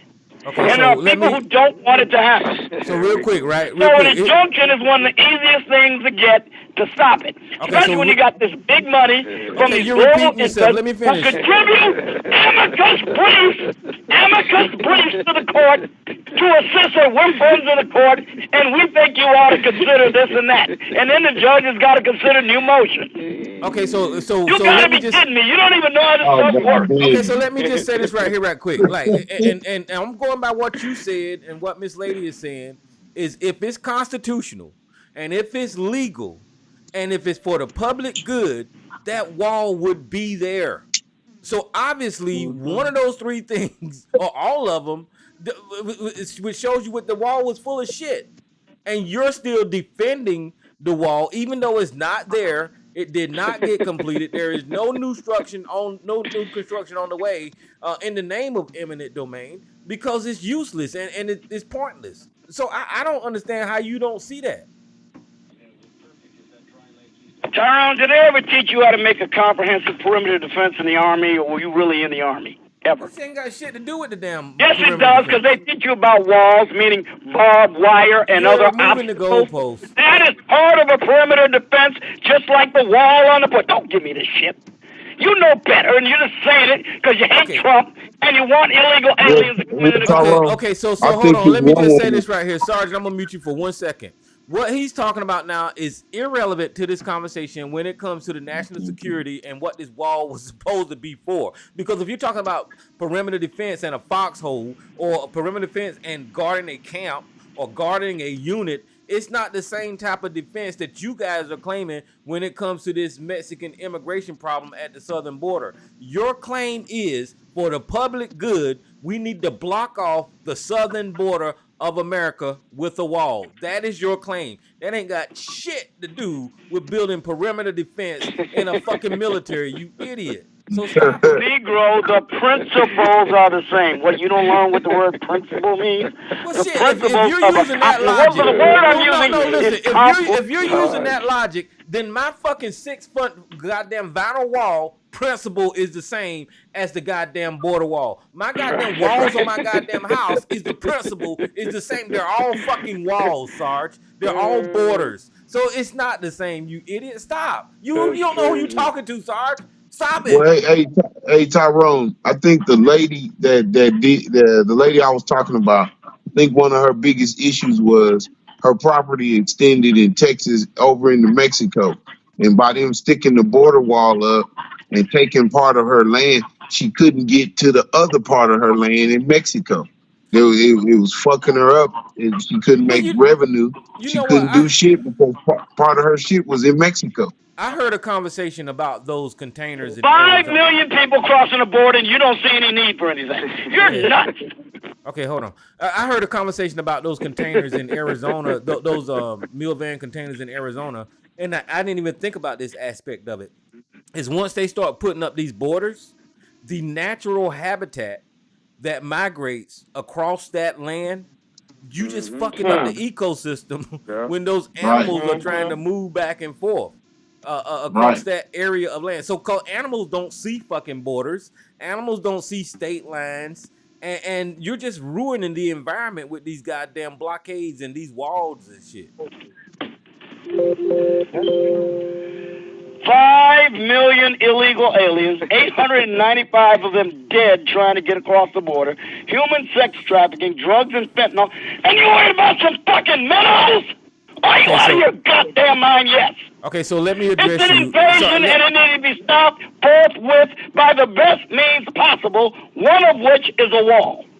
So you saying 5 million illegals came across the border? Is that what you're saying? I don't say it. Customs and Border Patrol does. That includes encounters, gotaways, and people being processed. Over what? I don't say it because I'm not counting them. How the hell do I know?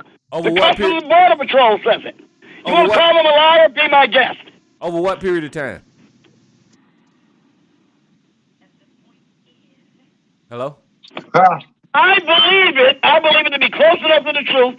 Okay, it's 3.5 million. Gee, what a fucking difference. Over what period? Okay, wait a minute. Hold on for a second. I want to get this right. Over what period of time are you talking about 3.5 million people came across the southern border? The 2 years of the Biden administration. Okay, so hold on. So That's you're what? saying, wait a minute, hold on. You're saying 2 years. I got you on mute because you don't let me talk. You saying 2 years time span, 3.5 million people came across the southern border illegally. So I heard that. But here's how you handle America's immigration problem, since you're a goddamn constitutionalist, right? In the Constitution, guys, there is a path for goddamn immigration and naturalization and asylum with immigrant. It's in the goddamn laws. So you saying that I don't worry about the goddamn laws? How about we worry about migrants? How about we use the laws of this country and handle these migrants the way we supposed to handle them by law, and not inventing these methods like you are inventing right now with this wall and Donald Trump invented, and something that we don't stand for as American. Why don't we process these people legally?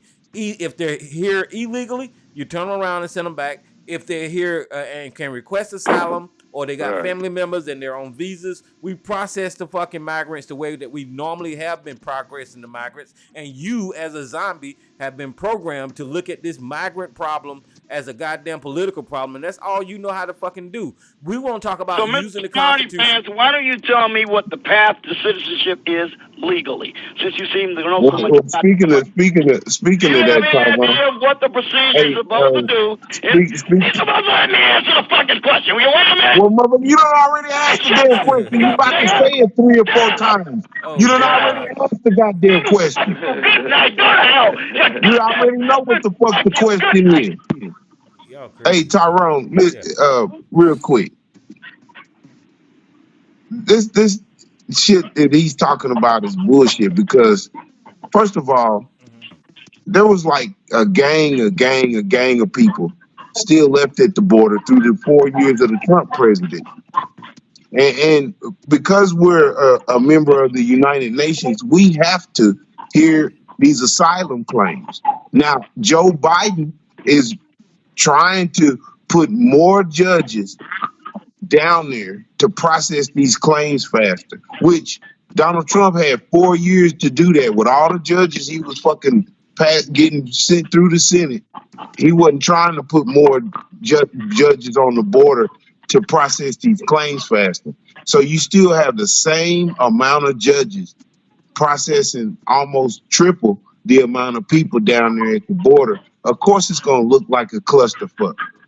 I Well, mean, if you put judges and people down there to process these people faster, because they already tell you that what 80%, 90% of the people that apply for asylum are denied and sent back.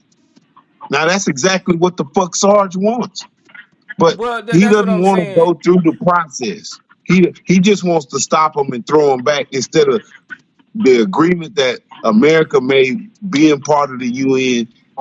They have to hear these people's asylum. And if it's good, they stay.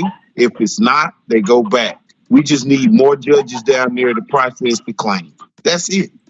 Well, that's what I'm saying. There was a backlog of migrants at the southern border during Trump's administration because of his policies, right? Instead of dealing with the migration problem legally, he actually held these people in camps and held them at the border and all that kind of stuff. And then once that he left administration, that backlog of people that was trying to migrate, now they're starting to migrate again. But so they look at that as a solution when Donald Trump didn't do shit about fucking migrants.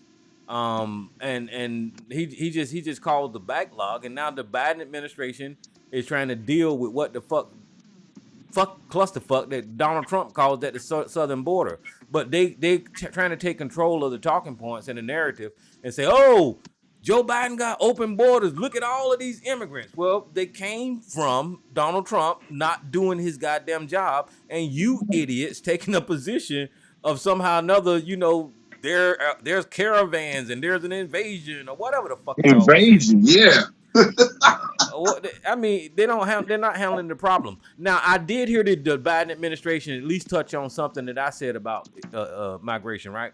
And that's talking to these governments that these countries, these migrants are coming from, and trying to work something out. And I think Kamala Harris was working on something like that. And then it was something else they were trying to do, was dealing with these Central American countries and trying to figure out, hey, how can we stop this fucking influx of people?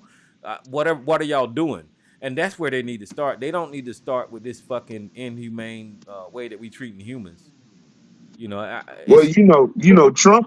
is partially to blame on some of that too, sending MS-13 to Central America. When these MS-13, they're fucking American citizens.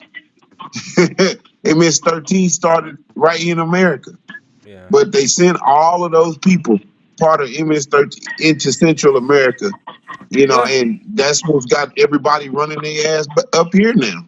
Well, I think we all can agree that something needs to be done about, the immigration problem, and not only at the southern border, at our ports of entry too, because those are the people that's coming in legal ports of entries are the biggest migrants to America that Sarge never talks about. He don't have a problem with white people. Oh, they overstay their visas like a motherfucker. They overstay. They the biggest culprit of illegal immigration. Yeah, like Melania Trump. That's how Melania Trump got here. Melania Trump and her daddy, because she brought her damn daddy over here. So I mean, these guys are full of shit. It is a problem without immigration all the way around. But I don't think they really had the answers, because it was a mess down there on that border when Obama was in, and he was shipping them back left and right. There was a problem then, and they created that mess over there. So I don't think what is the answer? Yeah, they don't never give President Obama they don't never give President Obama credit for his efforts on trying to do something about these. Man, he deported more people than Trump did. Yeah. He was deported. Right. The answer that they say, that the government says, the answer is putting more judges down there to process the claims faster. Right. Because a lot of the holdup is that they don't have enough judges. Each judge is backlogged, for years. Anything. That's not going to solve anything. I'm just telling you what they're saying. I mean, I'm not saying I agree with it. Yeah. It's an answer, but it's a whole bunch more. It is an answer, but they got. And like, They got to get a hold of them They need governments a that them better people are running from. We got processing to find too. out why they running. Why the hell is you Them running? people won't leave if they won't leave if you got it situated where they can live where they're at. They Yeah. won't come all the way to America, risk all that shit if it's comfortable at home. And nobody ever All talks right, they about keep why on they're. hearing there's jobs, man. They keep saying there's jobs here. Who's telling them there's jobs over here? The people that are employed by these big white corporations say, hey, man, listen, you know what? They're not checking no Oh, paperwork. Or you could come with fake paperwork. They're hiring. And well, it's But no, nothing Donald Jay. but a Trump's one of them. Actually, Jay just Donald brought up. Trump's one of them. No, Jay just brought up a good point because they coming because these fucking companies and these big white contractors corporations. they're fucking Nabisco, hiring Chips they're hiring these Ahoy. people. They're hiring these people Donald Trump. at cheap labor. And there ain't nobody saying anything about Donald Trump having fucking maids in his fucking Trump Towers or working down there at Mar-a-Lago illegal. They ain't saying shit to these people hiring these illegal immigrants to work Why for they them. don't fire all those immigrants and say, you know what, we're gonna hire Americans in all the hospitality, the Hiltons, and this is Trump, No, this is they the ain't doing Because Hilton, that. they get this is the Radisson, this is the Sheraton, all those big hotel companies that are around the city, around the world right now. Tell me that they're gonna fire their hospitality people that's cleaning those rooms, that's cleaning the damn hotels, and that's cooking in that kitchen. Tell me you're gonna hire Americans at a good wage. But I no, see bet the you reason don't that hear they're that. not because we got something called the Bureau of Labor, the Bureau of Labor, and they got to pay Americans a fair wage, and they not. There you go. So they're saving money by hiring these people at a different at a lower wage, So that's why they're Well, doing it. plus you can make them do just about anything too. You know, I mean, you could treat them No, like you shit. could put them in, and this is happening around the world. Like I said, when you talk about the people, they just had the World Cup in Qatar, right? They just did the World's Fair in Dubai. When we're talking about around the world, they're doing the same shit. But this country, again, white America, that's employing, not the poor white man. White, they telling you, poor white person, is these people on this side or that side. But they're not telling you that they don't want to pay you as an American a fair wage because they're getting them cheap laborers, and they keep telling them, spread the word. There's work over here. Hey, we need our wine. We need our wine and our harvest. We need the vegetables. Our orange juice in Florida needs to make sure that we fill up these supermarkets around the country. Think about that. They don't want to pay, man. But they want to complain about it. Yeah, and what killed me about that whole them working thing is the narrative is that black people don't want to do those jobs. That's what people were saying. Well, they doing the job that other people don't want to do, and I'm pretty sure if you offer people a good wage and a job, that they would do the goddamn job. A good wage and benefits. Mm-hmm. They would line up to do that damn job. They would. Yep. But they're not trying to do that. They're not trying to do that. And remember when we were going through the whole thing with separating the children from the parents? Boy, now that there you go right there. I mean, you don't hear Sarge bitching about that. Always talking about the womb and children, how they care about. You didn't care about them children, did you? You didn't care about them kids. Thousands of kids getting separated from their family. But I didn't see what they was. I just couldn't see any other thing to do. But see, like you said, they needed more judges. They needed more people down there to process the people, because the people coming over here, you can't just show up. These are their kids, so you have a lot of trafficking and stuff. So I really didn't understand what they wanted them to do. They separated the children from the parents until they could prove that they are with them. But Miss Elisa, they wouldn't be able to find those people kids once they got their shit straight. And another thing is that thousands of kids are still here in America while their parents got sent home. Mm-hmm. And they like I don't know who it was, but they never intended on putting Yeah, those them kids back to the back with So them family. so now parents. listen, Right. listen, because that was horrific, right? Because we all remember how terrible it was to hear those news reports about what the Trump administration Mhm. would do.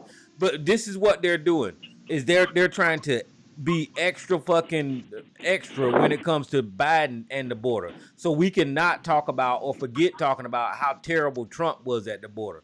That's how they manipulate the conversation. Is that now that all these people are coming across, you heard Sarge say 5 million people coming across the border, right?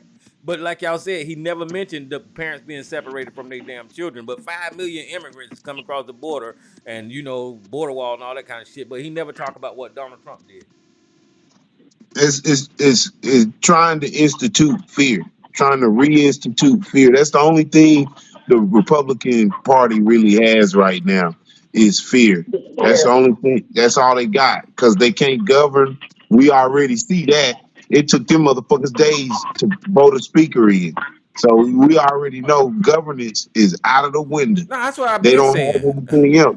I've been saying since George Bush that they don't know how to govern, man.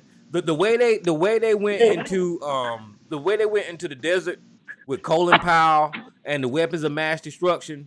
From that point forward, I knew the Republicans was on some bullshit and they didn't know what the fuck they was doing.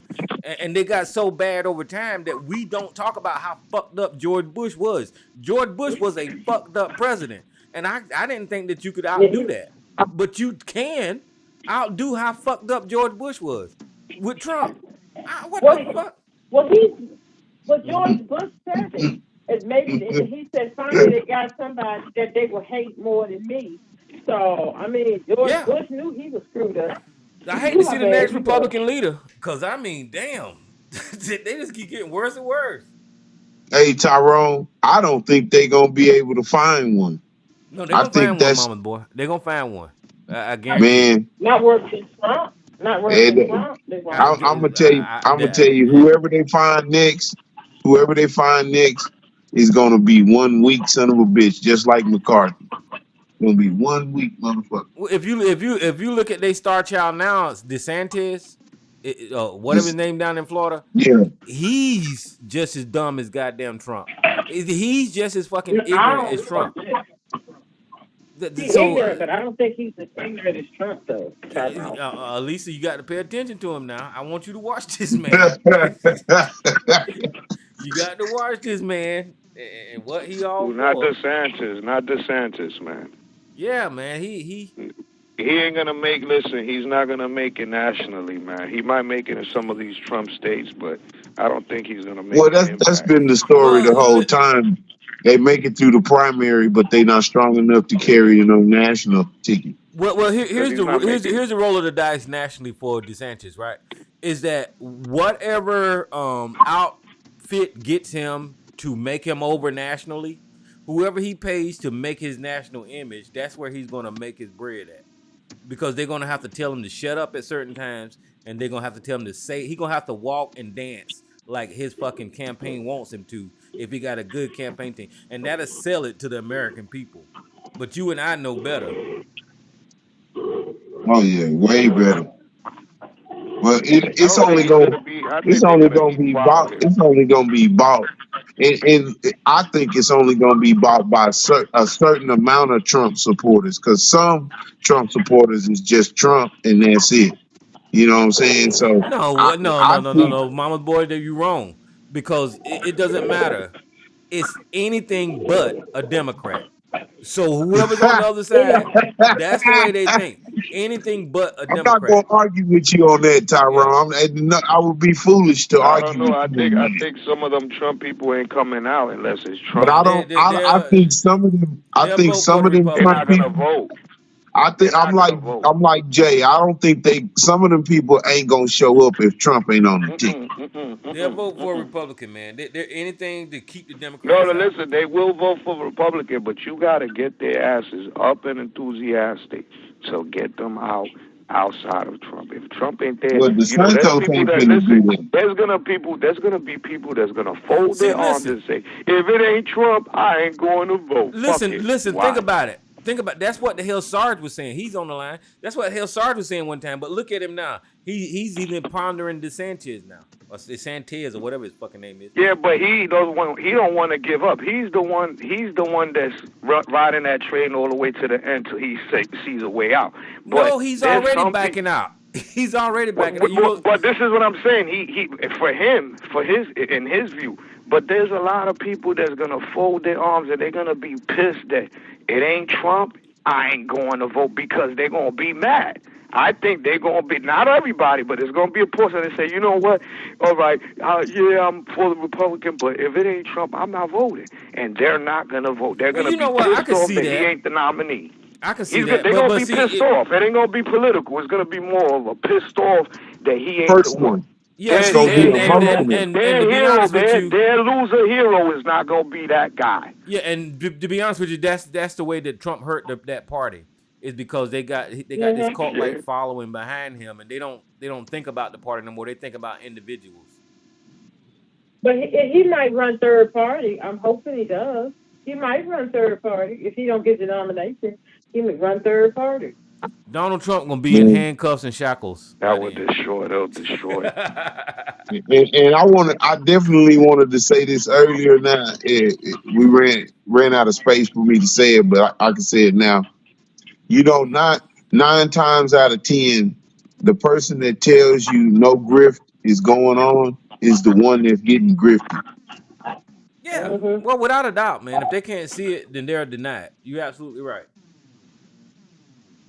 And I mean, it's clear Donald Trump. Listen, Donald Trump has raised so much money with these email ads and stop the steal and give to me that and the money have not got given back to the party, have not got given back to the country. And with the release of his tax returns, we see that he fucking avoided paying taxes and actually collected this paycheck that he was supposed to be not collecting from the presidency. All this shit, Donald Trump is just getting paid with the NFT bullshit. Just getting these motherfucking idiots to just continually one more thing, Tyrone. One more thing. You saw what he did with his charity in New York. Stole from St. Jude and all of that, right? Yeah. So what do you think is happening with the campaign funds? But that's what I'm trying to say, is that shit is history, and he went to court for that shit and lost, and the school and that fucking Trump University bullshit, and these people still do not see that this guy is a piece of shit. He got a long history of being a piece of shit. And Sarge was sitting here and defend him to the day. I don't get it. It's funny to me though. I don't understand how Sarge wants to give himself a hernia over this man.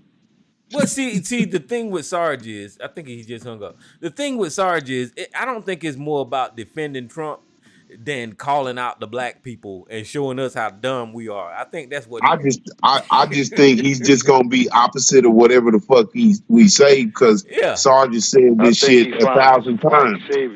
He said it 1,000 times. He comes over here for disagreement. He comes over here to disagree with motherfuckers. That's it. Yeah, he want to call out black people and show up. Just like, I don't know how the fuck he fitted it in there with this Bruce story, where somehow or another he complimenting white people with this Bruce story. What the fuck? How the hell did you even do that? That was a fucking goddamn contortion there. What about the white families? Shit, what about they stink ass? Yeah, Sarge is a trip, man. Well, he's gone now. Well, yeah, he always been that way, and a lot of people in our community, man, is just that way. For some reason, they want to oppose certain people for some damn reason and try to prove their point. I don't get that, I think that's that Uncle Ruckus mentality, man. That was bred, during Reconstruction in the Jim Crow days. White is right, Old mindset. That the only way you gonna be successful is, or to prove that you successful, you go get you a white woman. That white is right mentality. You know what I'm saying? Yep. Yep, and to me that mentality, actually cost that young lady's her life. Miss Hardaway, Yeah. Diamond, these people, Herman Cain, all these crazy people, man, just following these people down to the depth, man. That's nuts.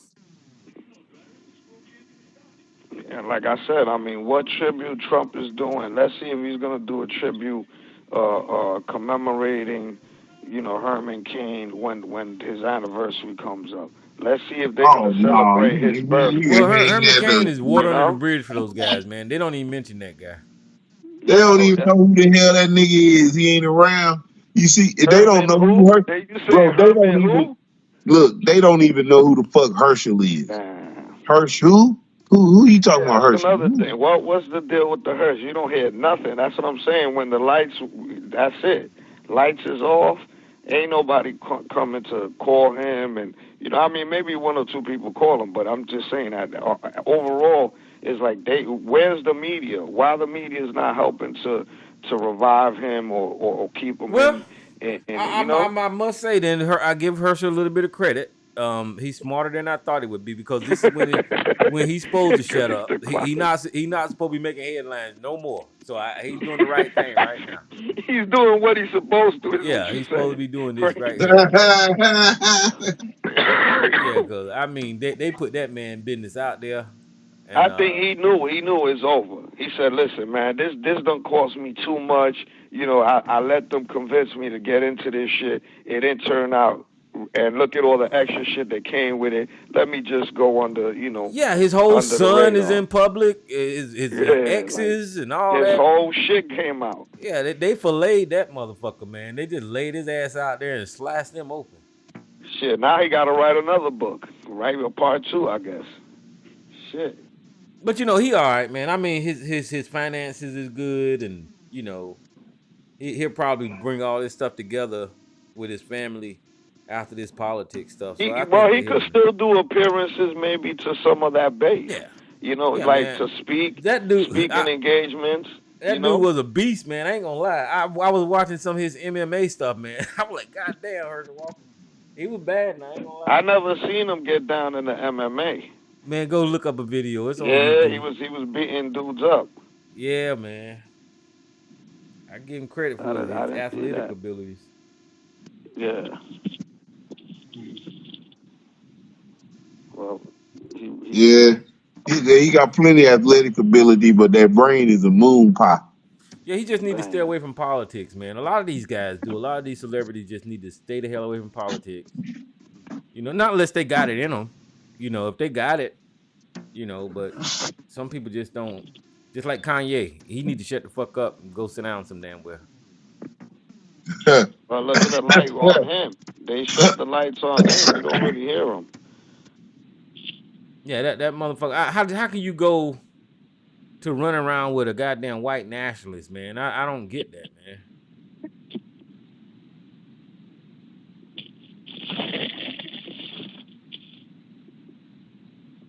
Whatever the thought process is definitely not going his way. And then I guess his net worth went from $1 billion to $400 million. That shows you that cat ain't smart. I mean, he ain't broke. He way better off than I am. But I'm just saying, you just lose that type of value basically overnight because of politics. That should tell you as a businessman. God damn, boy. I'm sorry. $600 million is a lot of bread, bro. Yeah, I don't know if I'm throwing that shit away. That should tell you as a businessman, you probably need to not do whatever caused this. I done told Donald Trump to hit the bricks, nigga. Fuck you. Yeah, man, that's so he just need to sit down. All these people need to sit down. All right, guys, I done stayed on here long enough. I got one more fucking episode of The Walking Dead to watch, and I'll be done with season 11. Y'all don't watch The Walking Dead? I guess not. Man, that's a good ass. No, I stopped watching the series when when Oz went off. That was the last series I really got into was Oz. You remember that shit on HBO? Yeah. Yeah, that was my shit. Oh man, I didn't watch The Walking Dead because I don't like zombies. I just never have. And my daughter Yeah, talked me into watching this shit, and I'm hooked on it. It ain't even scary or nothing. yeah, It's just like how they always tell the movie about the kingdom and the leaders and they right. battling. It's got that type of narrative to it, Yeah, I watched some of it with my nephew. I watched some of it, man. He was stuck on that shit. He watched the whole damn thing. Like he binged watched it over a Yeah, couple that's of what I days. did. Cause season 11, I Yeah. just realized it came out last week, and I'm not done with it. About 24 episodes. So what is a zombie? In the movie or just in general? Well, I just want to know in general. I just don't know what a zombie is. Could you tell me? Well, it's supposed to be somebody that had died, and then their body is animated, and they want to eat brains and kill people. It's The Walking Uh, Dead. Like, Hey, the title of the show is exactly what a zombie is: The Walking Dead. yeah, it's just a dead Mm-hmm. person that came back to life and reanimated, and they want to eat people. Mm. And if you And get that's bit what by you're one, watching? if you Huh? get bit by one, Sister I Ottawa, said you turn into a that's the zombie. series you. Oh, okay. Whew. You ever seen that movie with Will Smith in it called Legend? No, I haven't seen it. No. Man, you like The Walking Dead, you need to watch that movie, Legend. I have to give kudos. That movie, I love that movie. Is it That on movie was Netflix? I don't know. Will Well, I Smith would ain't. just like to know, are you living amongst the Walking Dead? Oh shit, they I killing think so. See, a now you gonna certain bring some of doom. that metaphysics stuff in here. No, ain't nothing metaphysical about what I'm Certain talking. No, listen. No, A zombie is a uh-uh. fictional character to me. They're not really a Oh, it's thing. fictitious. Oh, okay. All Yeah. right. Well, the guy that ate that man's face in Miami, that he was on some what is it? Those rocks, those crystals, the bath salts, Yeah. and they said it turned him into a zombie, and that's when he went and ate the guy's face. Whatever. Well, yeah, it ain't no real thing. It's once you dead, man. You ain't finna be reanimated and all of a sudden have a desire to eat brains. That just don't happen. But it's a good show. It's I a good think series. they showing that shit on now, right? Huh? Hey, Yeah, they showing on AMC. Oh, what's showing on AMC? The Walking Dead. it's good, man. I'm Hey, telling wasn't you. there a spinoff? Wasn't there a spinoff from The Oh, Walking Dead? they got a couple of spinoffs, man. Yeah, like the one female took over and running shit now. Well, they had a black character named Morgan, and he was Uh-huh. he was bad as shit, man. And he had this damn walking stick that he was fucking them zombies up with. But he got a spinoff. Okay. But I mean, it's pretty good once y'all watch it.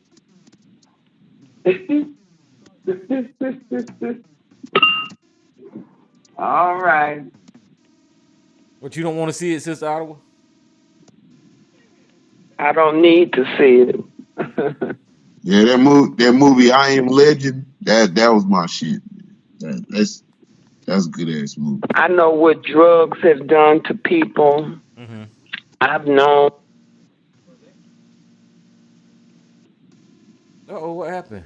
Well, I think a drug she. to make a person eat a person's face, that's gotta be really a heavy drug. Oh, can You y'all hear talking about me? meth? Yeah, you talking? Yeah, we hear you. You talking about meth, J. New York? You hear me, Tyrone? Yeah, I can hear you. I think Sister Ottawa dropped off or something. I think she did too. She'll call back in. Oh.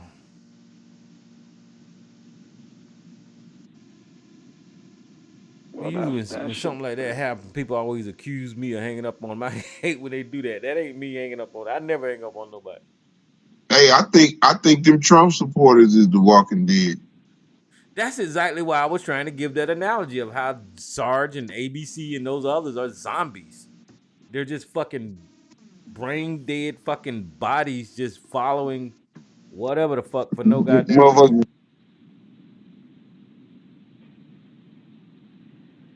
And then, like in the movie, the zombies start learning over time. You know, they learn how to open doors, they learn how to climb walls, but they still fucking zombies. No matter how fucking smart you get as a zombie, you're still a goddamn zombie. And that's what Sarge do. He learned how to read. He learned how to supposedly interpret things, but he's still a goddamn zombie. I fell off. Well, what I was thinking was you could tell they zombies because when Trump say go to the Capitol, they go to the Capitol. When they say Mike Pence is the trade, they start trying to kill Mike Pence. And, Trump say something, they just blindly go fucking do it. Yeah, just so Sarge was arguing with me that Trump declassified these documents because Trump said that he declassified the documents. And I simply asked him to prove that he declassified them. Either he had to tell somebody or write it down somewhere. Prove that shit. But because Sarge is a zombie and Trump said it, somehow or another it's true.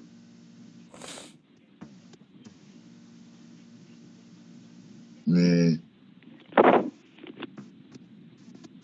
And Tyrone, I'm sorry, man. I don't think that black people make up 13% of the United States.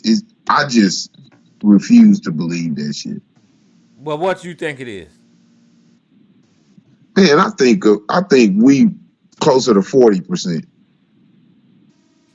Yeah, that's a stretch, mama, but I don't see it.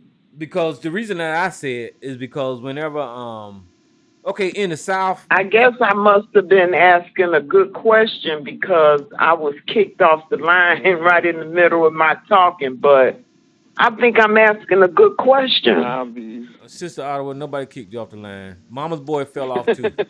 No, my phone drop all the time. I wasn't saying you kicked me off. All right, well, I apologize, but go ahead with your question. Zombie.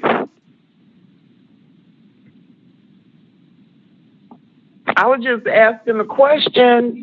Yeah, but maybe I talked too long and the question got lost. But I'm just asking: is this just a zombie? Is something fantastical, or is that something that's real? But I don't believe zombies living amongst zombies? I don't believe zombies are real. No. Yeah, but because I'm talking about The Walking Dead the same way I would talk about a Spider-Man movie. I understand. Yeah. I'm talking about The Walking Dead the same way I would talk about a Spider-Man movie. Or, a salamander. A Spider-Man or Batman or Superman movie. It's all fictional. It's fictional. You ever seen Reanimator? Reanimator? Yeah, or like The Last Dragon or The King of Dragons or whatever. I don't believe none of that shit is real. You know? I just like the storyline. You are the last dragon. You possess the power of the globe. Hey, I still remember that goddamn. Of the more. I remember they started kicking his ass at the end and shit. I still like Sho'nuff, man. Sho'nuff was my nigga, man. Sho'nuff was my nigga. That was my nigga. He was Nell's boyfriend in Nell and Give Me a Break. He showed up. Oh yeah. Yeah. Is Nell Carter still living? Nah, she passed away, I think, in the 90s, man. Oh, she was funny, man. Yeah, man, she could sing her ass off. Yeah, bro. That was insane.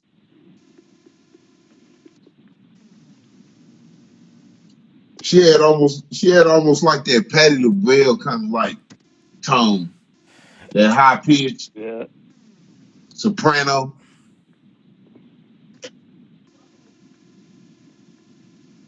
Yeah, I like Nell. She was good. She was a good actress.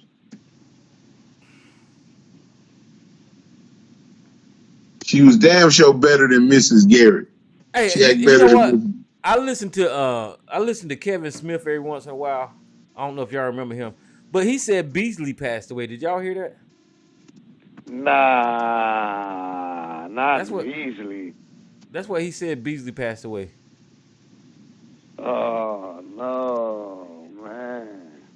Well, somebody was on the show some months ago and was telling us that Beasley was in bad shape anyway from day one, right? He was like, oh, and then y'all know Dawa. Y'all know Dawa passed away, right? Yeah, that's the one that kind of fucking hurt.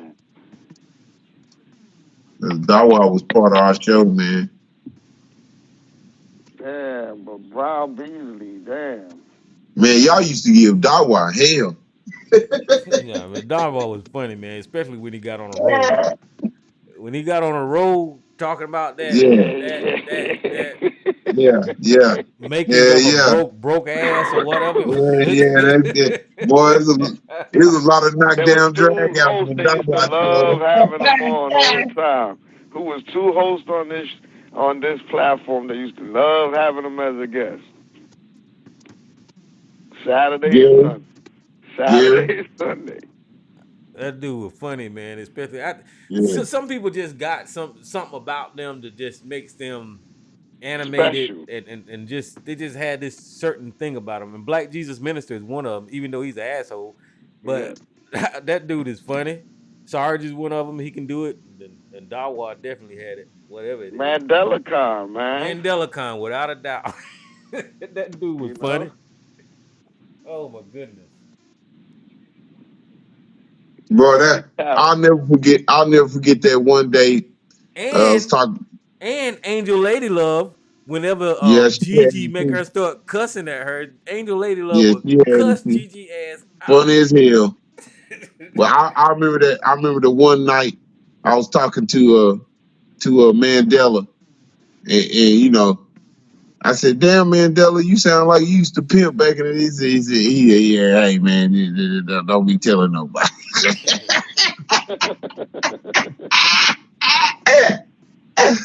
Boy, that damn Mandela, that was my nigga, man. He had me laughing all the damn time. Lyrone? You and your show talk real stupid.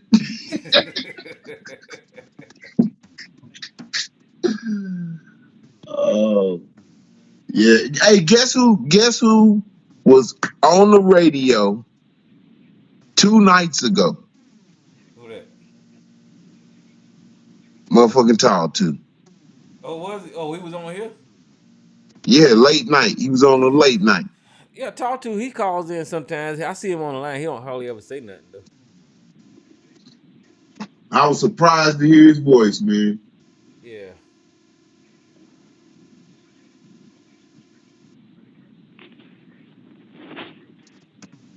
Well, look, guys, I'm finna get off here. YouTube, if you're still on, y'all need to call in, and I'm getting ready to shut you down. But this line will stay open, and I'm gonna holler at y'all later, man. Good show, Tyrone. All right, brother.